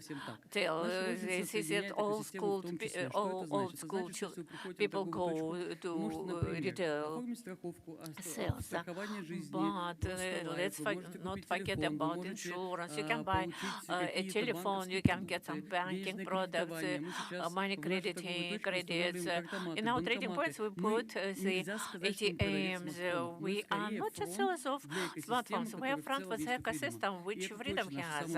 This is our biggest difference from the market. And in the market, if we talk about SKU segment line, it's also clear about it. Timur also mentioned about it. It's important when a client can buy not only a device. That's why we are filling our glass windows with different black and white equipment, washing machines, refrigerators. When a client comes to Freedom Mobile, they can buy not only a smartphone, but everything else. For instance, you can buy a microwave, and you can buy this and that, and in one check we can sell everything to you. This is an ecosystem which we build in relation to other products of the whole. Thank you very much, Victoria. The next question to Igor. Freedom Travel, within the last 3 days, gets a lot of traffic in social networks thanks to the successfully implemented action. Tell us, what Freedom Travel can be proud of? Can you ensure big competition in the market? How do you feel in the market? Нам надо включить. Да. Все, сори, не разобрался. По технологии говорим, да? Да, на самом деле, спасибо за вопрос. Yes, thank you for the question. Надо сказать, прежде всего, флеш-распродажа наша, она все еще But still we are going on with selling. The last day, it's a unique opportunity. We are getting exclusive proposals for the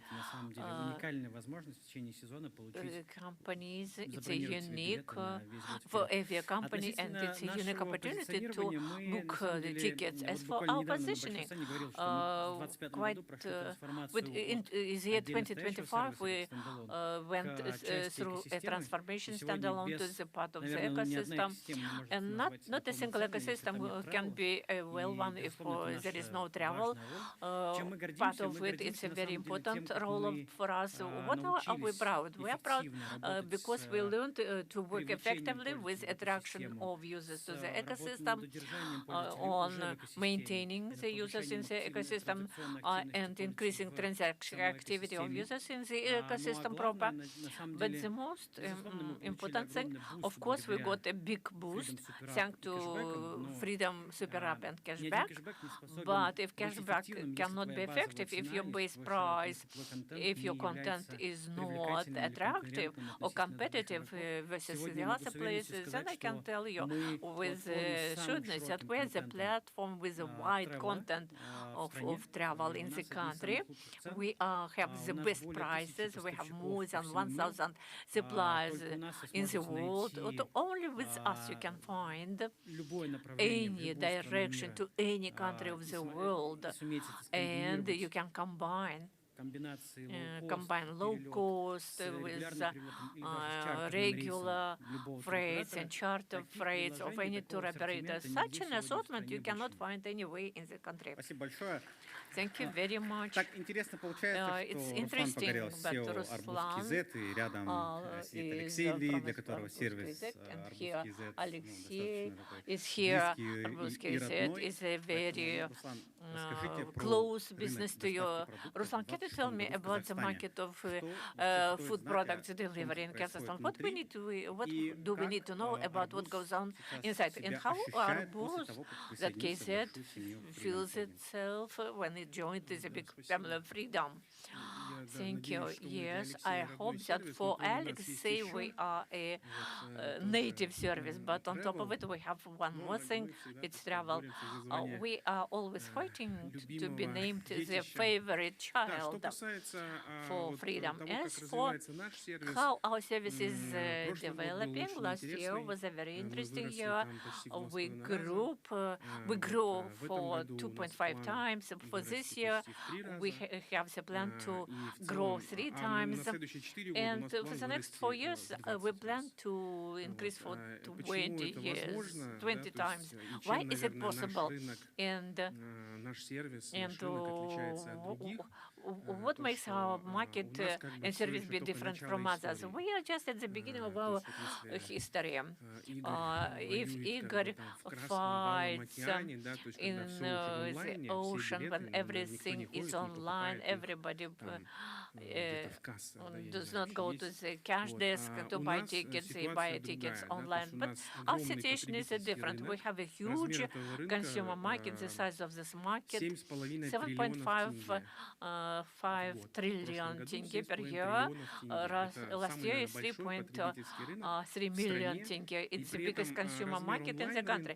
Online market and the sales and orders by internet of food products last year total to 250 and 300 billion tenge, but just less than 5%, for 5% less in Kazakhstan we vote.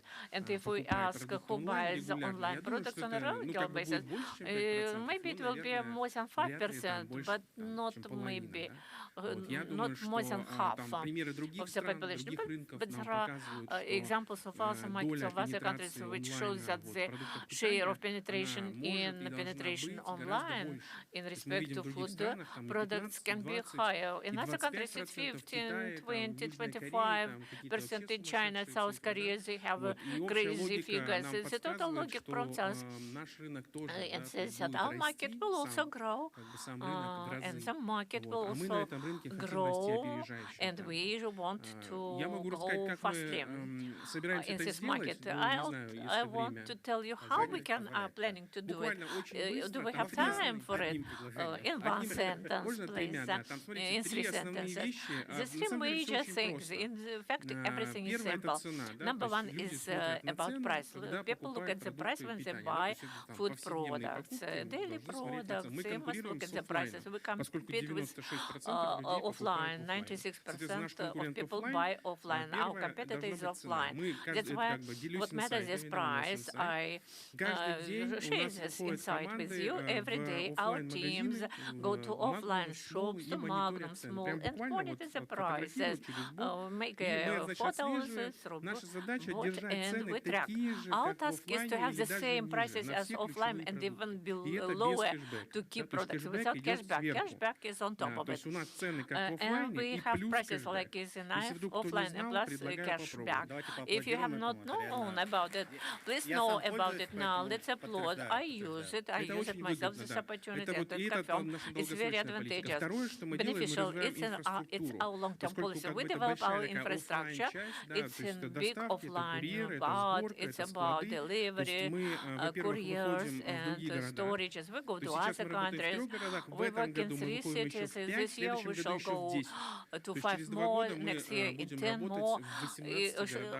In 2 years we shall be in practically in all cities of Kazakhstan. Number 3, what we do, it's about our assortment. We want to have the unique assortment, so that on base of the base products, which should be super fresh, super best, closest and lowest and offline prices. We want to have a unique assortment. We want to have this only with us. You will not buy it anywhere else. It's sold only with us. We are seriously working with import. You can see in the whole the samples of our goods, the Japanese goods, which directly come from Japan, Europe, and other countries. We develop our own trademark. This is our 3 pillars on which we want to build up our leadership in this market. Thank you, Ruslan. Let's applaud him. Alexei, when I look at you, I wanted to ask you, how do you feel when you see that the projects which you launched are developing under one holding, under one umbrella, you are all under one umbrella? What is the construction freedom lifestyle? Я скажу так, все супер.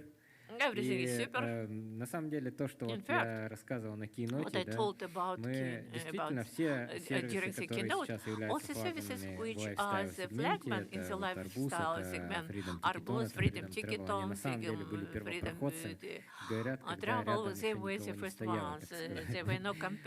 Но будучи стартапами, эти сервисы всегда испытывали сложности, потому что там прошла эра стендалон бизнеса, наступила эра экосистемы, alone services ended, and for these services it was very difficult to survive. But I see that the services are boosting, developing, and the system of freedom itself, and the system of freedom feels that there is a big contribution of this segment. And it's a win-win story to everybody. If Freedom Lifestyle is uniting all the services which are presented on the scene, yes, this will be different, of course.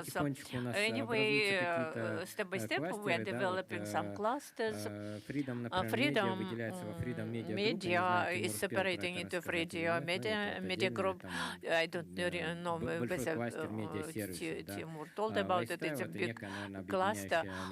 Lifestyle is a uniting title for marketplace services for various types of vertical electronic commerce.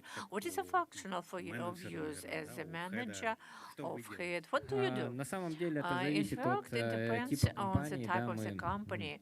вот поначалу, когда компании зашли в холдинг и требовалась их перезапуск, мы действительно нам пришлось сделать определенную трансформацию внутри, и go through certain transformation, so the companies would be ready to the next technological breakthrough. But we want to set up the common direction for the services to move to find synergy effects, because every service being in the holding continued to be a separate company. They felt better than, for instance, than Aviator, but in Freedom Travel, we're supposed to say it's time to rebrand.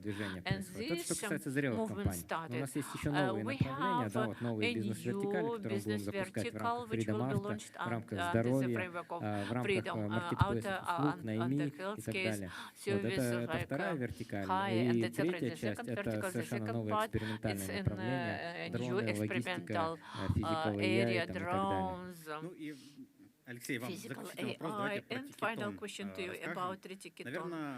Let's talk about Ticketon. This year, we started to use Ticketon service more frequently, thanks to the really important events that happened in Kazakhstan, coming of Real Madrid, Almaty, J-Lo. And the responsibility of the service went up because every visit of a star is done through Ticketon, and more than 90% of the orders are placed through you. What do you feel about it? What do you think about it? This platform existed for more than 10 years, and there was a need to relaunch the technological nucleus of it. Unfortunately, the launching did not happen on time. But anyway, the new nucleus of Ticketon is developed, and matches of this year happen through it. What does it mean for us? Ticketon becomes the infrastructure layer for the market. It's a big responsibility. Мы точно готовы дальше продолжать инвестировать в ready to invest into infrastructure, first of all. Мы готовы дальше развивать, наверное, те вещи, которые невозможно развить никому из отдельно стоящих игроков. Исторически мы, будучи стартапом, нам было просто безумно тяжело выживать, потому что эти сервисы существуют на очень тонкой марже. Вот буквально там на волосок. И несмотря на то, что каждый себя будет бить кулаком в грудь, говоря, что мы тоже можем, да, на самом деле это просто большая, очень неподъемная задача сделать такую инфраструктуру, которая может быть самоокупаемой и существовать, да, это делать только на очень большом масштабе. Поэтому мы продолжим инвестировать в это, мы сейчас строим систему контроля доступа, да, в турникеты, в различные вот девайсы, которые помогают увеличивать пропускную способность и так далее. Ну, очень много вот таких инноваций мы продолжим делать. To also as such. Timur, the question, who is helping more, the holding ecosystem and Super App Freedom, or are you helping more Freedom to have more retention, to involve users more? How this synergy works? Can you talk about this? Well, it's a let's say tricky question. It's two ways street. I'll be frank, and I'll repeat myself. I wouldn't take standalone project as a cinema theater if the ecosystem wouldn't develop as it does right now. So, client of the theater is the Super App client, and we are here to have a fun with the client of the Super App, and so it's actually mutual proficient for us in Super App. And the biggest challenge is for us that we are ecosystem. If the standalone system, I think it's very hard to attract new users, and in our case, we need to create such a great content that will get person to watch the first series on YouTube, and so the person would go through the link, then link the bank card, and it's created to Munai. Munai episode, the episodes actually attracted 100,000 users, and I think it's the record number in the industry. And it's still easier for us to be part of the market because we receive such a great resource. It's like being born in billionaire's family. You don't need to fight for resources, but the key moment here is in our platform we created a team of the companies. We have Dima Dvoretsky. He's a CEO of Freedom Media Group, where we have Freedom Media Platform. And Dima, for you, this applause for you. And here I believe that we will be working in different directions in music, in the smaller niche products in sports. I believe that we have bigger service. We have Bundesliga, we have the English Premier League, Formula One, and we also have approached the experimental watch in Tuesday and Wednesday. We've tried to have multicast, and so, for instance, in League Champions, you were able to watch 2 games. I did that, and it's wonderful. I'm a biggest fan to have multitask, and in England it was very popular, and here in Kazakhstan it became something that is being used. And I hope that in autumn we'll be able to do so. And so for your child, you'll also receive different educational content, and also it will be about recreation content. We have Googled. No one has the similar service as we did, and we working on big collaborations. And also, I think it's related to us going to Disney, to Warner Brothers. They said it's not interesting for us to work with Kazakhstan service. We actually don't work in Kazakhstan. We don't want to sign a direct contract. And when they actually knew that we are a big company that is worth 9-10 billion USD, and we will realize a project that we have created with HBO Max.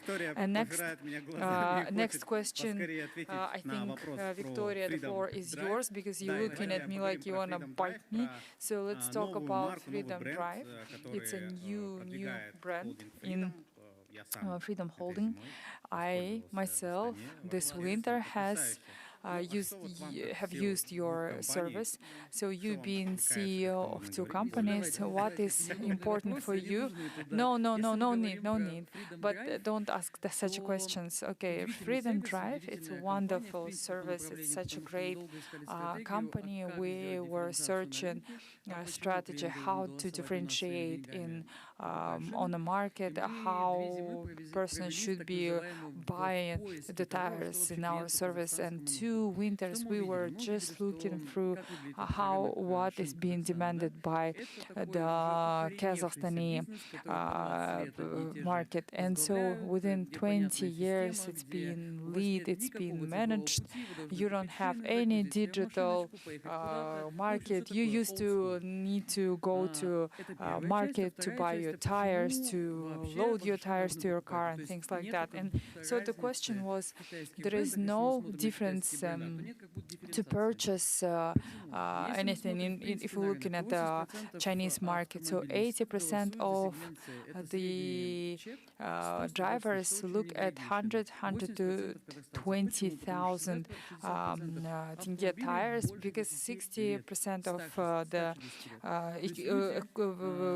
vehicles are 10 years longer. So they are trying to buy something that is sustainable and price-wise is reasonable.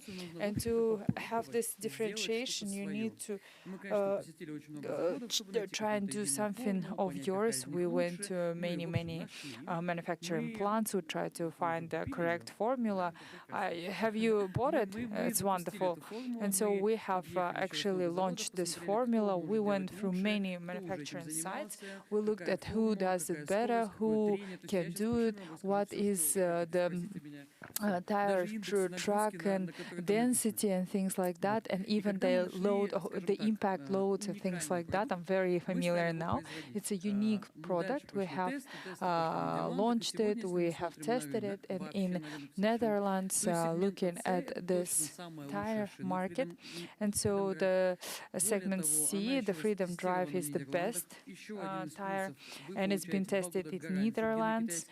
You will receive 2 years warranty. In Chinese manufacturers will not even provide you with the guarantee, and it's about life, right? You're risking your life with the quality of the tire. And after the Super Up, when we had launched pre-purchase program, and it was 30,000 of people in Kazakhstan have approved, and so we believe it may be the best, was the best idea. And for people that live here in Kazakhstan, we will also launch the segment B, which will be named Freedom. Yokohama, Pirelli, it will be a different tire, different size. So we understand that there is a good feedback, and it's key. Accountability is something key for us. We are accountable. We know that this product is very great. Igor, the question: how would you see your global mission in Freedom ecosystem? What sort of product would you like to provide Kazakhstanis with? We are trying to transit to become a travel ecosystem within the ecosystem.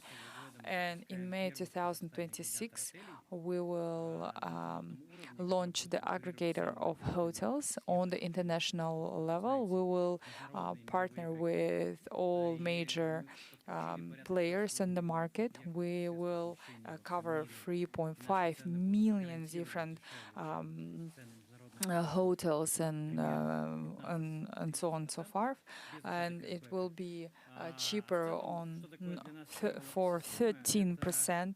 And what does this product mean within the ecosystem? It's the product in the ecosystem that can actually help within one platform find everything that they need for their good tours in the entire world. And we are hoping that we will be able to realize a very great project that will be launched for Kazakhstan users to open the visas using Super App.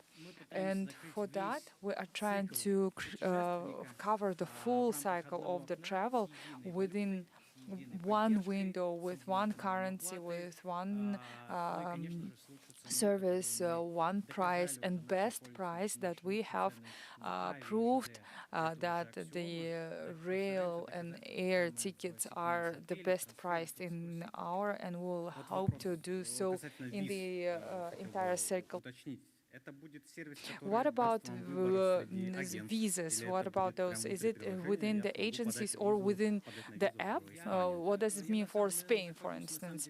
Well, we are at the point of working on this project. I hope that we will be able to launch. The concept is for a client not to even leave their home. You're ambitious, and you can stay at home and look at Freedom Media. Question to Ruslan. You tell us, please, about how the everyday buying of food products in Arbuz can have on the transactions of Freedom Bank, or Freedom Bank can function without Arbuz. It's a supply of food products. I hope that without us, Freedom Bank cannot exist. You're asking such questions that it's not easy to respond. Yes, we cannot do without each other. All services are enrich each other. We cannot say which is primary, which is secondary. It's difficult to answer this question. But Arbuz, as a food supplier, it has some difference from other services because it's high frequency service. If other services goods are bought not quite frequently, food products are bought by everybody. 100% of people, theoretically, you can assume that somebody couldn't fly somewhere, didn't go to the cinema, or doesn't have a car. But as for food products, it's granted that everybody buys, everybody needs. The second guarantee is that every day, and everybody wants food products, and frequency of using our service has grown last year. I'm sharing my insights. It went up from 2.10 times up to 3. Our friends, our subscribers, we have the program of subscription, which is a super beneficial. If you have never tried, I recommend you. Additional cashback, free of charge express, discounts for your favorite products up to 15. Tenge is good. Their frequency is around 6-7 times per month. We are building the infrastructure. We are building the storages for rapid delivery. We have full assortment.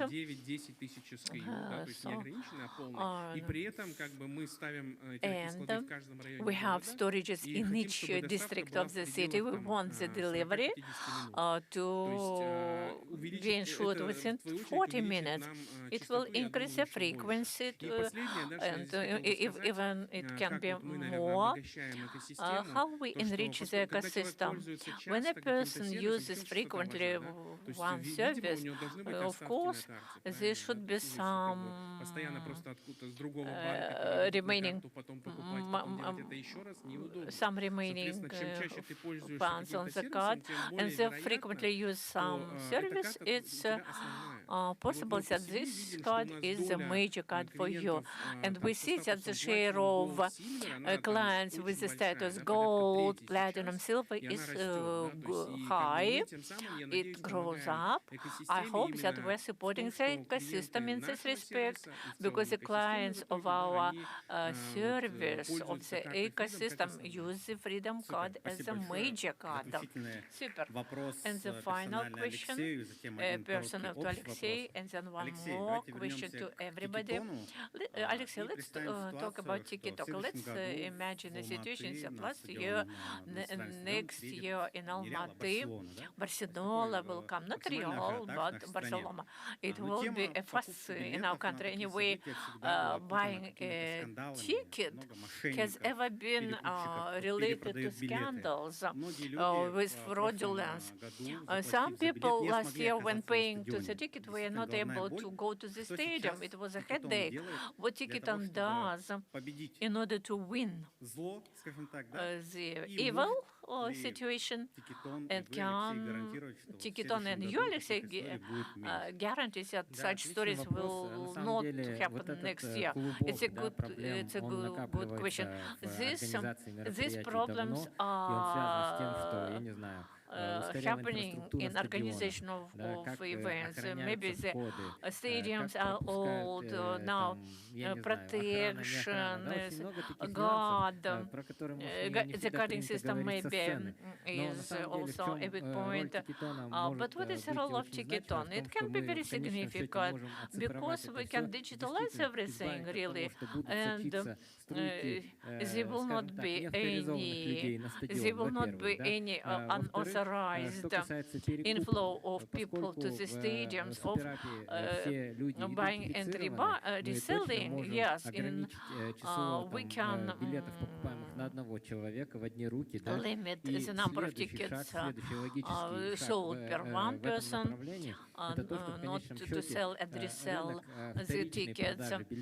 The market of secondary selling of the tickets should be implemented like in the world. If there is the previous selling of the tickets for Adele or for any other star, in the first minutes, in the primary selling, the tickets are gone.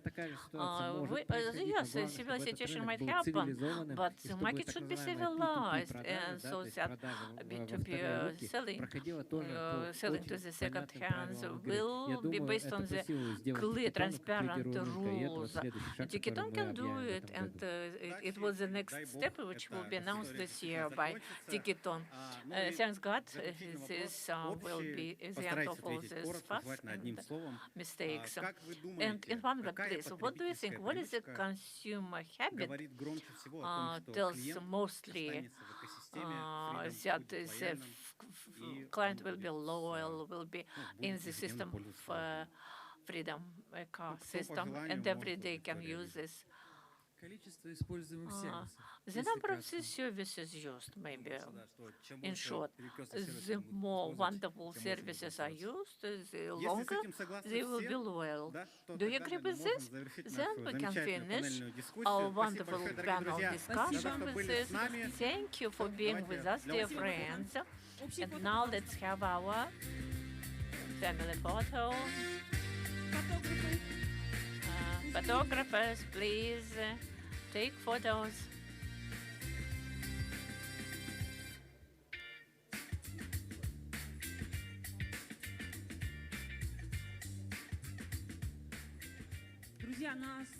Dear friends, we have block number 6. We'll be discussing ESG, but before it, we shall have the second lot for 500,000 tenge in Freedom currency.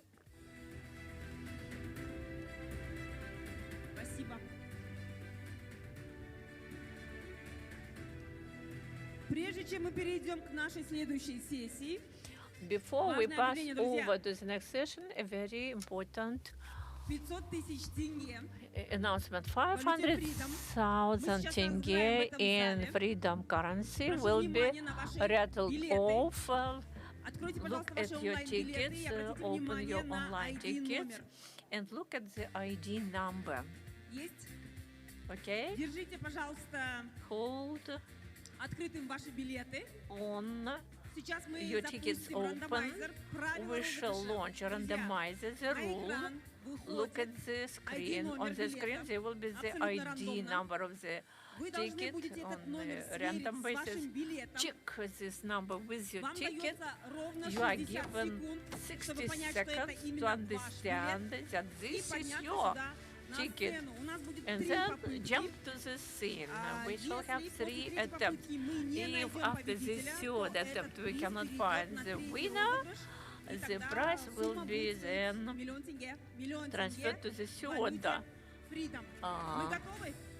rattle off. Are we ready?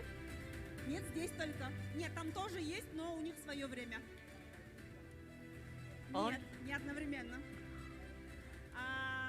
Ну что, мы начинаем? Мы готовы? Are we starting? Are we ready? Okay. Дайте, пожалуйста, номер. Give the number. Attention. 60 seconds. Сверьте, пожалуйста, ваш ID номер. Look at your ID number and check up with the number on the screen. 7178 2353. 500 тысяч тенге. 500,000 tenge in Freedom currency. У вас осталось 39 You have секунд. 39 seconds. Отправьте, сфотографируйте и отправьте этот номер вашим друзьям, которые Take a находятся photo, сейчас в других send the залах. number to your Возможно, они friends who are победители. in other rooms. Maybe they are winners. 27 секунд. 27 seconds are left. Под штрих-кодом. And В the онлайн-билете есть штрих-код. Друзья, вы разобрались, где смотреть ID-номер? could you Да, онлайн do it? открываете, там есть Online, штрих-код, и под open, there is a штрих-кодом strip есть code. номер. After the strip code, there is a У number. кого-то могут быть символы. Maybe others have symbols or 4, 3, figures. 2, 1, 0. Мы не нашли. We couldn't find the winner. Точно нету никого. Запускаем во второй раз, пожалуйста. We Внимание launch на it for the экран. second time. Attention, please. Look at this screen. Number 2. Друзья, проверьте. Friends, please check up 5907 5574 8753 3052. 3052. Посмотрите ID номер ваш. 43 Check with your секунды, 40 ID секунд, да? number. 40 seconds are left. Другой номер. That's the number. Ну мы ждем. We're waiting, we're waiting. 500 тысяч тенге. Freedom валюте. 500,000 tenge. Если все-таки выигрыш Freedom ваш, currency. мы подарим вам сертификат. If you are a winner, we shall give a certificate to you. You can invest, buy shares, or just spend the money in the Freedom System. 15 seconds. Друзья, вы определились, как находить Friends, ID номер? could you understand how to find the Я ID замечала, number? очень многие, как бы, I не понимают. see Открывайте онлайн-билет. people don't know how to do it. Open your online ticket. There is a 16 ID number under this. Все, время вышло. Yes, the time has elapsed. Третий раз. Пробуем третий раз. The third attempt. Третий номер. Друзья, 60 секунд. 60 seconds. 29, 29 53 63 05 08 58 29 11 12 22. Да? Буквы. All right. Пока не выходим, но такие билеты тоже есть. С буквами есть тоже. Yes, we do have some tickets with the letters as well. Randomizer is given this. Первый лот мы разыграли. So before that, guys, the first lot has been already given. Друзья, если мы Maybe снова this не person найдем, то is лот перейдет на just следующий somewhere else outside of this room, and if we will try one more time, and if it's not working, then we just need to move on with our last or next lot, I should say, 1 million Всё, время tenge вышло. in Приз freedom currency. объявляется перенесенным. So, Третий розыгрыш будет. Пожалуйста, не third, покидайте. Сейчас мы перейдем к основным темам. Третий third розыгрыш, giveaway там уже сумма будет побольше, 1 миллион тенге в валюте will be 1 Freedom, million поэтому tenge in не freedom уходите. currency. Следующий блок, друзья, переходим к следующему блоку. Мы будем говорить про ESG. Внимание на экран. So,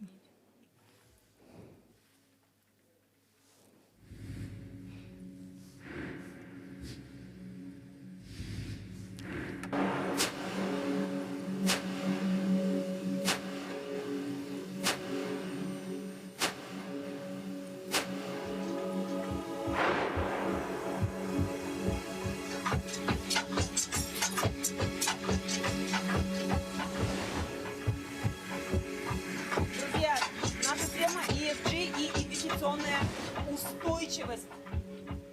Модератором сессии выступит Илья Карликов, бизнес-менеджер направления экология. ESG and investment sustainability. So the moderator Ilya Krlikov, SGS in the region. Ilya, please welcome. Please applaud to our moderator, Ilya Karlikov. Together with Ilya, we'll have Baglana Musina, Aynur Tulygena, Asem Buladjan, Dina Hasenova, and Dinara Kaplan.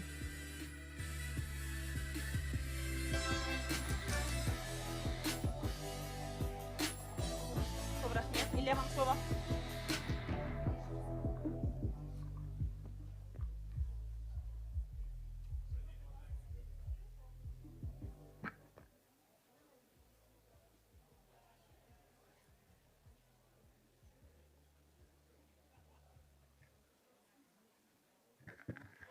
Добрый день, уважаемые слушатели. Good day, dear Давайте начнем нашу listeners. панельную Let's start сессию. with our В данной panel панельной session. сессии будем And обсуждать with the panel session, we ESG, will discuss международную ESG and локальную повестку now устойчивого global развития, and а также local как видит эту повестку частный бизнес, благотворительные фонды, situation and how it's международные being организации. viewed И by также business, поговорим об local социальных business инвестициях and и social социальном импакте. projects. And let's talk about the Хотел бы investment первое слово передать on the непосредственно global impact. организаторам And I этого would like форума, to Баклане Мусиной. give a floor to organizers of this forum. Can you please, Baglana, take a floor and tell us what has been done by Freedom in ESG and sustainability, why you decided to focus in terms of ESG, investment sustainability? Thank you, Ilya. Can you hear me? Good day. Thank you all for participating in this panel session. We will be talking about ESG and charity in Freedom Holding, and I am Chief Sustainability Officer of Freedom Holding and CEO of Freedom Shapagat. I would, of course, like to welcome all the guests that have came here to support the session. We're working closely with UN, the creation of Freedom Holding Corporation was built in the ESG Foundation. Asiem Buladjan, she is such a great representative in IT. We couldn't even not call her here. It's about the gender equality in IT, in the whole discussion of IT. It comes from her just that she supports in collaboration together with the Dinara Kaplan. She is one of the examples, the curious examples of having the emotional impact, and it has created such a great feedback from different sides. And she is chair of the board of trustees of the Bolshak Charity Foundation, and she also took another initiative to implementation of the sport among the children with special needs. And Dinara has been called to talk about her project, about the ESG, how ESG impacted the charity and the children program. And Ainura has a system. She built system along this background. Any transformation, any change happens within the company. She's executive director of ESG Freedom Holding Corp, and we won't be able to, without her work, to provide with let me please tell you what has been done by us in external markets. I unfortunately don't see any numbers from here, and I'll look at my printed versions. So the Shapagat, it's not a charity, but it's a social part that we play. We have created all the project via this foundation, and looking at the official statistical data, you'll see the impact in terms of figures, where the results of the analysis of non-financial report as per Perov. We are leading charity foundation, and it was such a great news for me too. And I was surprised that a lot of major companies don't spend more than 1% of their profit, and in the case of Freedom, 3 to 5% of their profit, which is already a very influential number comparing to other mega companies. In 2025, so it's 32.58 billion tenge that has covered 96 projects in 2025. And so it's just the beginning for us. And again, the figures, it's not based on figures. The question is, what has changed for people? What has changed for society, for environment, by having our projects from Freedom Holding? And so on this impact, it's important to mention few major directions that we have been looking at. The social impact of the Freedom Holding Corporation in every region, even in the region where are not actively represented. Still, however, we have helped the city, the regions, social help, social aid, the infrastructure, educational programs.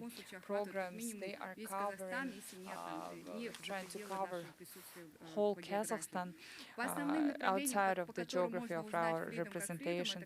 Of course, the Freedom is supporting chess, and you know that Timur, the CEO of Freedom Holding, he is the chair of the chess union, and he's trying to actually get it to another next level. And the football itself, those are QG League, one of the biggest projects, and maybe you heard another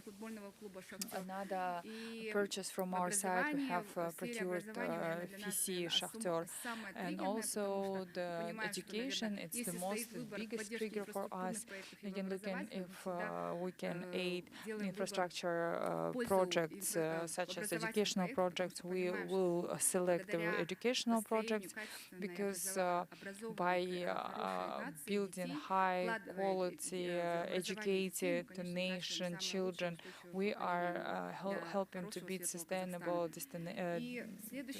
generation for Kazakhstan. And next project is environmental project, and of course social infrastructure projects that we are trying to support more or less. And talking about the influence and impact where it's focused, I've talked about geographical coverage, and I have also need to mention 2025. We have focused on 5 directions: chess, football, education, environment, social infrastructure. All 5 areas, it's not only about investment directions, it's a society project, and I would like to talk about this project in short. Now about chess, I have mentioned. It's not first year that we're supporting this project. However, in this year, 2025, 15,500 participants in different chess entertainment competition, and we had held more than 500 tournaments, held Kazakhstani National Chess Foundation, and chess in education. This project has covered 5 schools, 5 universities, and Kazakhstani chess players have won 161 medals. But the main approach is we are trying to build the environment where the intellectual sport is part of the education system to build our nation in our youth, will help in very sustainable channel to develop. And so chess should be very specifically highlighted as a special area. Now about the football, development of National QJ League and Bolar Football Liga S. Those are 2 in 2025. We had 927 games. We had regional clubs, different junior leagues, and we had 115 children with special needs. We have also included 460 girls and women, and also we had 74 judges going through the program, and it's creating a healthy environment, creating the environment not only for the football players but for everyone, for coaches, coaches, for judges on the benches, people everywhere. And so another program in social program, long-term program for 2025, we have looked a lot of those projects. They take 3 years, and accumulatively those will have an impact. And so, of course, in 2025, we had 360 students with grants and all sorts of programs. 62,000 took part in all sorts of intellectual competition. ICANAT, we have also created plus 1,000 different educational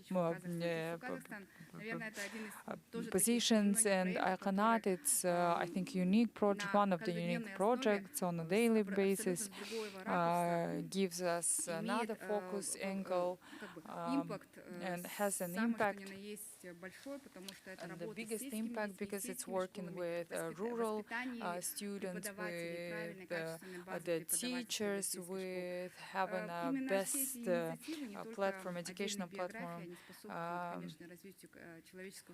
and for human capital in Kazakhstan. So, and it's not a secret to anyone. 18 months ago, we started a project with a French school, and it was, as of today, maybe the proudest moment for us. It's a highly anticipated project for us, and it's a highly anticipated project for us in terms of creating work places, having more covering more students, and also strengthening our diplomatic relationship between Kazakh and French. And I would like to now talk about more, just to finish up the human capital funds. And now second block is the environmental, of course, agenda and initiatives of our company. In 2025, we had planted 114,000 trees in Aral, and then in 2026 we're planning to have 136,000 more, and 9.5 tons of plastic and aluminium waste have been collected. And another project that we are holding together with UN, the Turan tiger population is being increased. We are waiting for 4 tigers to be located to Kazakhstan in Balkhash region, and this is one of the projects that we are believed to be very impactful from environmental, from emotional perspective, and it's about the quality of the environment that people live in, about the sustainability of the area, to have another great behavioral means. And I would like to talk a little bit more on social infrastructure projects. That's about the projects. Но опять-таки мы говорим здесь, мне здесь срез сделали за 25-й год, но вот, допустим, я бы, наверное, выделила несколько проектов, которые особо мне запомнились. Это I would like to mention a few that I remember. The aid in Mangostau region for the water pipeline, in Uralsk, that is planting of the botanical garden, it's a unique garden, and also support of the sport club in Uralsk for people with special needs, and some are the projects that we have. Gotoba, for maintenance of Gotoba and we can talk a lot about the social projects, but that's not the main idea. The idea is to share the message. We are putting effort to give a life, to support the infrastructure projects in regions, to sort of increase the access to culture, to basic infrastructure. It's not one-time help. We understand that without business support in regions, in region budget, it's very hard for regions sometimes, for region administration to maintain. So that's why we support infrastructure-wise, not only by financing the project, but also to providing Wi-Fi free of charge, by helping the outside parks. And if we have the opportunity, we do that.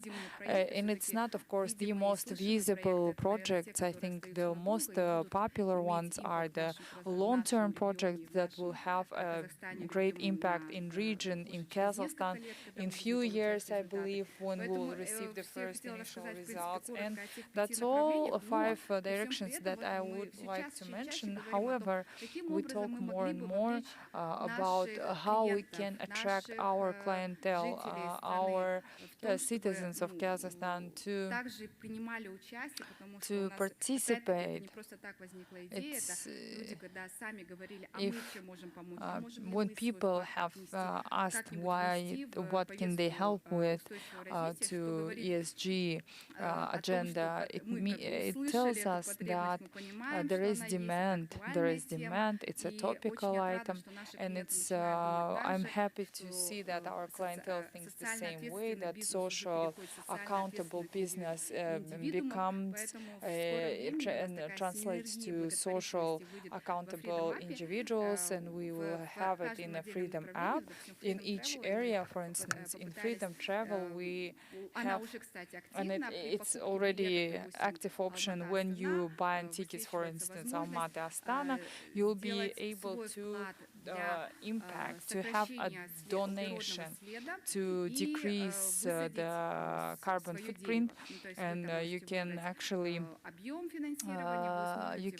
select how much money you would like to donate, and you'll receive a report.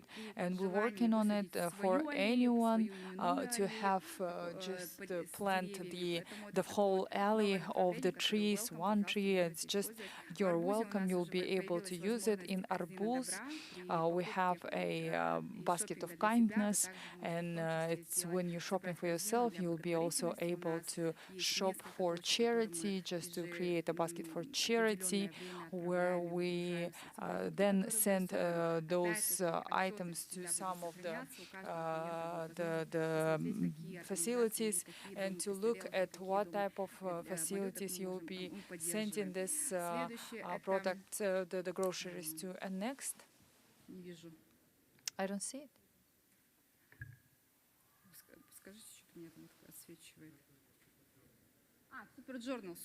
Okay, that's about Superjournal. Those are the projects that go via the heroes, via the vision of the life of the person, of a child that has received this impact, that can talk and maybe include people via this histories, via this cases. And together with Asema, we have discussed it. Why not to talk about these girls in the regions?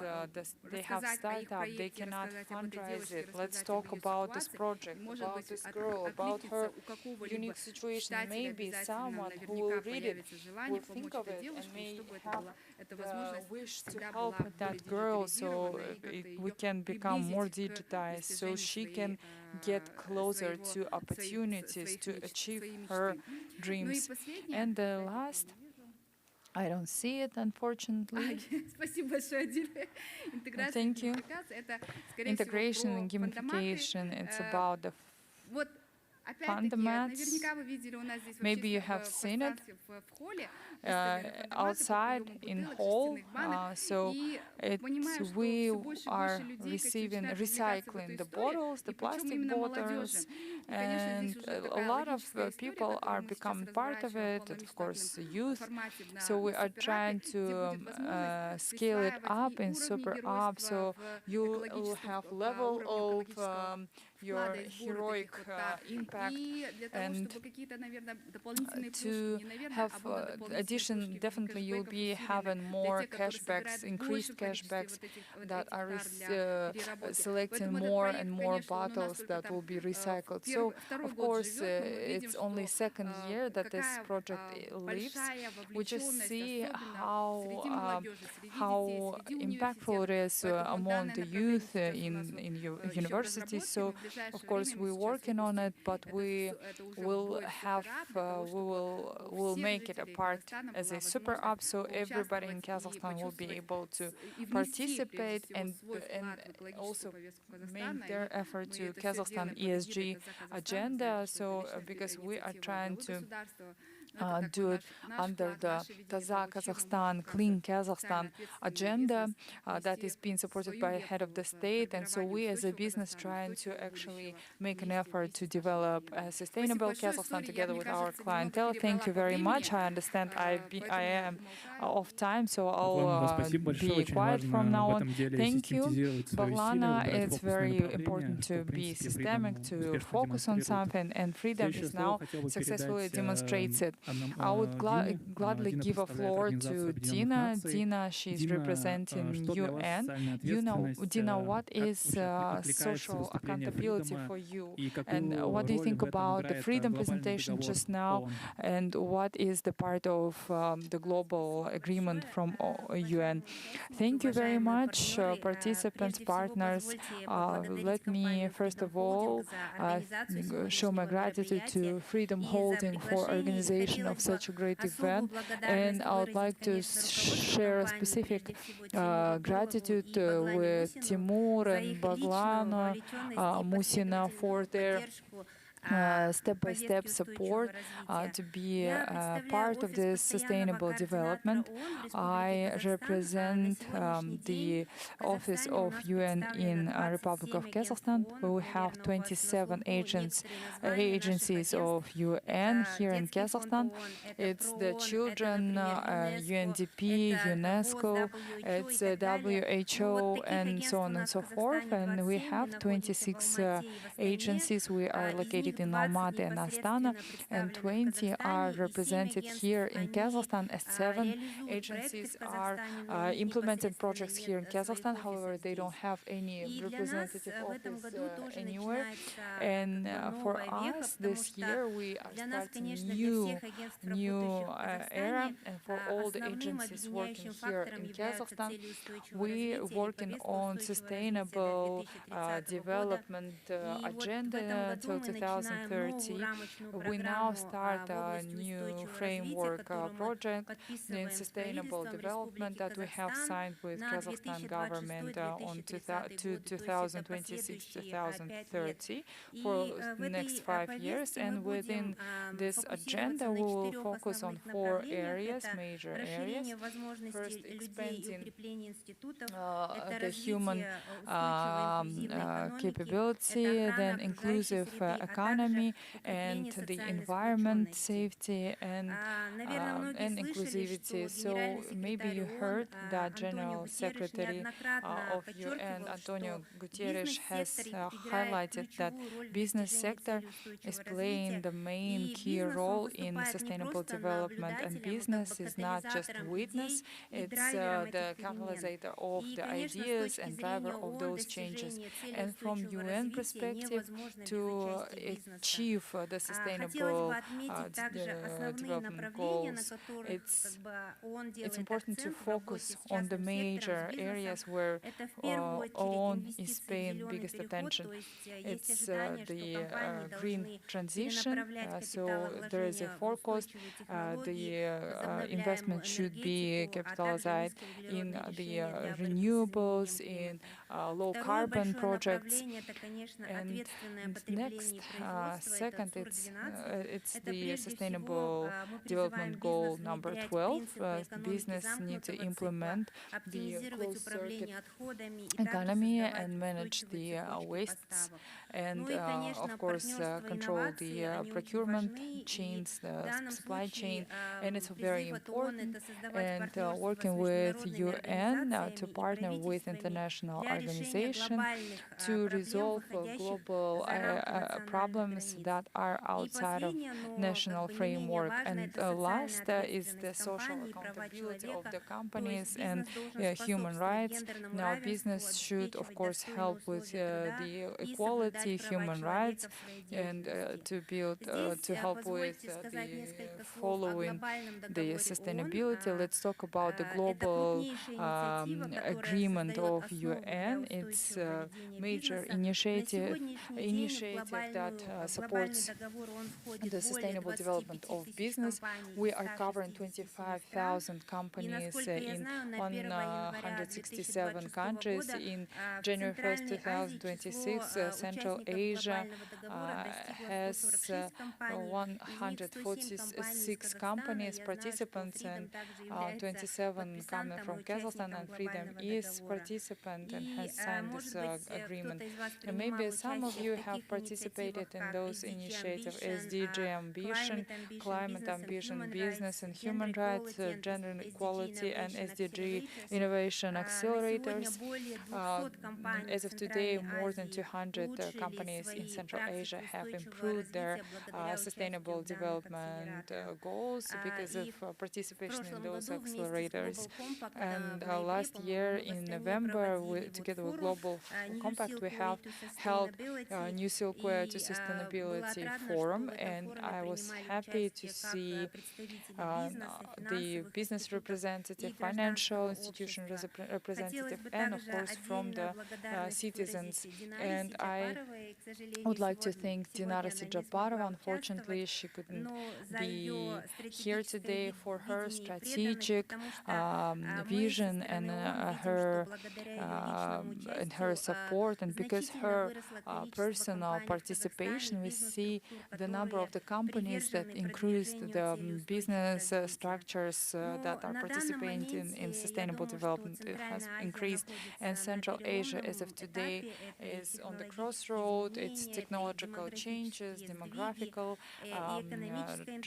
movements, and economical integration. It's a new opportunity from one hand, and major challenges and deficiency of the water, energy transition, transformation of human resources market, and only via the partnership between government, state bodies, and business, we will be able to achieve our goals, to resolve all those challenges, work together with business to have our ambitions translate to actions, to follow the aims of the global the sustainability goals. Thank you for your attention. Thank you, Dina. Continuing this social impact in the digital industry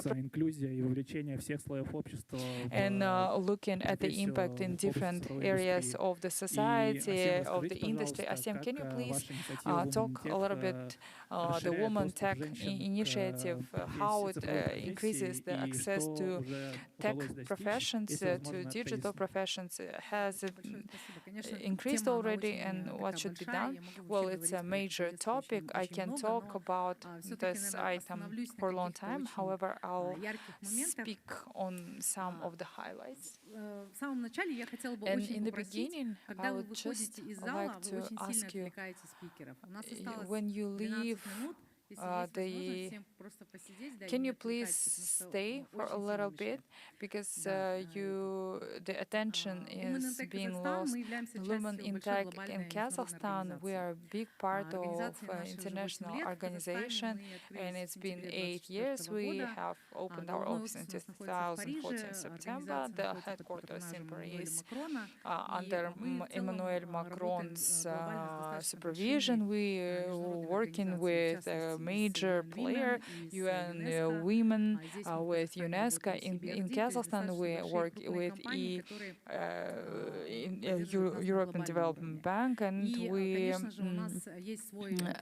have our own local context. And I always say that IT support for women in Central Asia, we are male-dominated country. It's different for us.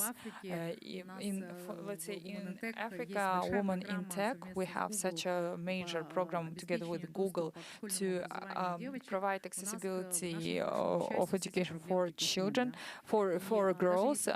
Very fortunately, we don't have this issue. However, we have gender gap report on annual basis, and it assesses the gender equality. And I believe that in 2025, we still need to work for 123 years still to get to equality. However, within 1 year, we actually made it to 7 years. So it used to be 130 years. So in Kazakhstan, all in all, we have a good equality numbers, and a lot of people asking, why do you do this? However, lots of research show more women involved in economy, better shown in GPD. And so in Women in Tech, we talk about having lots of girls in IT. In general, we don't have any accessibility issue in terms of education. We do have some sort of gaps. We have talked with Baglana, and yesterday I have spoken with Classical College, Women College. However, they miss in IT profession. Any pedagogical university should have IT division, so they need to follow this digital agenda.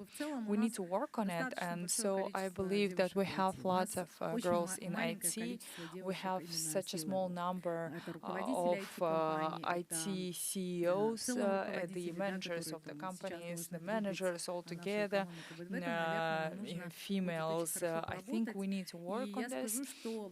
And I would say that having support from major business players from Freedom, we are now able to hear out the woman, her status in economy, because Women in Tech in Kazakhstan works in 8 different areas, and one of them is the international agenda, and Freedom Holding is supporting us tremendously. Last year in Osaka, in Japan, we had such a great big delegation, 25 people, and Timur Turlov was the chair of this delegation in Osaka, and we were able to actually voice it to the entire world that Kazakhstani woman, she looks like this, and that was very professional. For us, it's very important that our ladies, our girls, and that about Kazakhstani women, they will learn not from social and one difficult stories which happened about the homicide, abuse. We were normal girls which can render good projects, and we have good social roles. And we need to talk about it because it will ensure a great impact this year. And Baglana will go to South African Republic, Cape Town, to the Global Summit of Women Leaders. 600 women leaders, technological leaders of the world will get together, will represent Kazakhstan, and I think that it's very important. And a few words about the following. Women in Tech works in the area of different educational areas. For us, it's important that any girl will have digital skills. We have an educational program for free, which we you took from UNESCO, the digital skills for women entrepreneurs, because in Kazakhstan we have a huge number engaged in small and medium business. Unfortunately, not all of them have the skills to use AI, even digital skills, digital marketing, SEO optimization for their business. Such educational initiatives to use AI instruments, digitalization instruments, they are in high demand. This is what we are proud of, because in this way we give a real impact to the country, in the country, for our girls. Also, our programs that we carry out there for free, just go to Instagram Women Intake KZ, and you can track the whole dynamics there. Thank you very much. Dinara, you represent a big charity fund, and you collaborate with Freedom in the area of Union Football League. What are the results gained by you as of today? Good day, dear public. Thanks to the company Freedom, which carries out this event. Thank you for invitation and my personal gratitude to Banglana Musina. For us, for our fund, it's not just a partnership, it's an example of real interaction, cooperation of the social sector and business. This is a moment where we're just not creating a social project, but we create a precedence. We create new models of inclusion. Jointly with the corporate fund Freedom Shepagat, our fund Balashak, and Kazakhstan Federation of Football, we created a Unite Football League. This is a project which, for the first time in Kazakhstan, in 9 cities, launched football sections for minors, for children with Down syndrome, with mental retardation. When we thought about this project, we deal for many years with inclusive education. We share professional skills in kindergartens and schools. We teach young people with health problems. 3 years ago, a couple of years ago, we didn't have a chance to people with Down syndromes, with mental retardation, to deal with autism, to play football. There were not any football sections, but thanks to our cooperation, we had a chance. And this project already exists in 9 cities. More than 100 children are involved. This partnership is not about the figures. If we talk about more than figures, we are talking about creation of the environment where people with special needs, with narrow differences, have a chance to get involved in the environment through sports. This is about 100 families. We have a hope. It's about more than 100 people to understand that they are not the only ones with these problems. It's a chance for many adolescents, children who in this project play football. It's an only opportunity for them to get socialized. Parents who are participants of the project, beneficiaries, they don't have any chance to send their children to schools, to college, to any other facilities. There are only 2 ways for them, especially it's a very difficult case. For instance, they can be sent to the Center of Psychic Health. We call them psychic hospitals, and to teach at home. We understand what happens with the families who are closed in their houses with their children with special needs, especially when pubertation starts. Sports is the only effective way which gives to get socialized. An example of the project is the example of the system changes. First and foremost, because the company Freedom Shepagat are not only sponsors for one action or campaign or one-time event. It's a systematic approach where every week the children have an opportunity to be part of the society and to have a chance to train.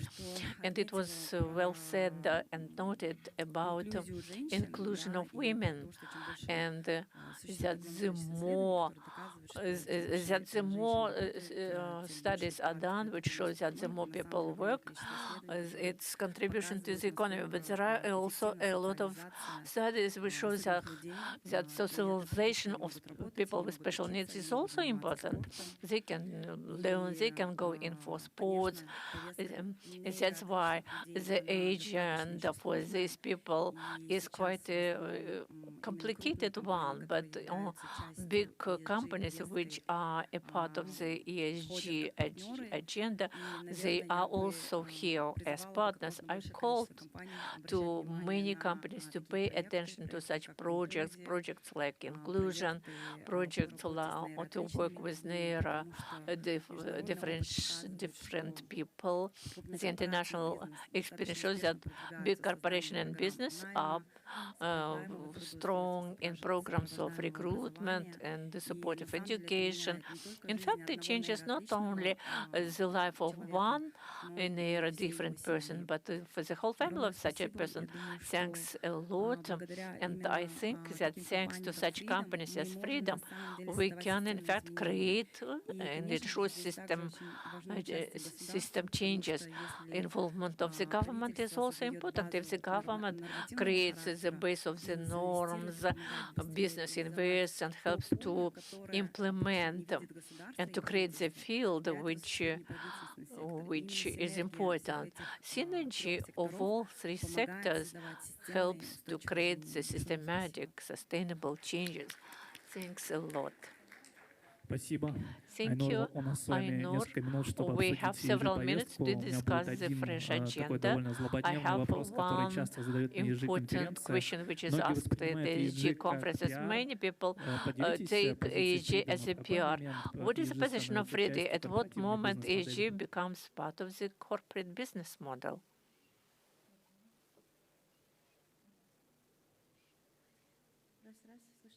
Do you hear me? It's important to note that I represent the intercorporate ESG. Colleagues were talking about the charity projects and other projects which are supported by business, but I deal with internal transformation in terms of ESG. The response will be short. ESG stops to be the external PR counter when we stop to work over the external facade in terms of building up internal commitments and internal policies, but when we work over the internal architecture, over the operational model, when we build the ESG factors in the process of the decision-making in the company. For the company is important not to comply with certain principles, but to integrate. Sustainable ESG is about risks and opportunities. We know all that the classical system of risk management is, first of all, is about integration into business processes and provision to the final decision makers, the full picture for taking decisions about potential risk, maximal information about this or that project that we are going to fund, about the area of business that we are planning to support. But contemporary standards, contemporary trends which happen in the world, nowadays the standards of non-financial reports show and say that disclosing of information should be with a focus on description of availability of the internal system in the company. And we are going to the stage where the company should not create, in case changing some external conjunction, market or requirements of regulators or requirements of external investors are changing. We need to understand that business should be sustainable architecturally. The system should be sustainable and strong, that it should adapt to any changes without changing the integrity. Taking of reactive measures this as we used to do it in the past. It's not actual nowadays. It does not characterize a company only which is really sustainably developing, which has really a big future. Уважаемые слушатели, наша панельная сессия подошла к концу. Предлагаю еще раз поблагодарить наших прекрасных спикеров бурными аплодисментами. And let's thank our speakers by applause. Спасибо, дорогие спикеры. Thank you, dear speakers. Мы хотим от вас We want to have a family photo with your permission. Только что здесь был A photographer. Пригласите, пожалуйста. Invite the photographer, please. Спасибо, очень интересная сессия. Thank you very much. It was a very interesting session.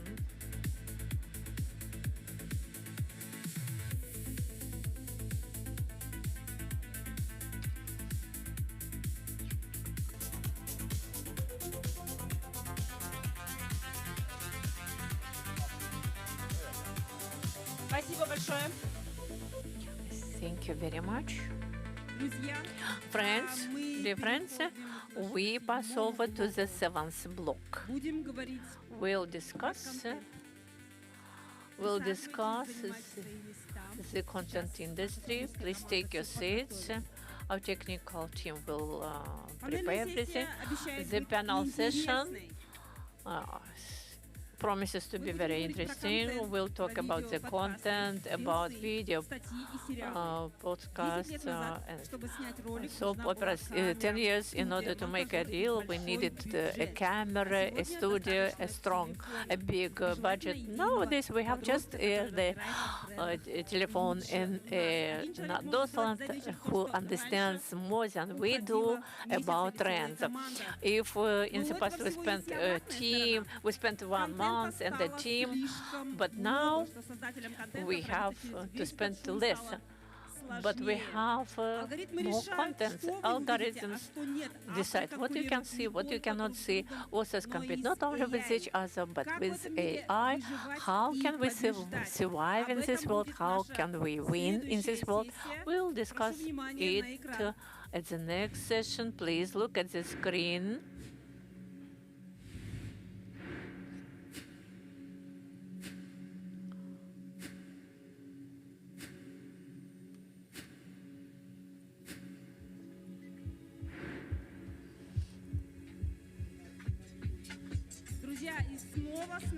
Dear friends, again, we have Batirkhan Togabayev. Let's applaud him. Batirkhan, we are waiting for you. Then Timur Bayrov is coming back. Alisher Utsev. Let's welcome Klernish Bisekov and Darkhan Peligenov. Speakers, welcome. Let's applaud.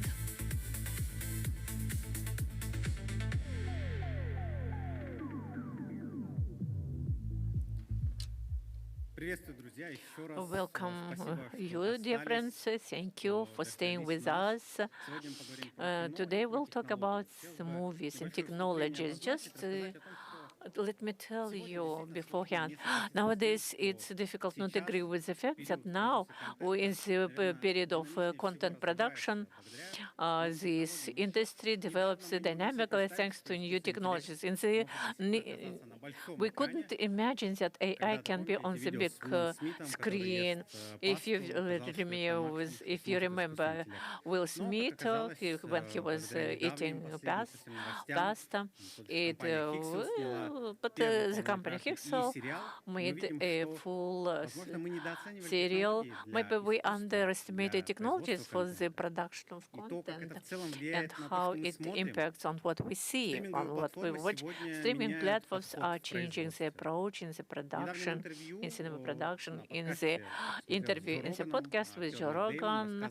Actor Matt Damon said that Netflix, in its technical assignment asks producers to add action scenes, but action scenes have an impact on whether you are going to see the movie or not. It has an impact on whether the platform will be with good retention, with retaining the users, and how many users will come back and consume this content. For me, it's a philosophical issue. What kind of a content as of today and in a couple of years will be watched by us? Will it be different from what we saw 5 years ago? Timur, let's start with you as the head of Freedom Media.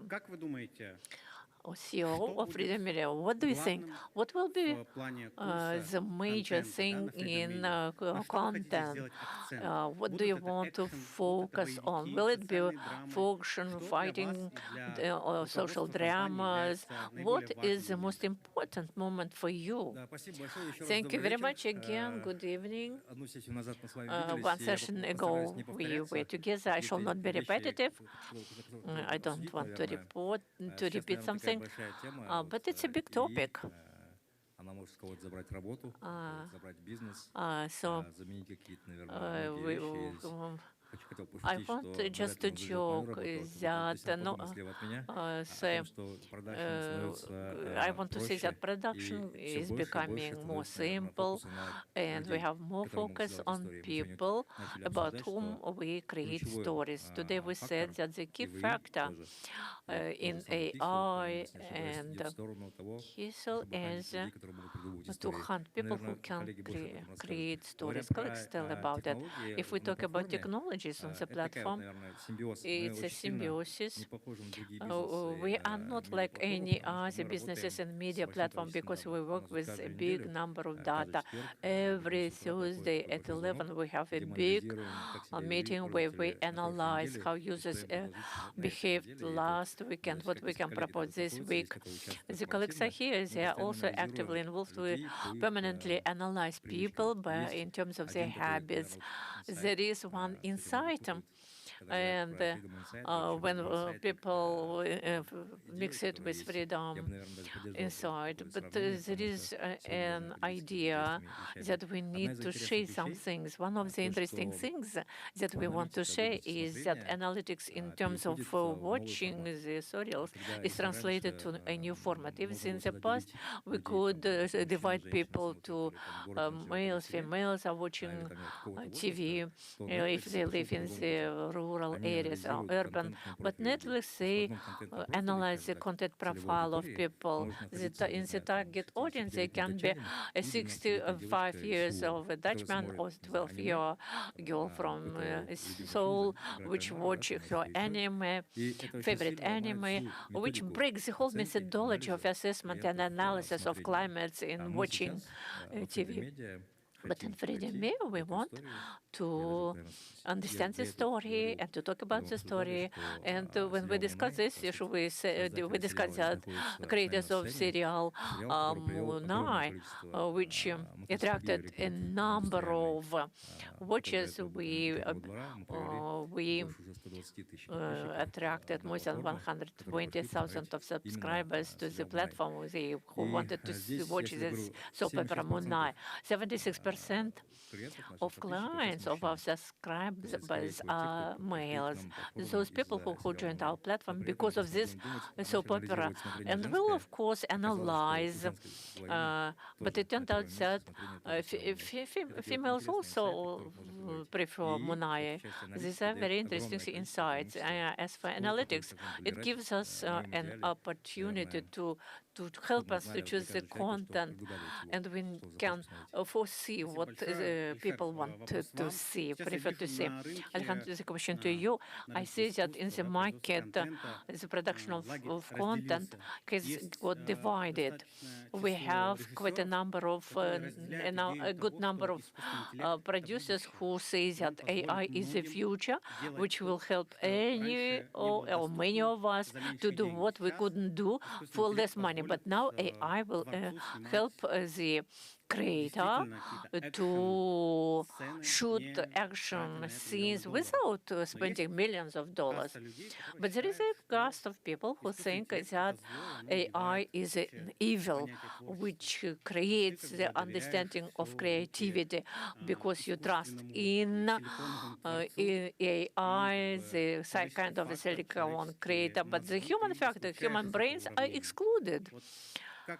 What do you think and how do you think about it? AI is really replacing those people who create and produce. Again, can you go back to the beginning of your question? I'm kidding. But good day, dear ladies and gentlemen, dear viewers. Thanks a lot that you have survived to this kind of session. Very tired, but you are happy. Happy faces. I applaud you. As for the AI, I have already said that AI doesn't have psychological traumas, poor childhood, somewhere under Taras, close to Taras city. In this respect, it is cannot be competing with us. I know that there are people who support AI, there are people who deny the use of AI. As for me, I would never reject AI because it's about evolution. It's like you deny gadgets, internet. There are so many people when TV was developed, people would say that it was evil, it was not good, so that digital cameras are evil and films should be only on the films. Many people denied electrical power. They didn't know how to use it and they thought that it was, again, something bad. But if a person is smart, and AI will be very supportive to it, to the people, to such people. But if a person doesn't believe it, of course, people cannot use AI to the full extent and effectively. As for the issue of whether AI is supporting to us if badly writes scenarios, in a primitive manner, but there are no psychological traumas. Now, my colleague Zsoltas Kaldai shoot soap opera. It's the first successful presidents, and I think we shall grow in this respect. We can expect that in the nearest future we shall have AI streamings. There will be streaming platforms where AI-generated content will happen, and we shall Не сказать, что какой-то будет competition между нами. We shall not have any competition between AI and human beings. People will choose what they like. I think that AI will not catch the classical world like a movie. It will be a genre, like a comedy, a horror films. It will be just a genre, one more. It's my personal point of view. We can use it. We shall not deny it. Let's work with it. Thank you very much, Kuanesh. The same question to you, but add. Can you share the information that you actively use AI? Tell us about your experience. Don't be concerned that your friends will be losing their jobs. In Hollywood, there were strikes, and to cancel the digital twins and those who cooperate with AI. What do you think about all this? Thanks to everybody. How are you guys? But I think that AI is an instrument. And if I have to respond as a producer, then I must tell my own story. If we if we don't talk about the work with actors, dramatization of the whole situation, it's also a story. But I want to tell about the front engineers. And from the point of view of front engineers, yes, of course, now we can differentiate AI from live shooting. Maybe there is a lack of improvisation, there are some drawbacks, maybe. But half a year, such issues will be solved. 1 year ago, we did not believe in AI at all, but now the practice shows that pretty soon, with this kind of the evolution and tempo, this instrument will be effective as a live shooting. If producers can confirm, if one soap opera will cost $1 million in Kazakhstan or $100,000, where you can generate in different ways, and in Freedom Media, there will be a 40-year woman of Taras, and there will be an ad of the company from Taras or Global Coffee. The main hero will drink coffee in Taras, and etc. So I am not on the side of it. I know that we cannot stand against it. We are using also AI wherever it's possible. From what we have already shot in our film, there are 2 episodes with AI. Nobody even understood that the AI was involved, but the share will be increasing and increasing of AI. This year, I shall have the prime showing of a movie. We have decreased the value, the cost using AI. But some things were not taken into account during shooting. Now I am changing, and people do not understand where AI sees, but the share of AI will increase. Only producers will stay and cameramen. Yes, I have watched and I have not seen any AI, but I have not watched any difference. They worked effectively AI. Maybe it's a hologram even. You were supposed to be in Almaty. Darkhan, I think that you, as a producer who produced authors' movies, you have quite a different point of view. Or do you share this optimistic view about this industry? Please tell us. Yes, I'm an optimist about it. Thank you, dear guys, for coming, for being with us. In fact, the guys have already said everything. There is nothing to add. I just joined. I have come here. What can we say about it? It's a good instrument. We can use it. And me, and Shiken, when we made a movie, I also used 3 years ago AI. At that time, it was just at the early stage of its development. But now we can differentiate. But now when you watch the soap opera which I produced, you can differentiate where it was really done, where not. But the feeling that AI did it, but feelings that AI did it. Maybe as a viewer, I have some internal feelings that I am cheated in some way. But anyway, I think that we shall come to the point when it will become part of our life. We'll get accustomed to it, and it will not arise such feelings. And see, if we return back to this issue, in movies there is a very important part as metaphysics, something they thought when 1 + 1, you sum up, and you have number 3.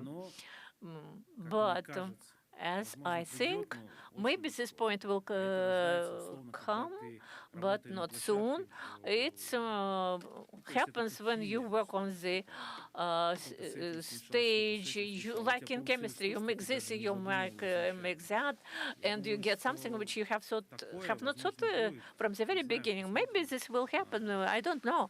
Let's see what's going to happen. But so far, it has not happened. It's not. Why of those who present the producers, nobody raised an issue that in the past, now when we talk about authentic movies which are shot without use AI, such projects ensure work to thousands of people, those who are responsible for illumination, for light, and makeup makers. Maybe in the future we can use AI only to improve something. Do you have some ethic dissonance which shows that this industry will die and many people will lose their jobs? Who will respond? Okay, let me be. No. Don't raise the issue this way. In many professions of the 21st century, we can also think that we can raise such a question and the answer will be negative. But with coming of internet, of new technology, some professions die, some professions come. As for makeup makers, I don't know what's going to happen, but we say that short releases start to dominate. And it's not correct to say that the platforms are competing with each other. We want to say that we are competing for the users who will prefer some other contents. Yeah, but anyway, any platforms will get their viewers. But about losing some professions, but it's that your professions will show up. Maybe we shall have just scenario writers and producers. No, it's the nucleus of any story. Without people, we cannot even make a classical movie. Strategically, I think it will be useful for us to understand that because we have a small population, we cannot spend a lot of money because there will be no return of the investment. For us, it's much easier to get globalization with AI because our costs will be reduced, smaller, but our steps up to big wins and Oscars are reducing. If, for instance, in the past we had to make 10 kilometers, now it's only 500 meters. That's why let's use it. Let us use it. So Kazakhstan has Netflix, HBO Max, it has Apple TV, lots of content I would like to mention. Yeah, we have too many platforms actually. So, and for content producers, do we have enough viewers? Do we have any business actually agenda in Freedom Media? A very interesting question. If we're going to look at the Kazakhstan market, fortunately or unfortunately, first of all, lots of services are unavailable or unpopular. For instance, Disney Plus is not available in Kazakhstan. Netflix only has 100,000 users from Kazakhstan. And so, because it doesn't have the type of content that is covering all the viewers. And so I am so happy to see that there is a fact that people keep on watching the local cinema, and we have more viewers in terms of local movies, and I believe this is to be a specific of our market, and I'm very happy to see that. And on weekly basis, we are providing the CEO with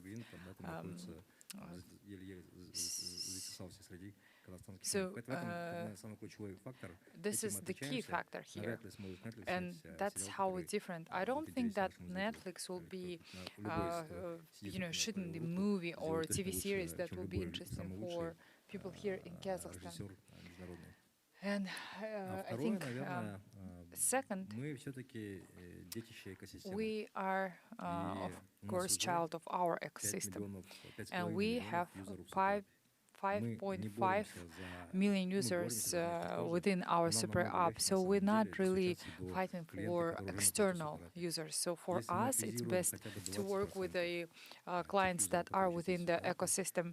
And even if we'll hit 20% of all the ecosystem users, we will become biggest platform in Kazakhstan. If we're going to be able to hit the target of 50% of all the ecosystem users, then we will be the best in Central Asia. And so it's basically a warm clientele. And so, yes, we discussed the AI. We have a new format, the vertical TV series, so series, Instagram Reels series, where the line, the scenario is very simple, and the question is how to get the attention from the first second. Alisher, how do you think? Are we moving towards mass degradation to video clip thinking? And I, as a father, now have a deep question. What should I show my child? What my child is consuming from the internet? You need to show the cartoons. You definitely need to look at what is being consumed by the child, and it's your accountability as a parent. And what about the short series? And it's of course different. And it's a fact. Maybe some showrunners in US, the Matt Damon on Joe Rogan's podcast has said that it's changed. However, no one came out with the research, and so now we see it's digital. And I don't think it's evil. I don't think it's degradation. I believe it to be evolution. Looking at the human being 2,000 years ago, we used to be very strong, and we had a high endurance level. Now we won't be able to do physically things that had been done by our ancestors. Just physically we won't be available. So the question, is it degradation or is it evolution? So it's just a very philosophical question. And so now we didn't have option or selection. We used to show what we have. For instance, we had one TV series, and the person is watching it only because the person doesn't have any selection. Now the viewer has a right to choose. And I think the content now is moving to democracy. Even if people look at the shorts, it doesn't mean that they degrade. It means that they have the right to select. And I think we are moving in the right area. And the trend for Chinese mini-series, they are not very smart, but they keep in your focus. And so, and let's say that usually this type of content, which is not smart enough, usually has the best attention of the your viewers. So you also can work on very elite content.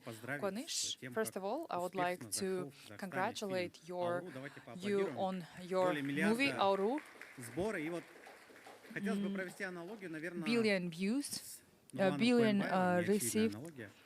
And I would like to conduct a comparison with Nurlan Koyembayev.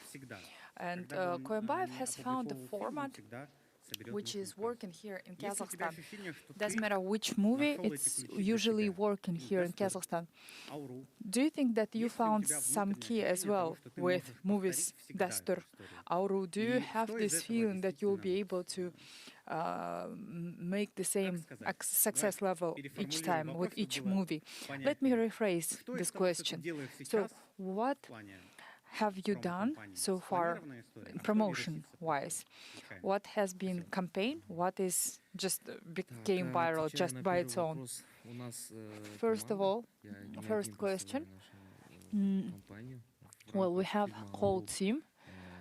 I am not the only one representing. Aldiyar Japurkhanov, Aldiyar Kazbek worked on the cinema development, and Ayture as a movie director. Arisher was the director of the movie, and I produced it. And I believe I like the meritocracy, and I believe that the best person to write the scenes should write the scenes, and I, of course, work with them on the level of choosing the idea. I don't believe that there is some sort of standard formula.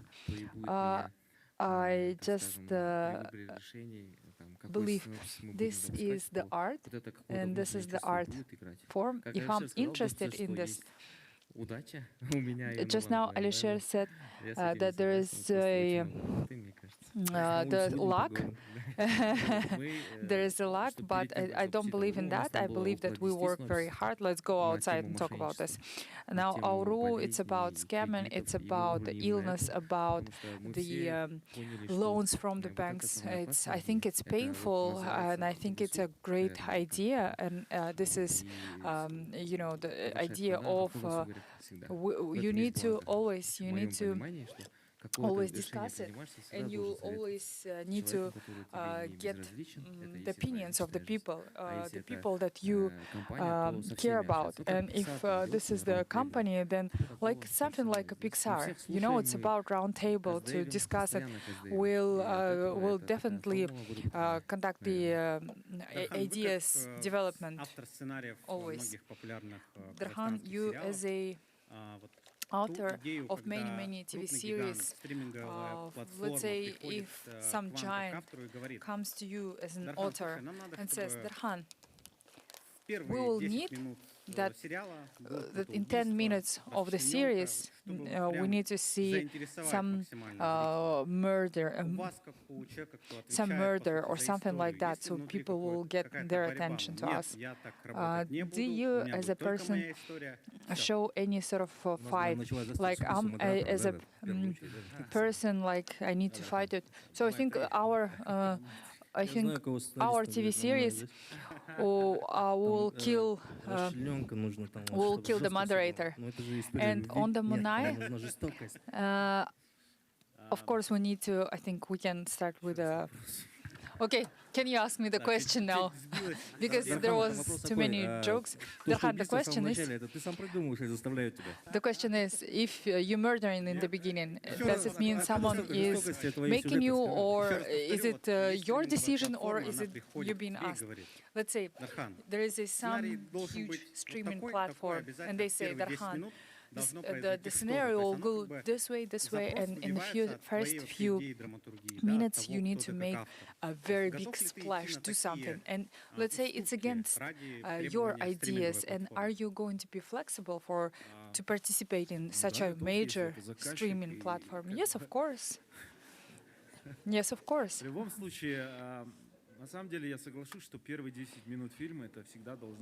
I think first 10 minutes of the movie, it should take people's attention.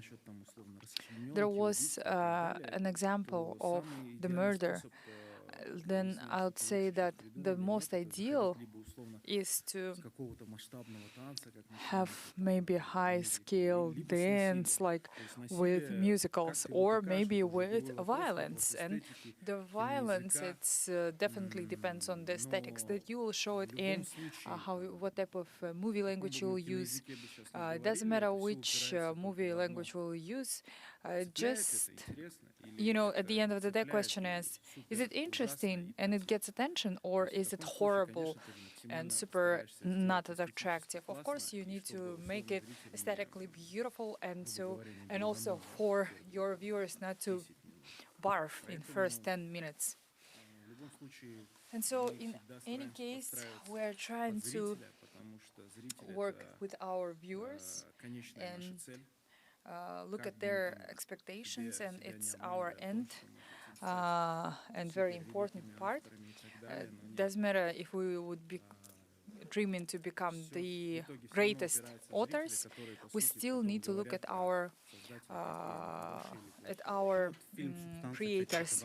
So substance showed that sometimes it's allowed for barf reflection. Yes, it is allowed sometimes. We need to go into depth about this. If we're gonna, let's say, shoot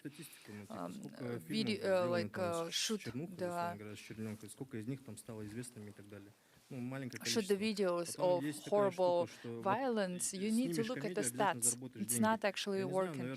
Or also, if you're gonna shoot the comedy, it will work as well. Actually, in Kazakhstan, with all the numbers of the films that are being produced, only maybe 4 or 5 comedies maybe are profitable. So it's not very profitable, I'd say. But content it can be interesting or not interesting. We're not really looking at anyone. We're just looking at, is it interesting or not? It should actually call for emotions. It doesn't matter, love, maybe hate or something like that. I actually like the idea of content being interesting and not interesting. And even with AI, the same thing. It's interesting or it's not interesting, and that's all. You need to find this interest in people. And at the end, Darhan said, I'm open to be flexible for streamings. Well, will it lead us to, for instance, for Netflix, for, let's say, Freedom Media being a major player to dictate what should be shown to us? And they will dictate to you, Darhan, Alisher, we need to, shoot it this way. We need to do it, and that's all.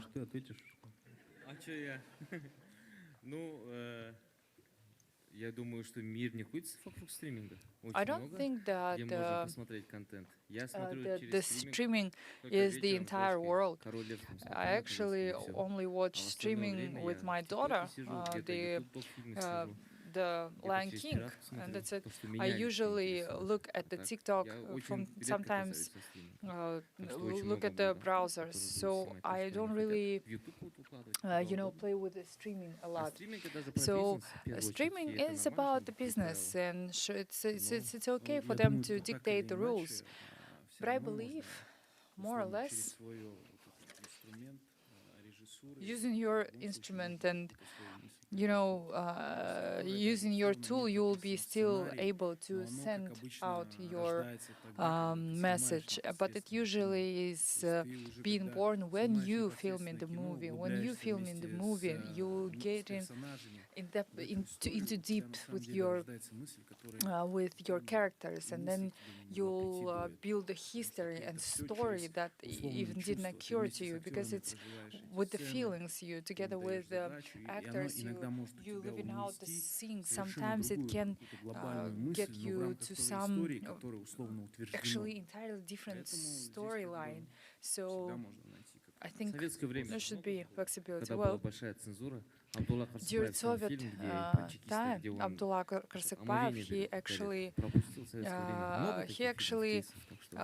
also, and lots of cases like that, even during USSR, somehow the scenes with something that it was not at all allowed, it was filmed. And so, and again, with author movies, it's like that. First of all, as a Freedom Media, we're not dictating anything, and second of all, I would say the situation usually is different. So the film directors are that can create a great movie, they dictate their ideas, and I think streaming services, they are trying to get to work with those movie directors, because you have lots of streaming sources, but you don't have as many film directors. I just want to say that the streaming directors need to be protected from the creators. Creators are the future of everything. I would, of course, like to film it in our Super App. Alishar, just last word. В целом мысль, just a thought. Да, просто я думаю, что нужно глубже углубиться в целом в то, как делается контент. We just need to get into deep and see how content is being created. No dictatorship. We need to look at art house and understand that we have lots of art house. We don't have enough entertainment. We don't have a high quality entertainment. We need to develop it. And it actually builds the creative economy. We need to develop it. We need to have great movie directors. We need to catch great ideas, great stories, and make it win-win, and have a great budget to basically to shoot it, and to have a global popularity. And our budget will be just a small piece of it. Thank you for coming here to have this panel discussion with us. Thank you for viewers for being with us. Goodbye. Спасибо, друзья. Bye-bye. Спасибо, спикеры. Thank you, speakers. Можно нам фотографа, общий фото? Can we please have a group photo? Друзья, успейте сфотографировать наших крутых спикеров на одной сцене. Be sure that you will be able to film and take a photo of great speakers. Just a group photo. А можно мне воспользоваться правом ведущей и тоже с вами сфотографироваться? Can I also take a picture with you, because I'm a moderator here? So thank you, just using this, right?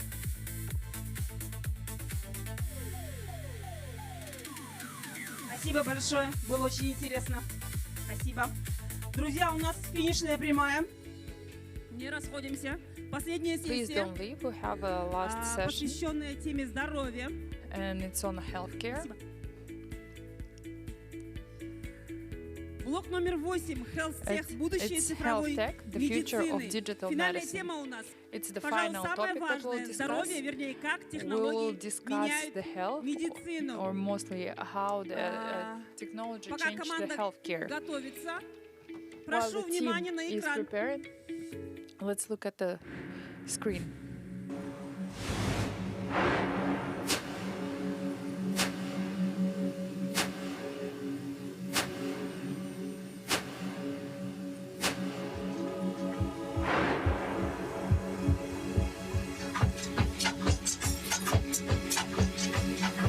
Друзья, прошу дать возможность нам пригласить следующих спикеров.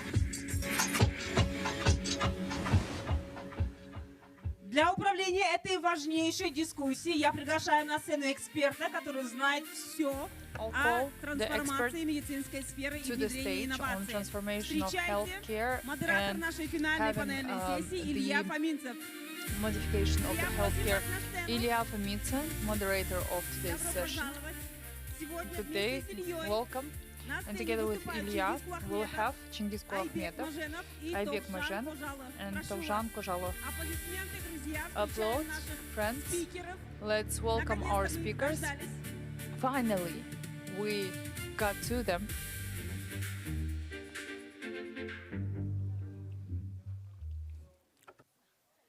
Вот меня, наверное, теперь слышно, да? Здрасте всем. Меня зовут Илья Фомин. I think you can hear me. Ilya Fomin, I'm a doctor, and I will moderate this session. I understand you all are very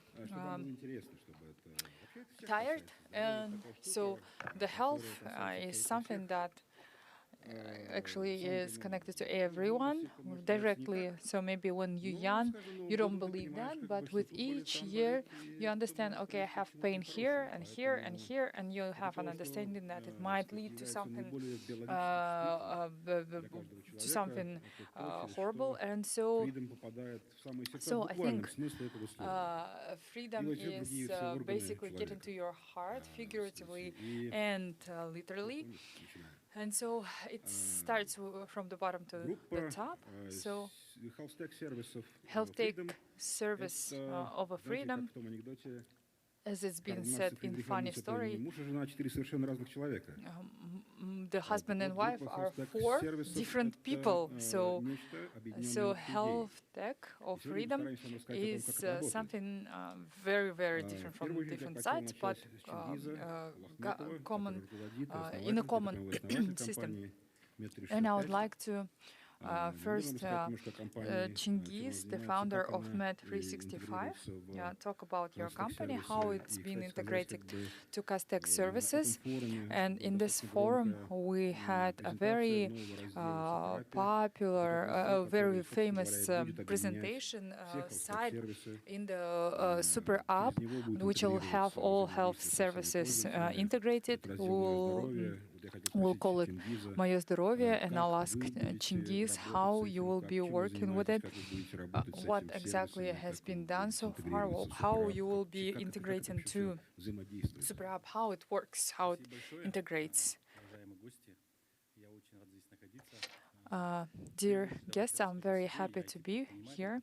I am IT businessman, and I am working in medtech area for 8 years. 5 years ago, Timur has believed in Med365 startup.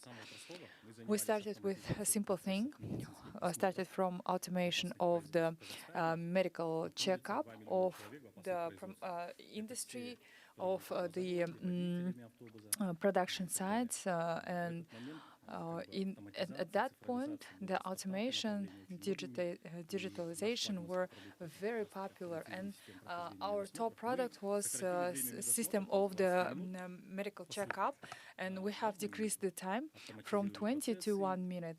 We have optimized the processes, and using face recognition, you will identify a person. So, and it also got rid of corruption in this, and we went to telemedicine, and it was second product, Digital Med, and we are working together with Ministry of Healthcare. All the pilot projects took place, and we now will commercialize it, and in remote areas, rural areas. So it means the people in the city. The stats show 10,000 people. We have 10.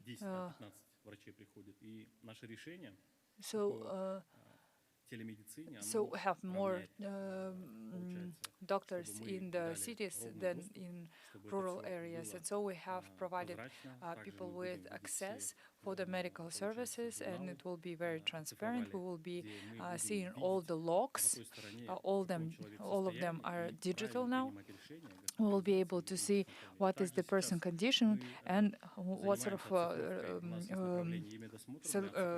decision should be made. And we have also digitized the medical checkup for the people for the Army Call. It's the project together with the Ministry of of Defense. And if you're going to look at it broadly, those are the people that are involved in a high-risk production areas. And then the checkup, Medosмотр, it's the checkup. And then we are now moving to school students, school healthcare, because everything starts with school time. And in our view, in medtech area, we would like to give a tool to users when the same as if you invest your money. So you have same approach. You'll invest to your health. So it's wonderful. It's wonderful. And if I understand, there is a lot of people going through your systems, and they will then get involved with the super application. And so I'll need to say that the global trend shows that each ecosystem in any country has health tech services, and it's major part of it. And it's very hard to imagine any lifestyle system, ecosystem without it. And so now all the FinTech, EdTech, health tech has one ecosystem. So without health tech, it's impossible to imagine. And I see that Freedom is moving the same way. Aybek Mojenov, I would like to ask you, a doctor company, it's the same medtech service company in healthcare system of the Freedom company. What is your value? How you're represented in Freedom? Good day. Well, iDoctor, it's a very old startup. It's been 12 years. We started with the people. It's like basic need to find a doctor. And it's good if you have, let's say, recommendation from people that you know, but it's not available for everyone. So iTraffic, we have 500,000 of people showing that they don't have a good recommendation list. So we have list of the doctors, and we commercially represented. We'll be able to show when the doctor is free and when you can make an appointment. And with Freedom, it's been announced that we will have My Health. So one of the options of My Health inside of Freedom ecosystem will be the doctor's appointment. The person will be able to prepay, and receive a great cashback. So basically, person being paid, and the medical centers will receive certain fee. So I think we'll discuss future plans as well. I think I'm very familiar with Russian services, Sber, healthcare. They had huge issues because people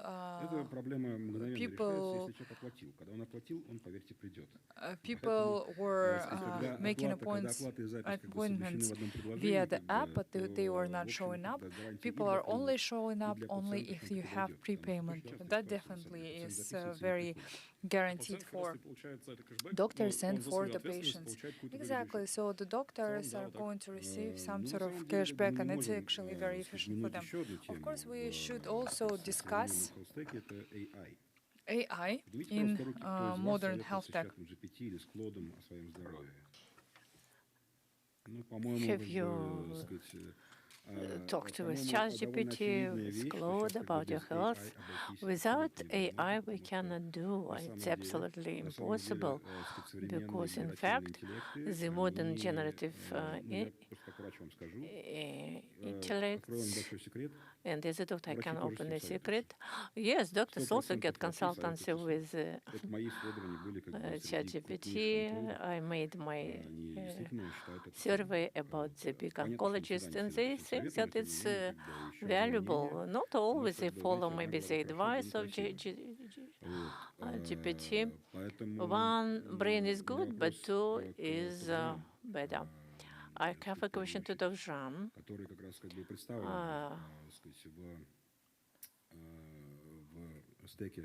Dr. Zhan is in the stack of health, in the startups on health, in Freedom, and in the generative AI, which deals with rendering support to patients. Now the generative AI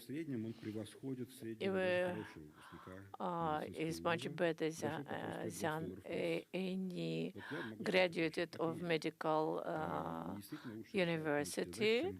They can better solve clinical issues than graduates of medical universities. How do you work with this system? Good day to everybody. I'm Dr. Zhan.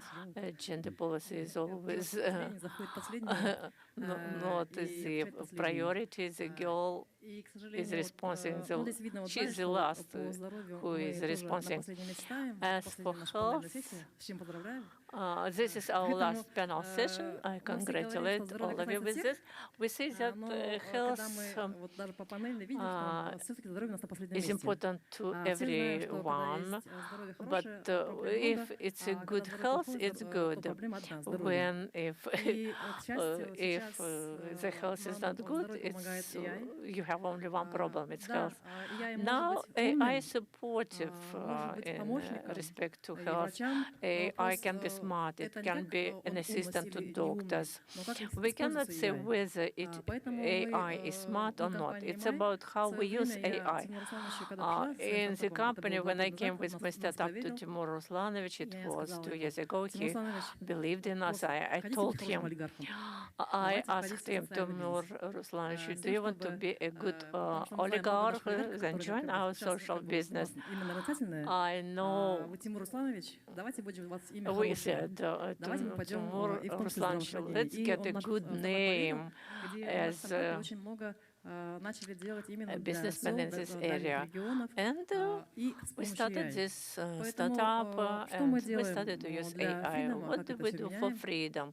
What are we changing in freedom in respect to health? Through our ChatGPT, our digital assistant, we do it this way that participant of Super App, holder of the card should be anonymously registered and will solve all the problems through AI.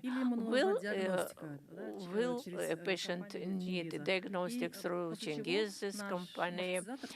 Then the router, which is trained, it's not GPT. See, when we talk about assistant, it's not necessarily GPT, but GPT which we developed in Freedom. It's GPT, which is presented in Kazakhstani protocols. So that everything will be translated in the medical record. A huge work has been done. It was done on big data, so that digital assistant will not hallucinate. It will comply with our medical protocols. What we do, second, clinical editing.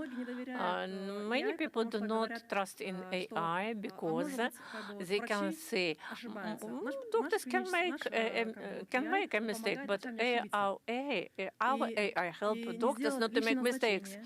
Will not allow to make extra prescriptions, to go to extra costs and treat the disease which we need to treat. We save the funds so that insurance companies, travelers will not expend more. So the patients will go to the clinics where they spend a lot of money. That's what we do in Freedom, and AI helps us with this.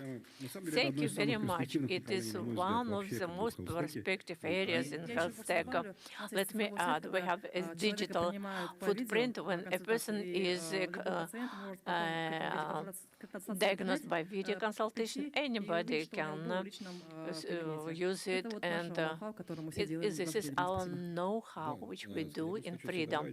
Let me add, generative AI is one of the most perspective trends in global medicine, and it will change the whole industry totally. It increases the quality of medicine worldwide because it standardizes everything. Not only you, but doctors also get consultation from ChatGPT. It happens everywhere. Yes, of course, there are a lot of legal barriers in respect to it, but I'm talking about the facts. We all raised issues, and we know what goes on in the world of doctors. This also happens, and the countries will take into account all the existing facts and will have to reconcile with these facts, and this will happen. As far as I know, the system of services and health of freedom is aiming not only is not focused only B2C on clients, it's also focused on B2B. Chingiz has something to add. You have B2B clients, and you change the economics related to their health. In fact, yes, Dushan is absolutely right. Unfortunately, health, our citizens are neglectful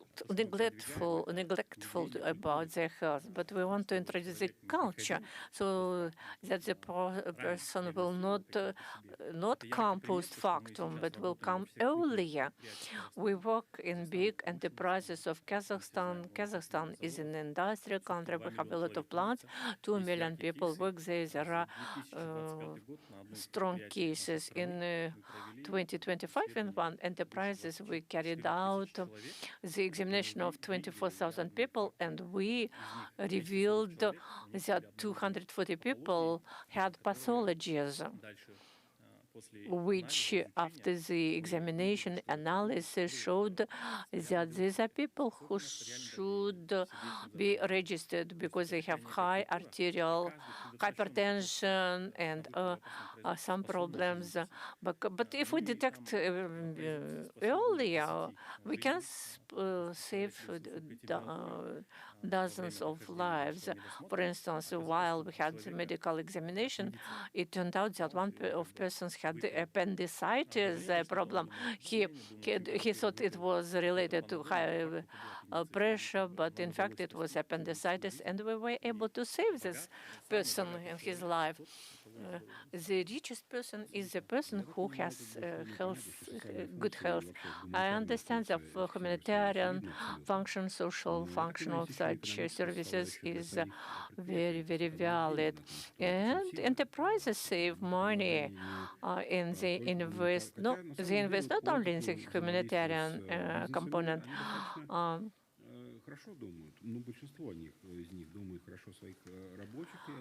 Many businesses care about their staff. They don't want people to be unwell and to die. But each illness is idle time in the production. It's a problem. Somebody gets cancer, and the production pays for the treatment. It's ensuring treatment. All the services change the issue of economics of health, have an impact on the production. Yes. Aybek, please tell. Understand. In the super app, there are a lot of data about people. We know about the behavior. We know what people buy. We know where they fly, what they bought in the drugstore. Do I understand you right that the data can be used for customization, for custom proposals in the section of My Health on behalf of you? It's accurate. Medicine should be customized. It's not the area where you can have one solution for everybody.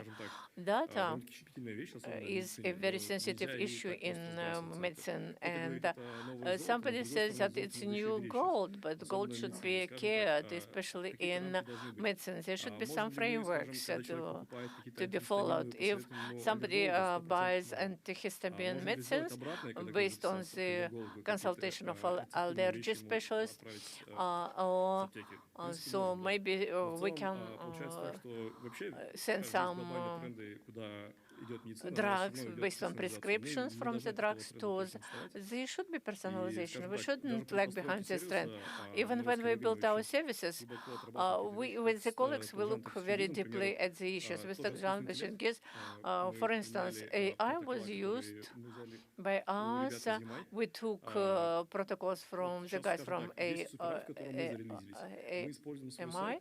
We use our site as a sandbox. We work and on something, and then we translate it. We transfer it to super app.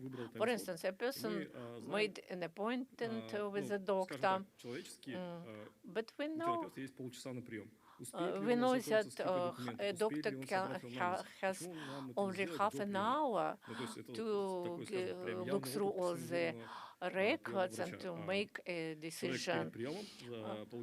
But so AI says that examination started. What are you concerned about? So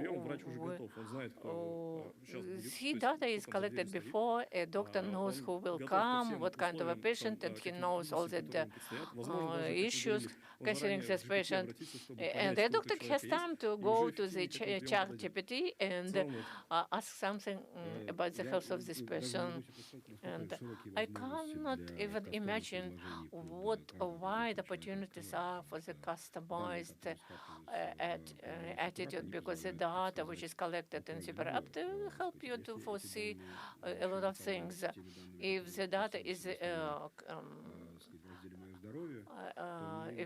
is replenished by other data, then we can get a full picture about the health of a person.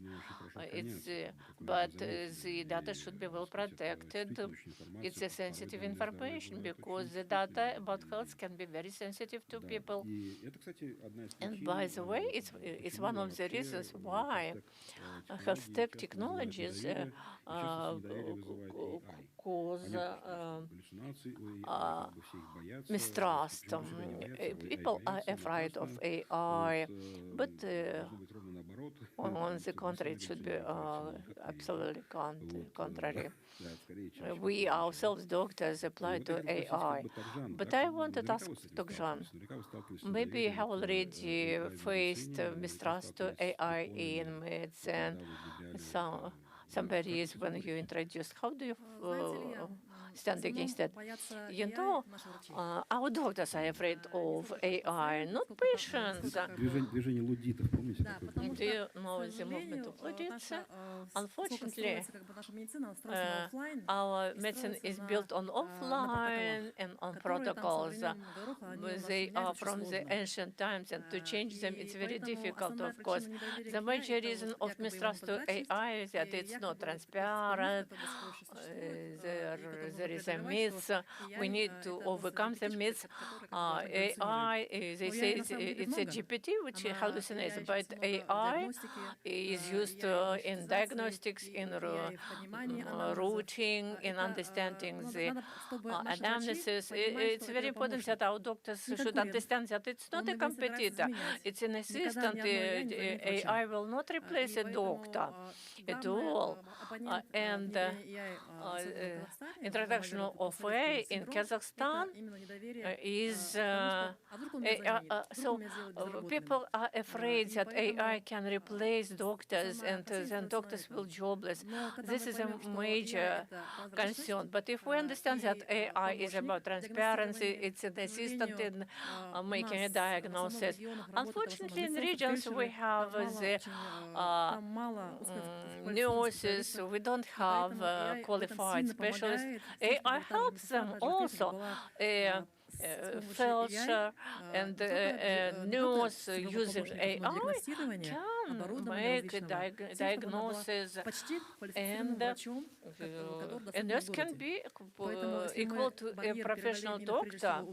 If we overcome this barrier among our doctors, then our population will have a chance. The chances that the system of healthcare will change. Yes, this is Luddism of doctors, because doctors are really afraid, I can tell you, because we are discussing this issue among doctors. They are afraid that I will replace them. But on the other hand, I can give one small example. In Russia, when I lived in Russia, we carried out such a study. I was engaged in medical education. We carried out this study among graduates of medical universities of St. Petersburg, Moscow, and gave 5 random clinical tasks, real situations, critical tasks, critical cases where you save or not save, do not save a patient. Very simple questions. Let me give an example to understand the level of such tasks. Fibrillation of heart canals, something clinical actions, and whether you use fibrillation or do not. But about statistics, 40% of graduates of medical universities who got diplomas killed 5 patients. Only 8% of graduates saved virtual patients. Something prompts me that ChatGPT could get different results. It's a real situation, honestly. Honestly speaking, it's not a comparable thing. These are real facts that we face. When Tokshan says that we are not talking about replacing doctors, that ChatGPT is an assistant, but yes, when graduates of medical universities start to work, I want to replace them by AI. And from every your own, my desire becomes strong and strong. Maybe graduates are degrading, or maybe I'm getting older. What do you think? What is waiting for us? For instance, a short period of time will lapse, and your smartphone, where you have Freedom Super App, will in human voice tell you, will say to you, all of a sudden, yesterday you bought Viagra, today you took a test for pregnancy. You are not afraid of it to happen? Let me respond to it. It's an inevitable process. Freedom Holding now has big tasks, objectives in the healthcare. And I think that given that human people have only 24 hours of engagement, they will forget about health. So it's an exercise when you pass your analysis and you forget about it. But if you give as a notification that something is wrong, that you should have an appointment with a doctor, it's the future for us.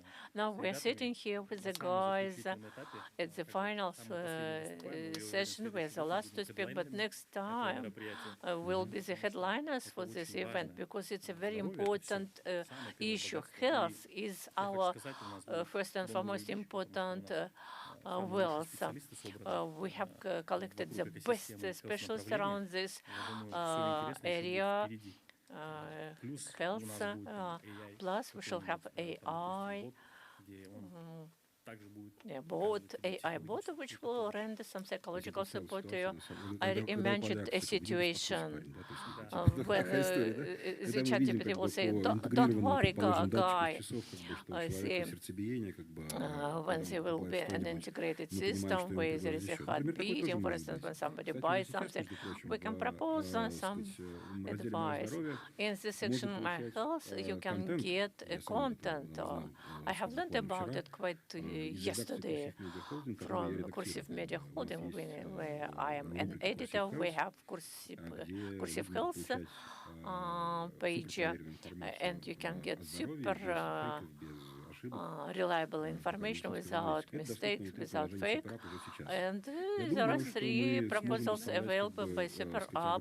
We can be of great value and to patients. So far, they are not patients, but to users of Super App. And of course, the whole ecosystem will go into depth, into the biological levels about needs of people. Freedom, it will make freedom more sustainable, and I think that the future is behind it. Let me add, as a lady, let me be the last to speak. What about is waiting for us? I congratulate you. You are the father. That's why, as a father, you need to care about the health of your children. What is waiting for us?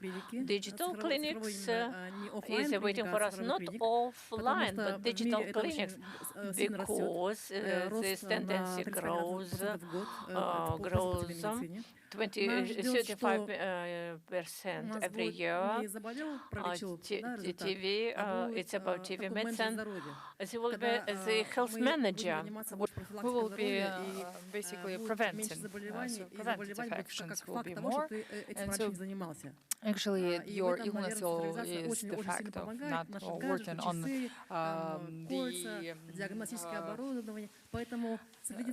those items, and then we have lots of actual devices like watches, rings, and things like that that help us to collect the data. And I believe that we'll be having such a healthy and long-living generations ahead. Thank you, and thank you. Let's have good people living long life and not evil people living long life. And let's say that we will watch how freedom will develop and how healthcare will be developing in freedom. I see there is a question.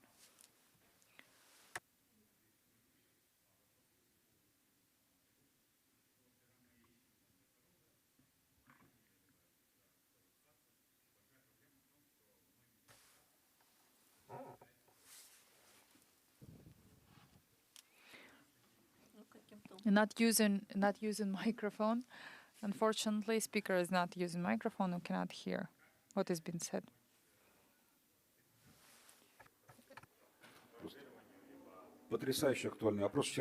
A great question. Actually, we have discussed it with Aybek yesterday. So I would say that there should be not only AI solution, it should be a comprehensive solution. For instance,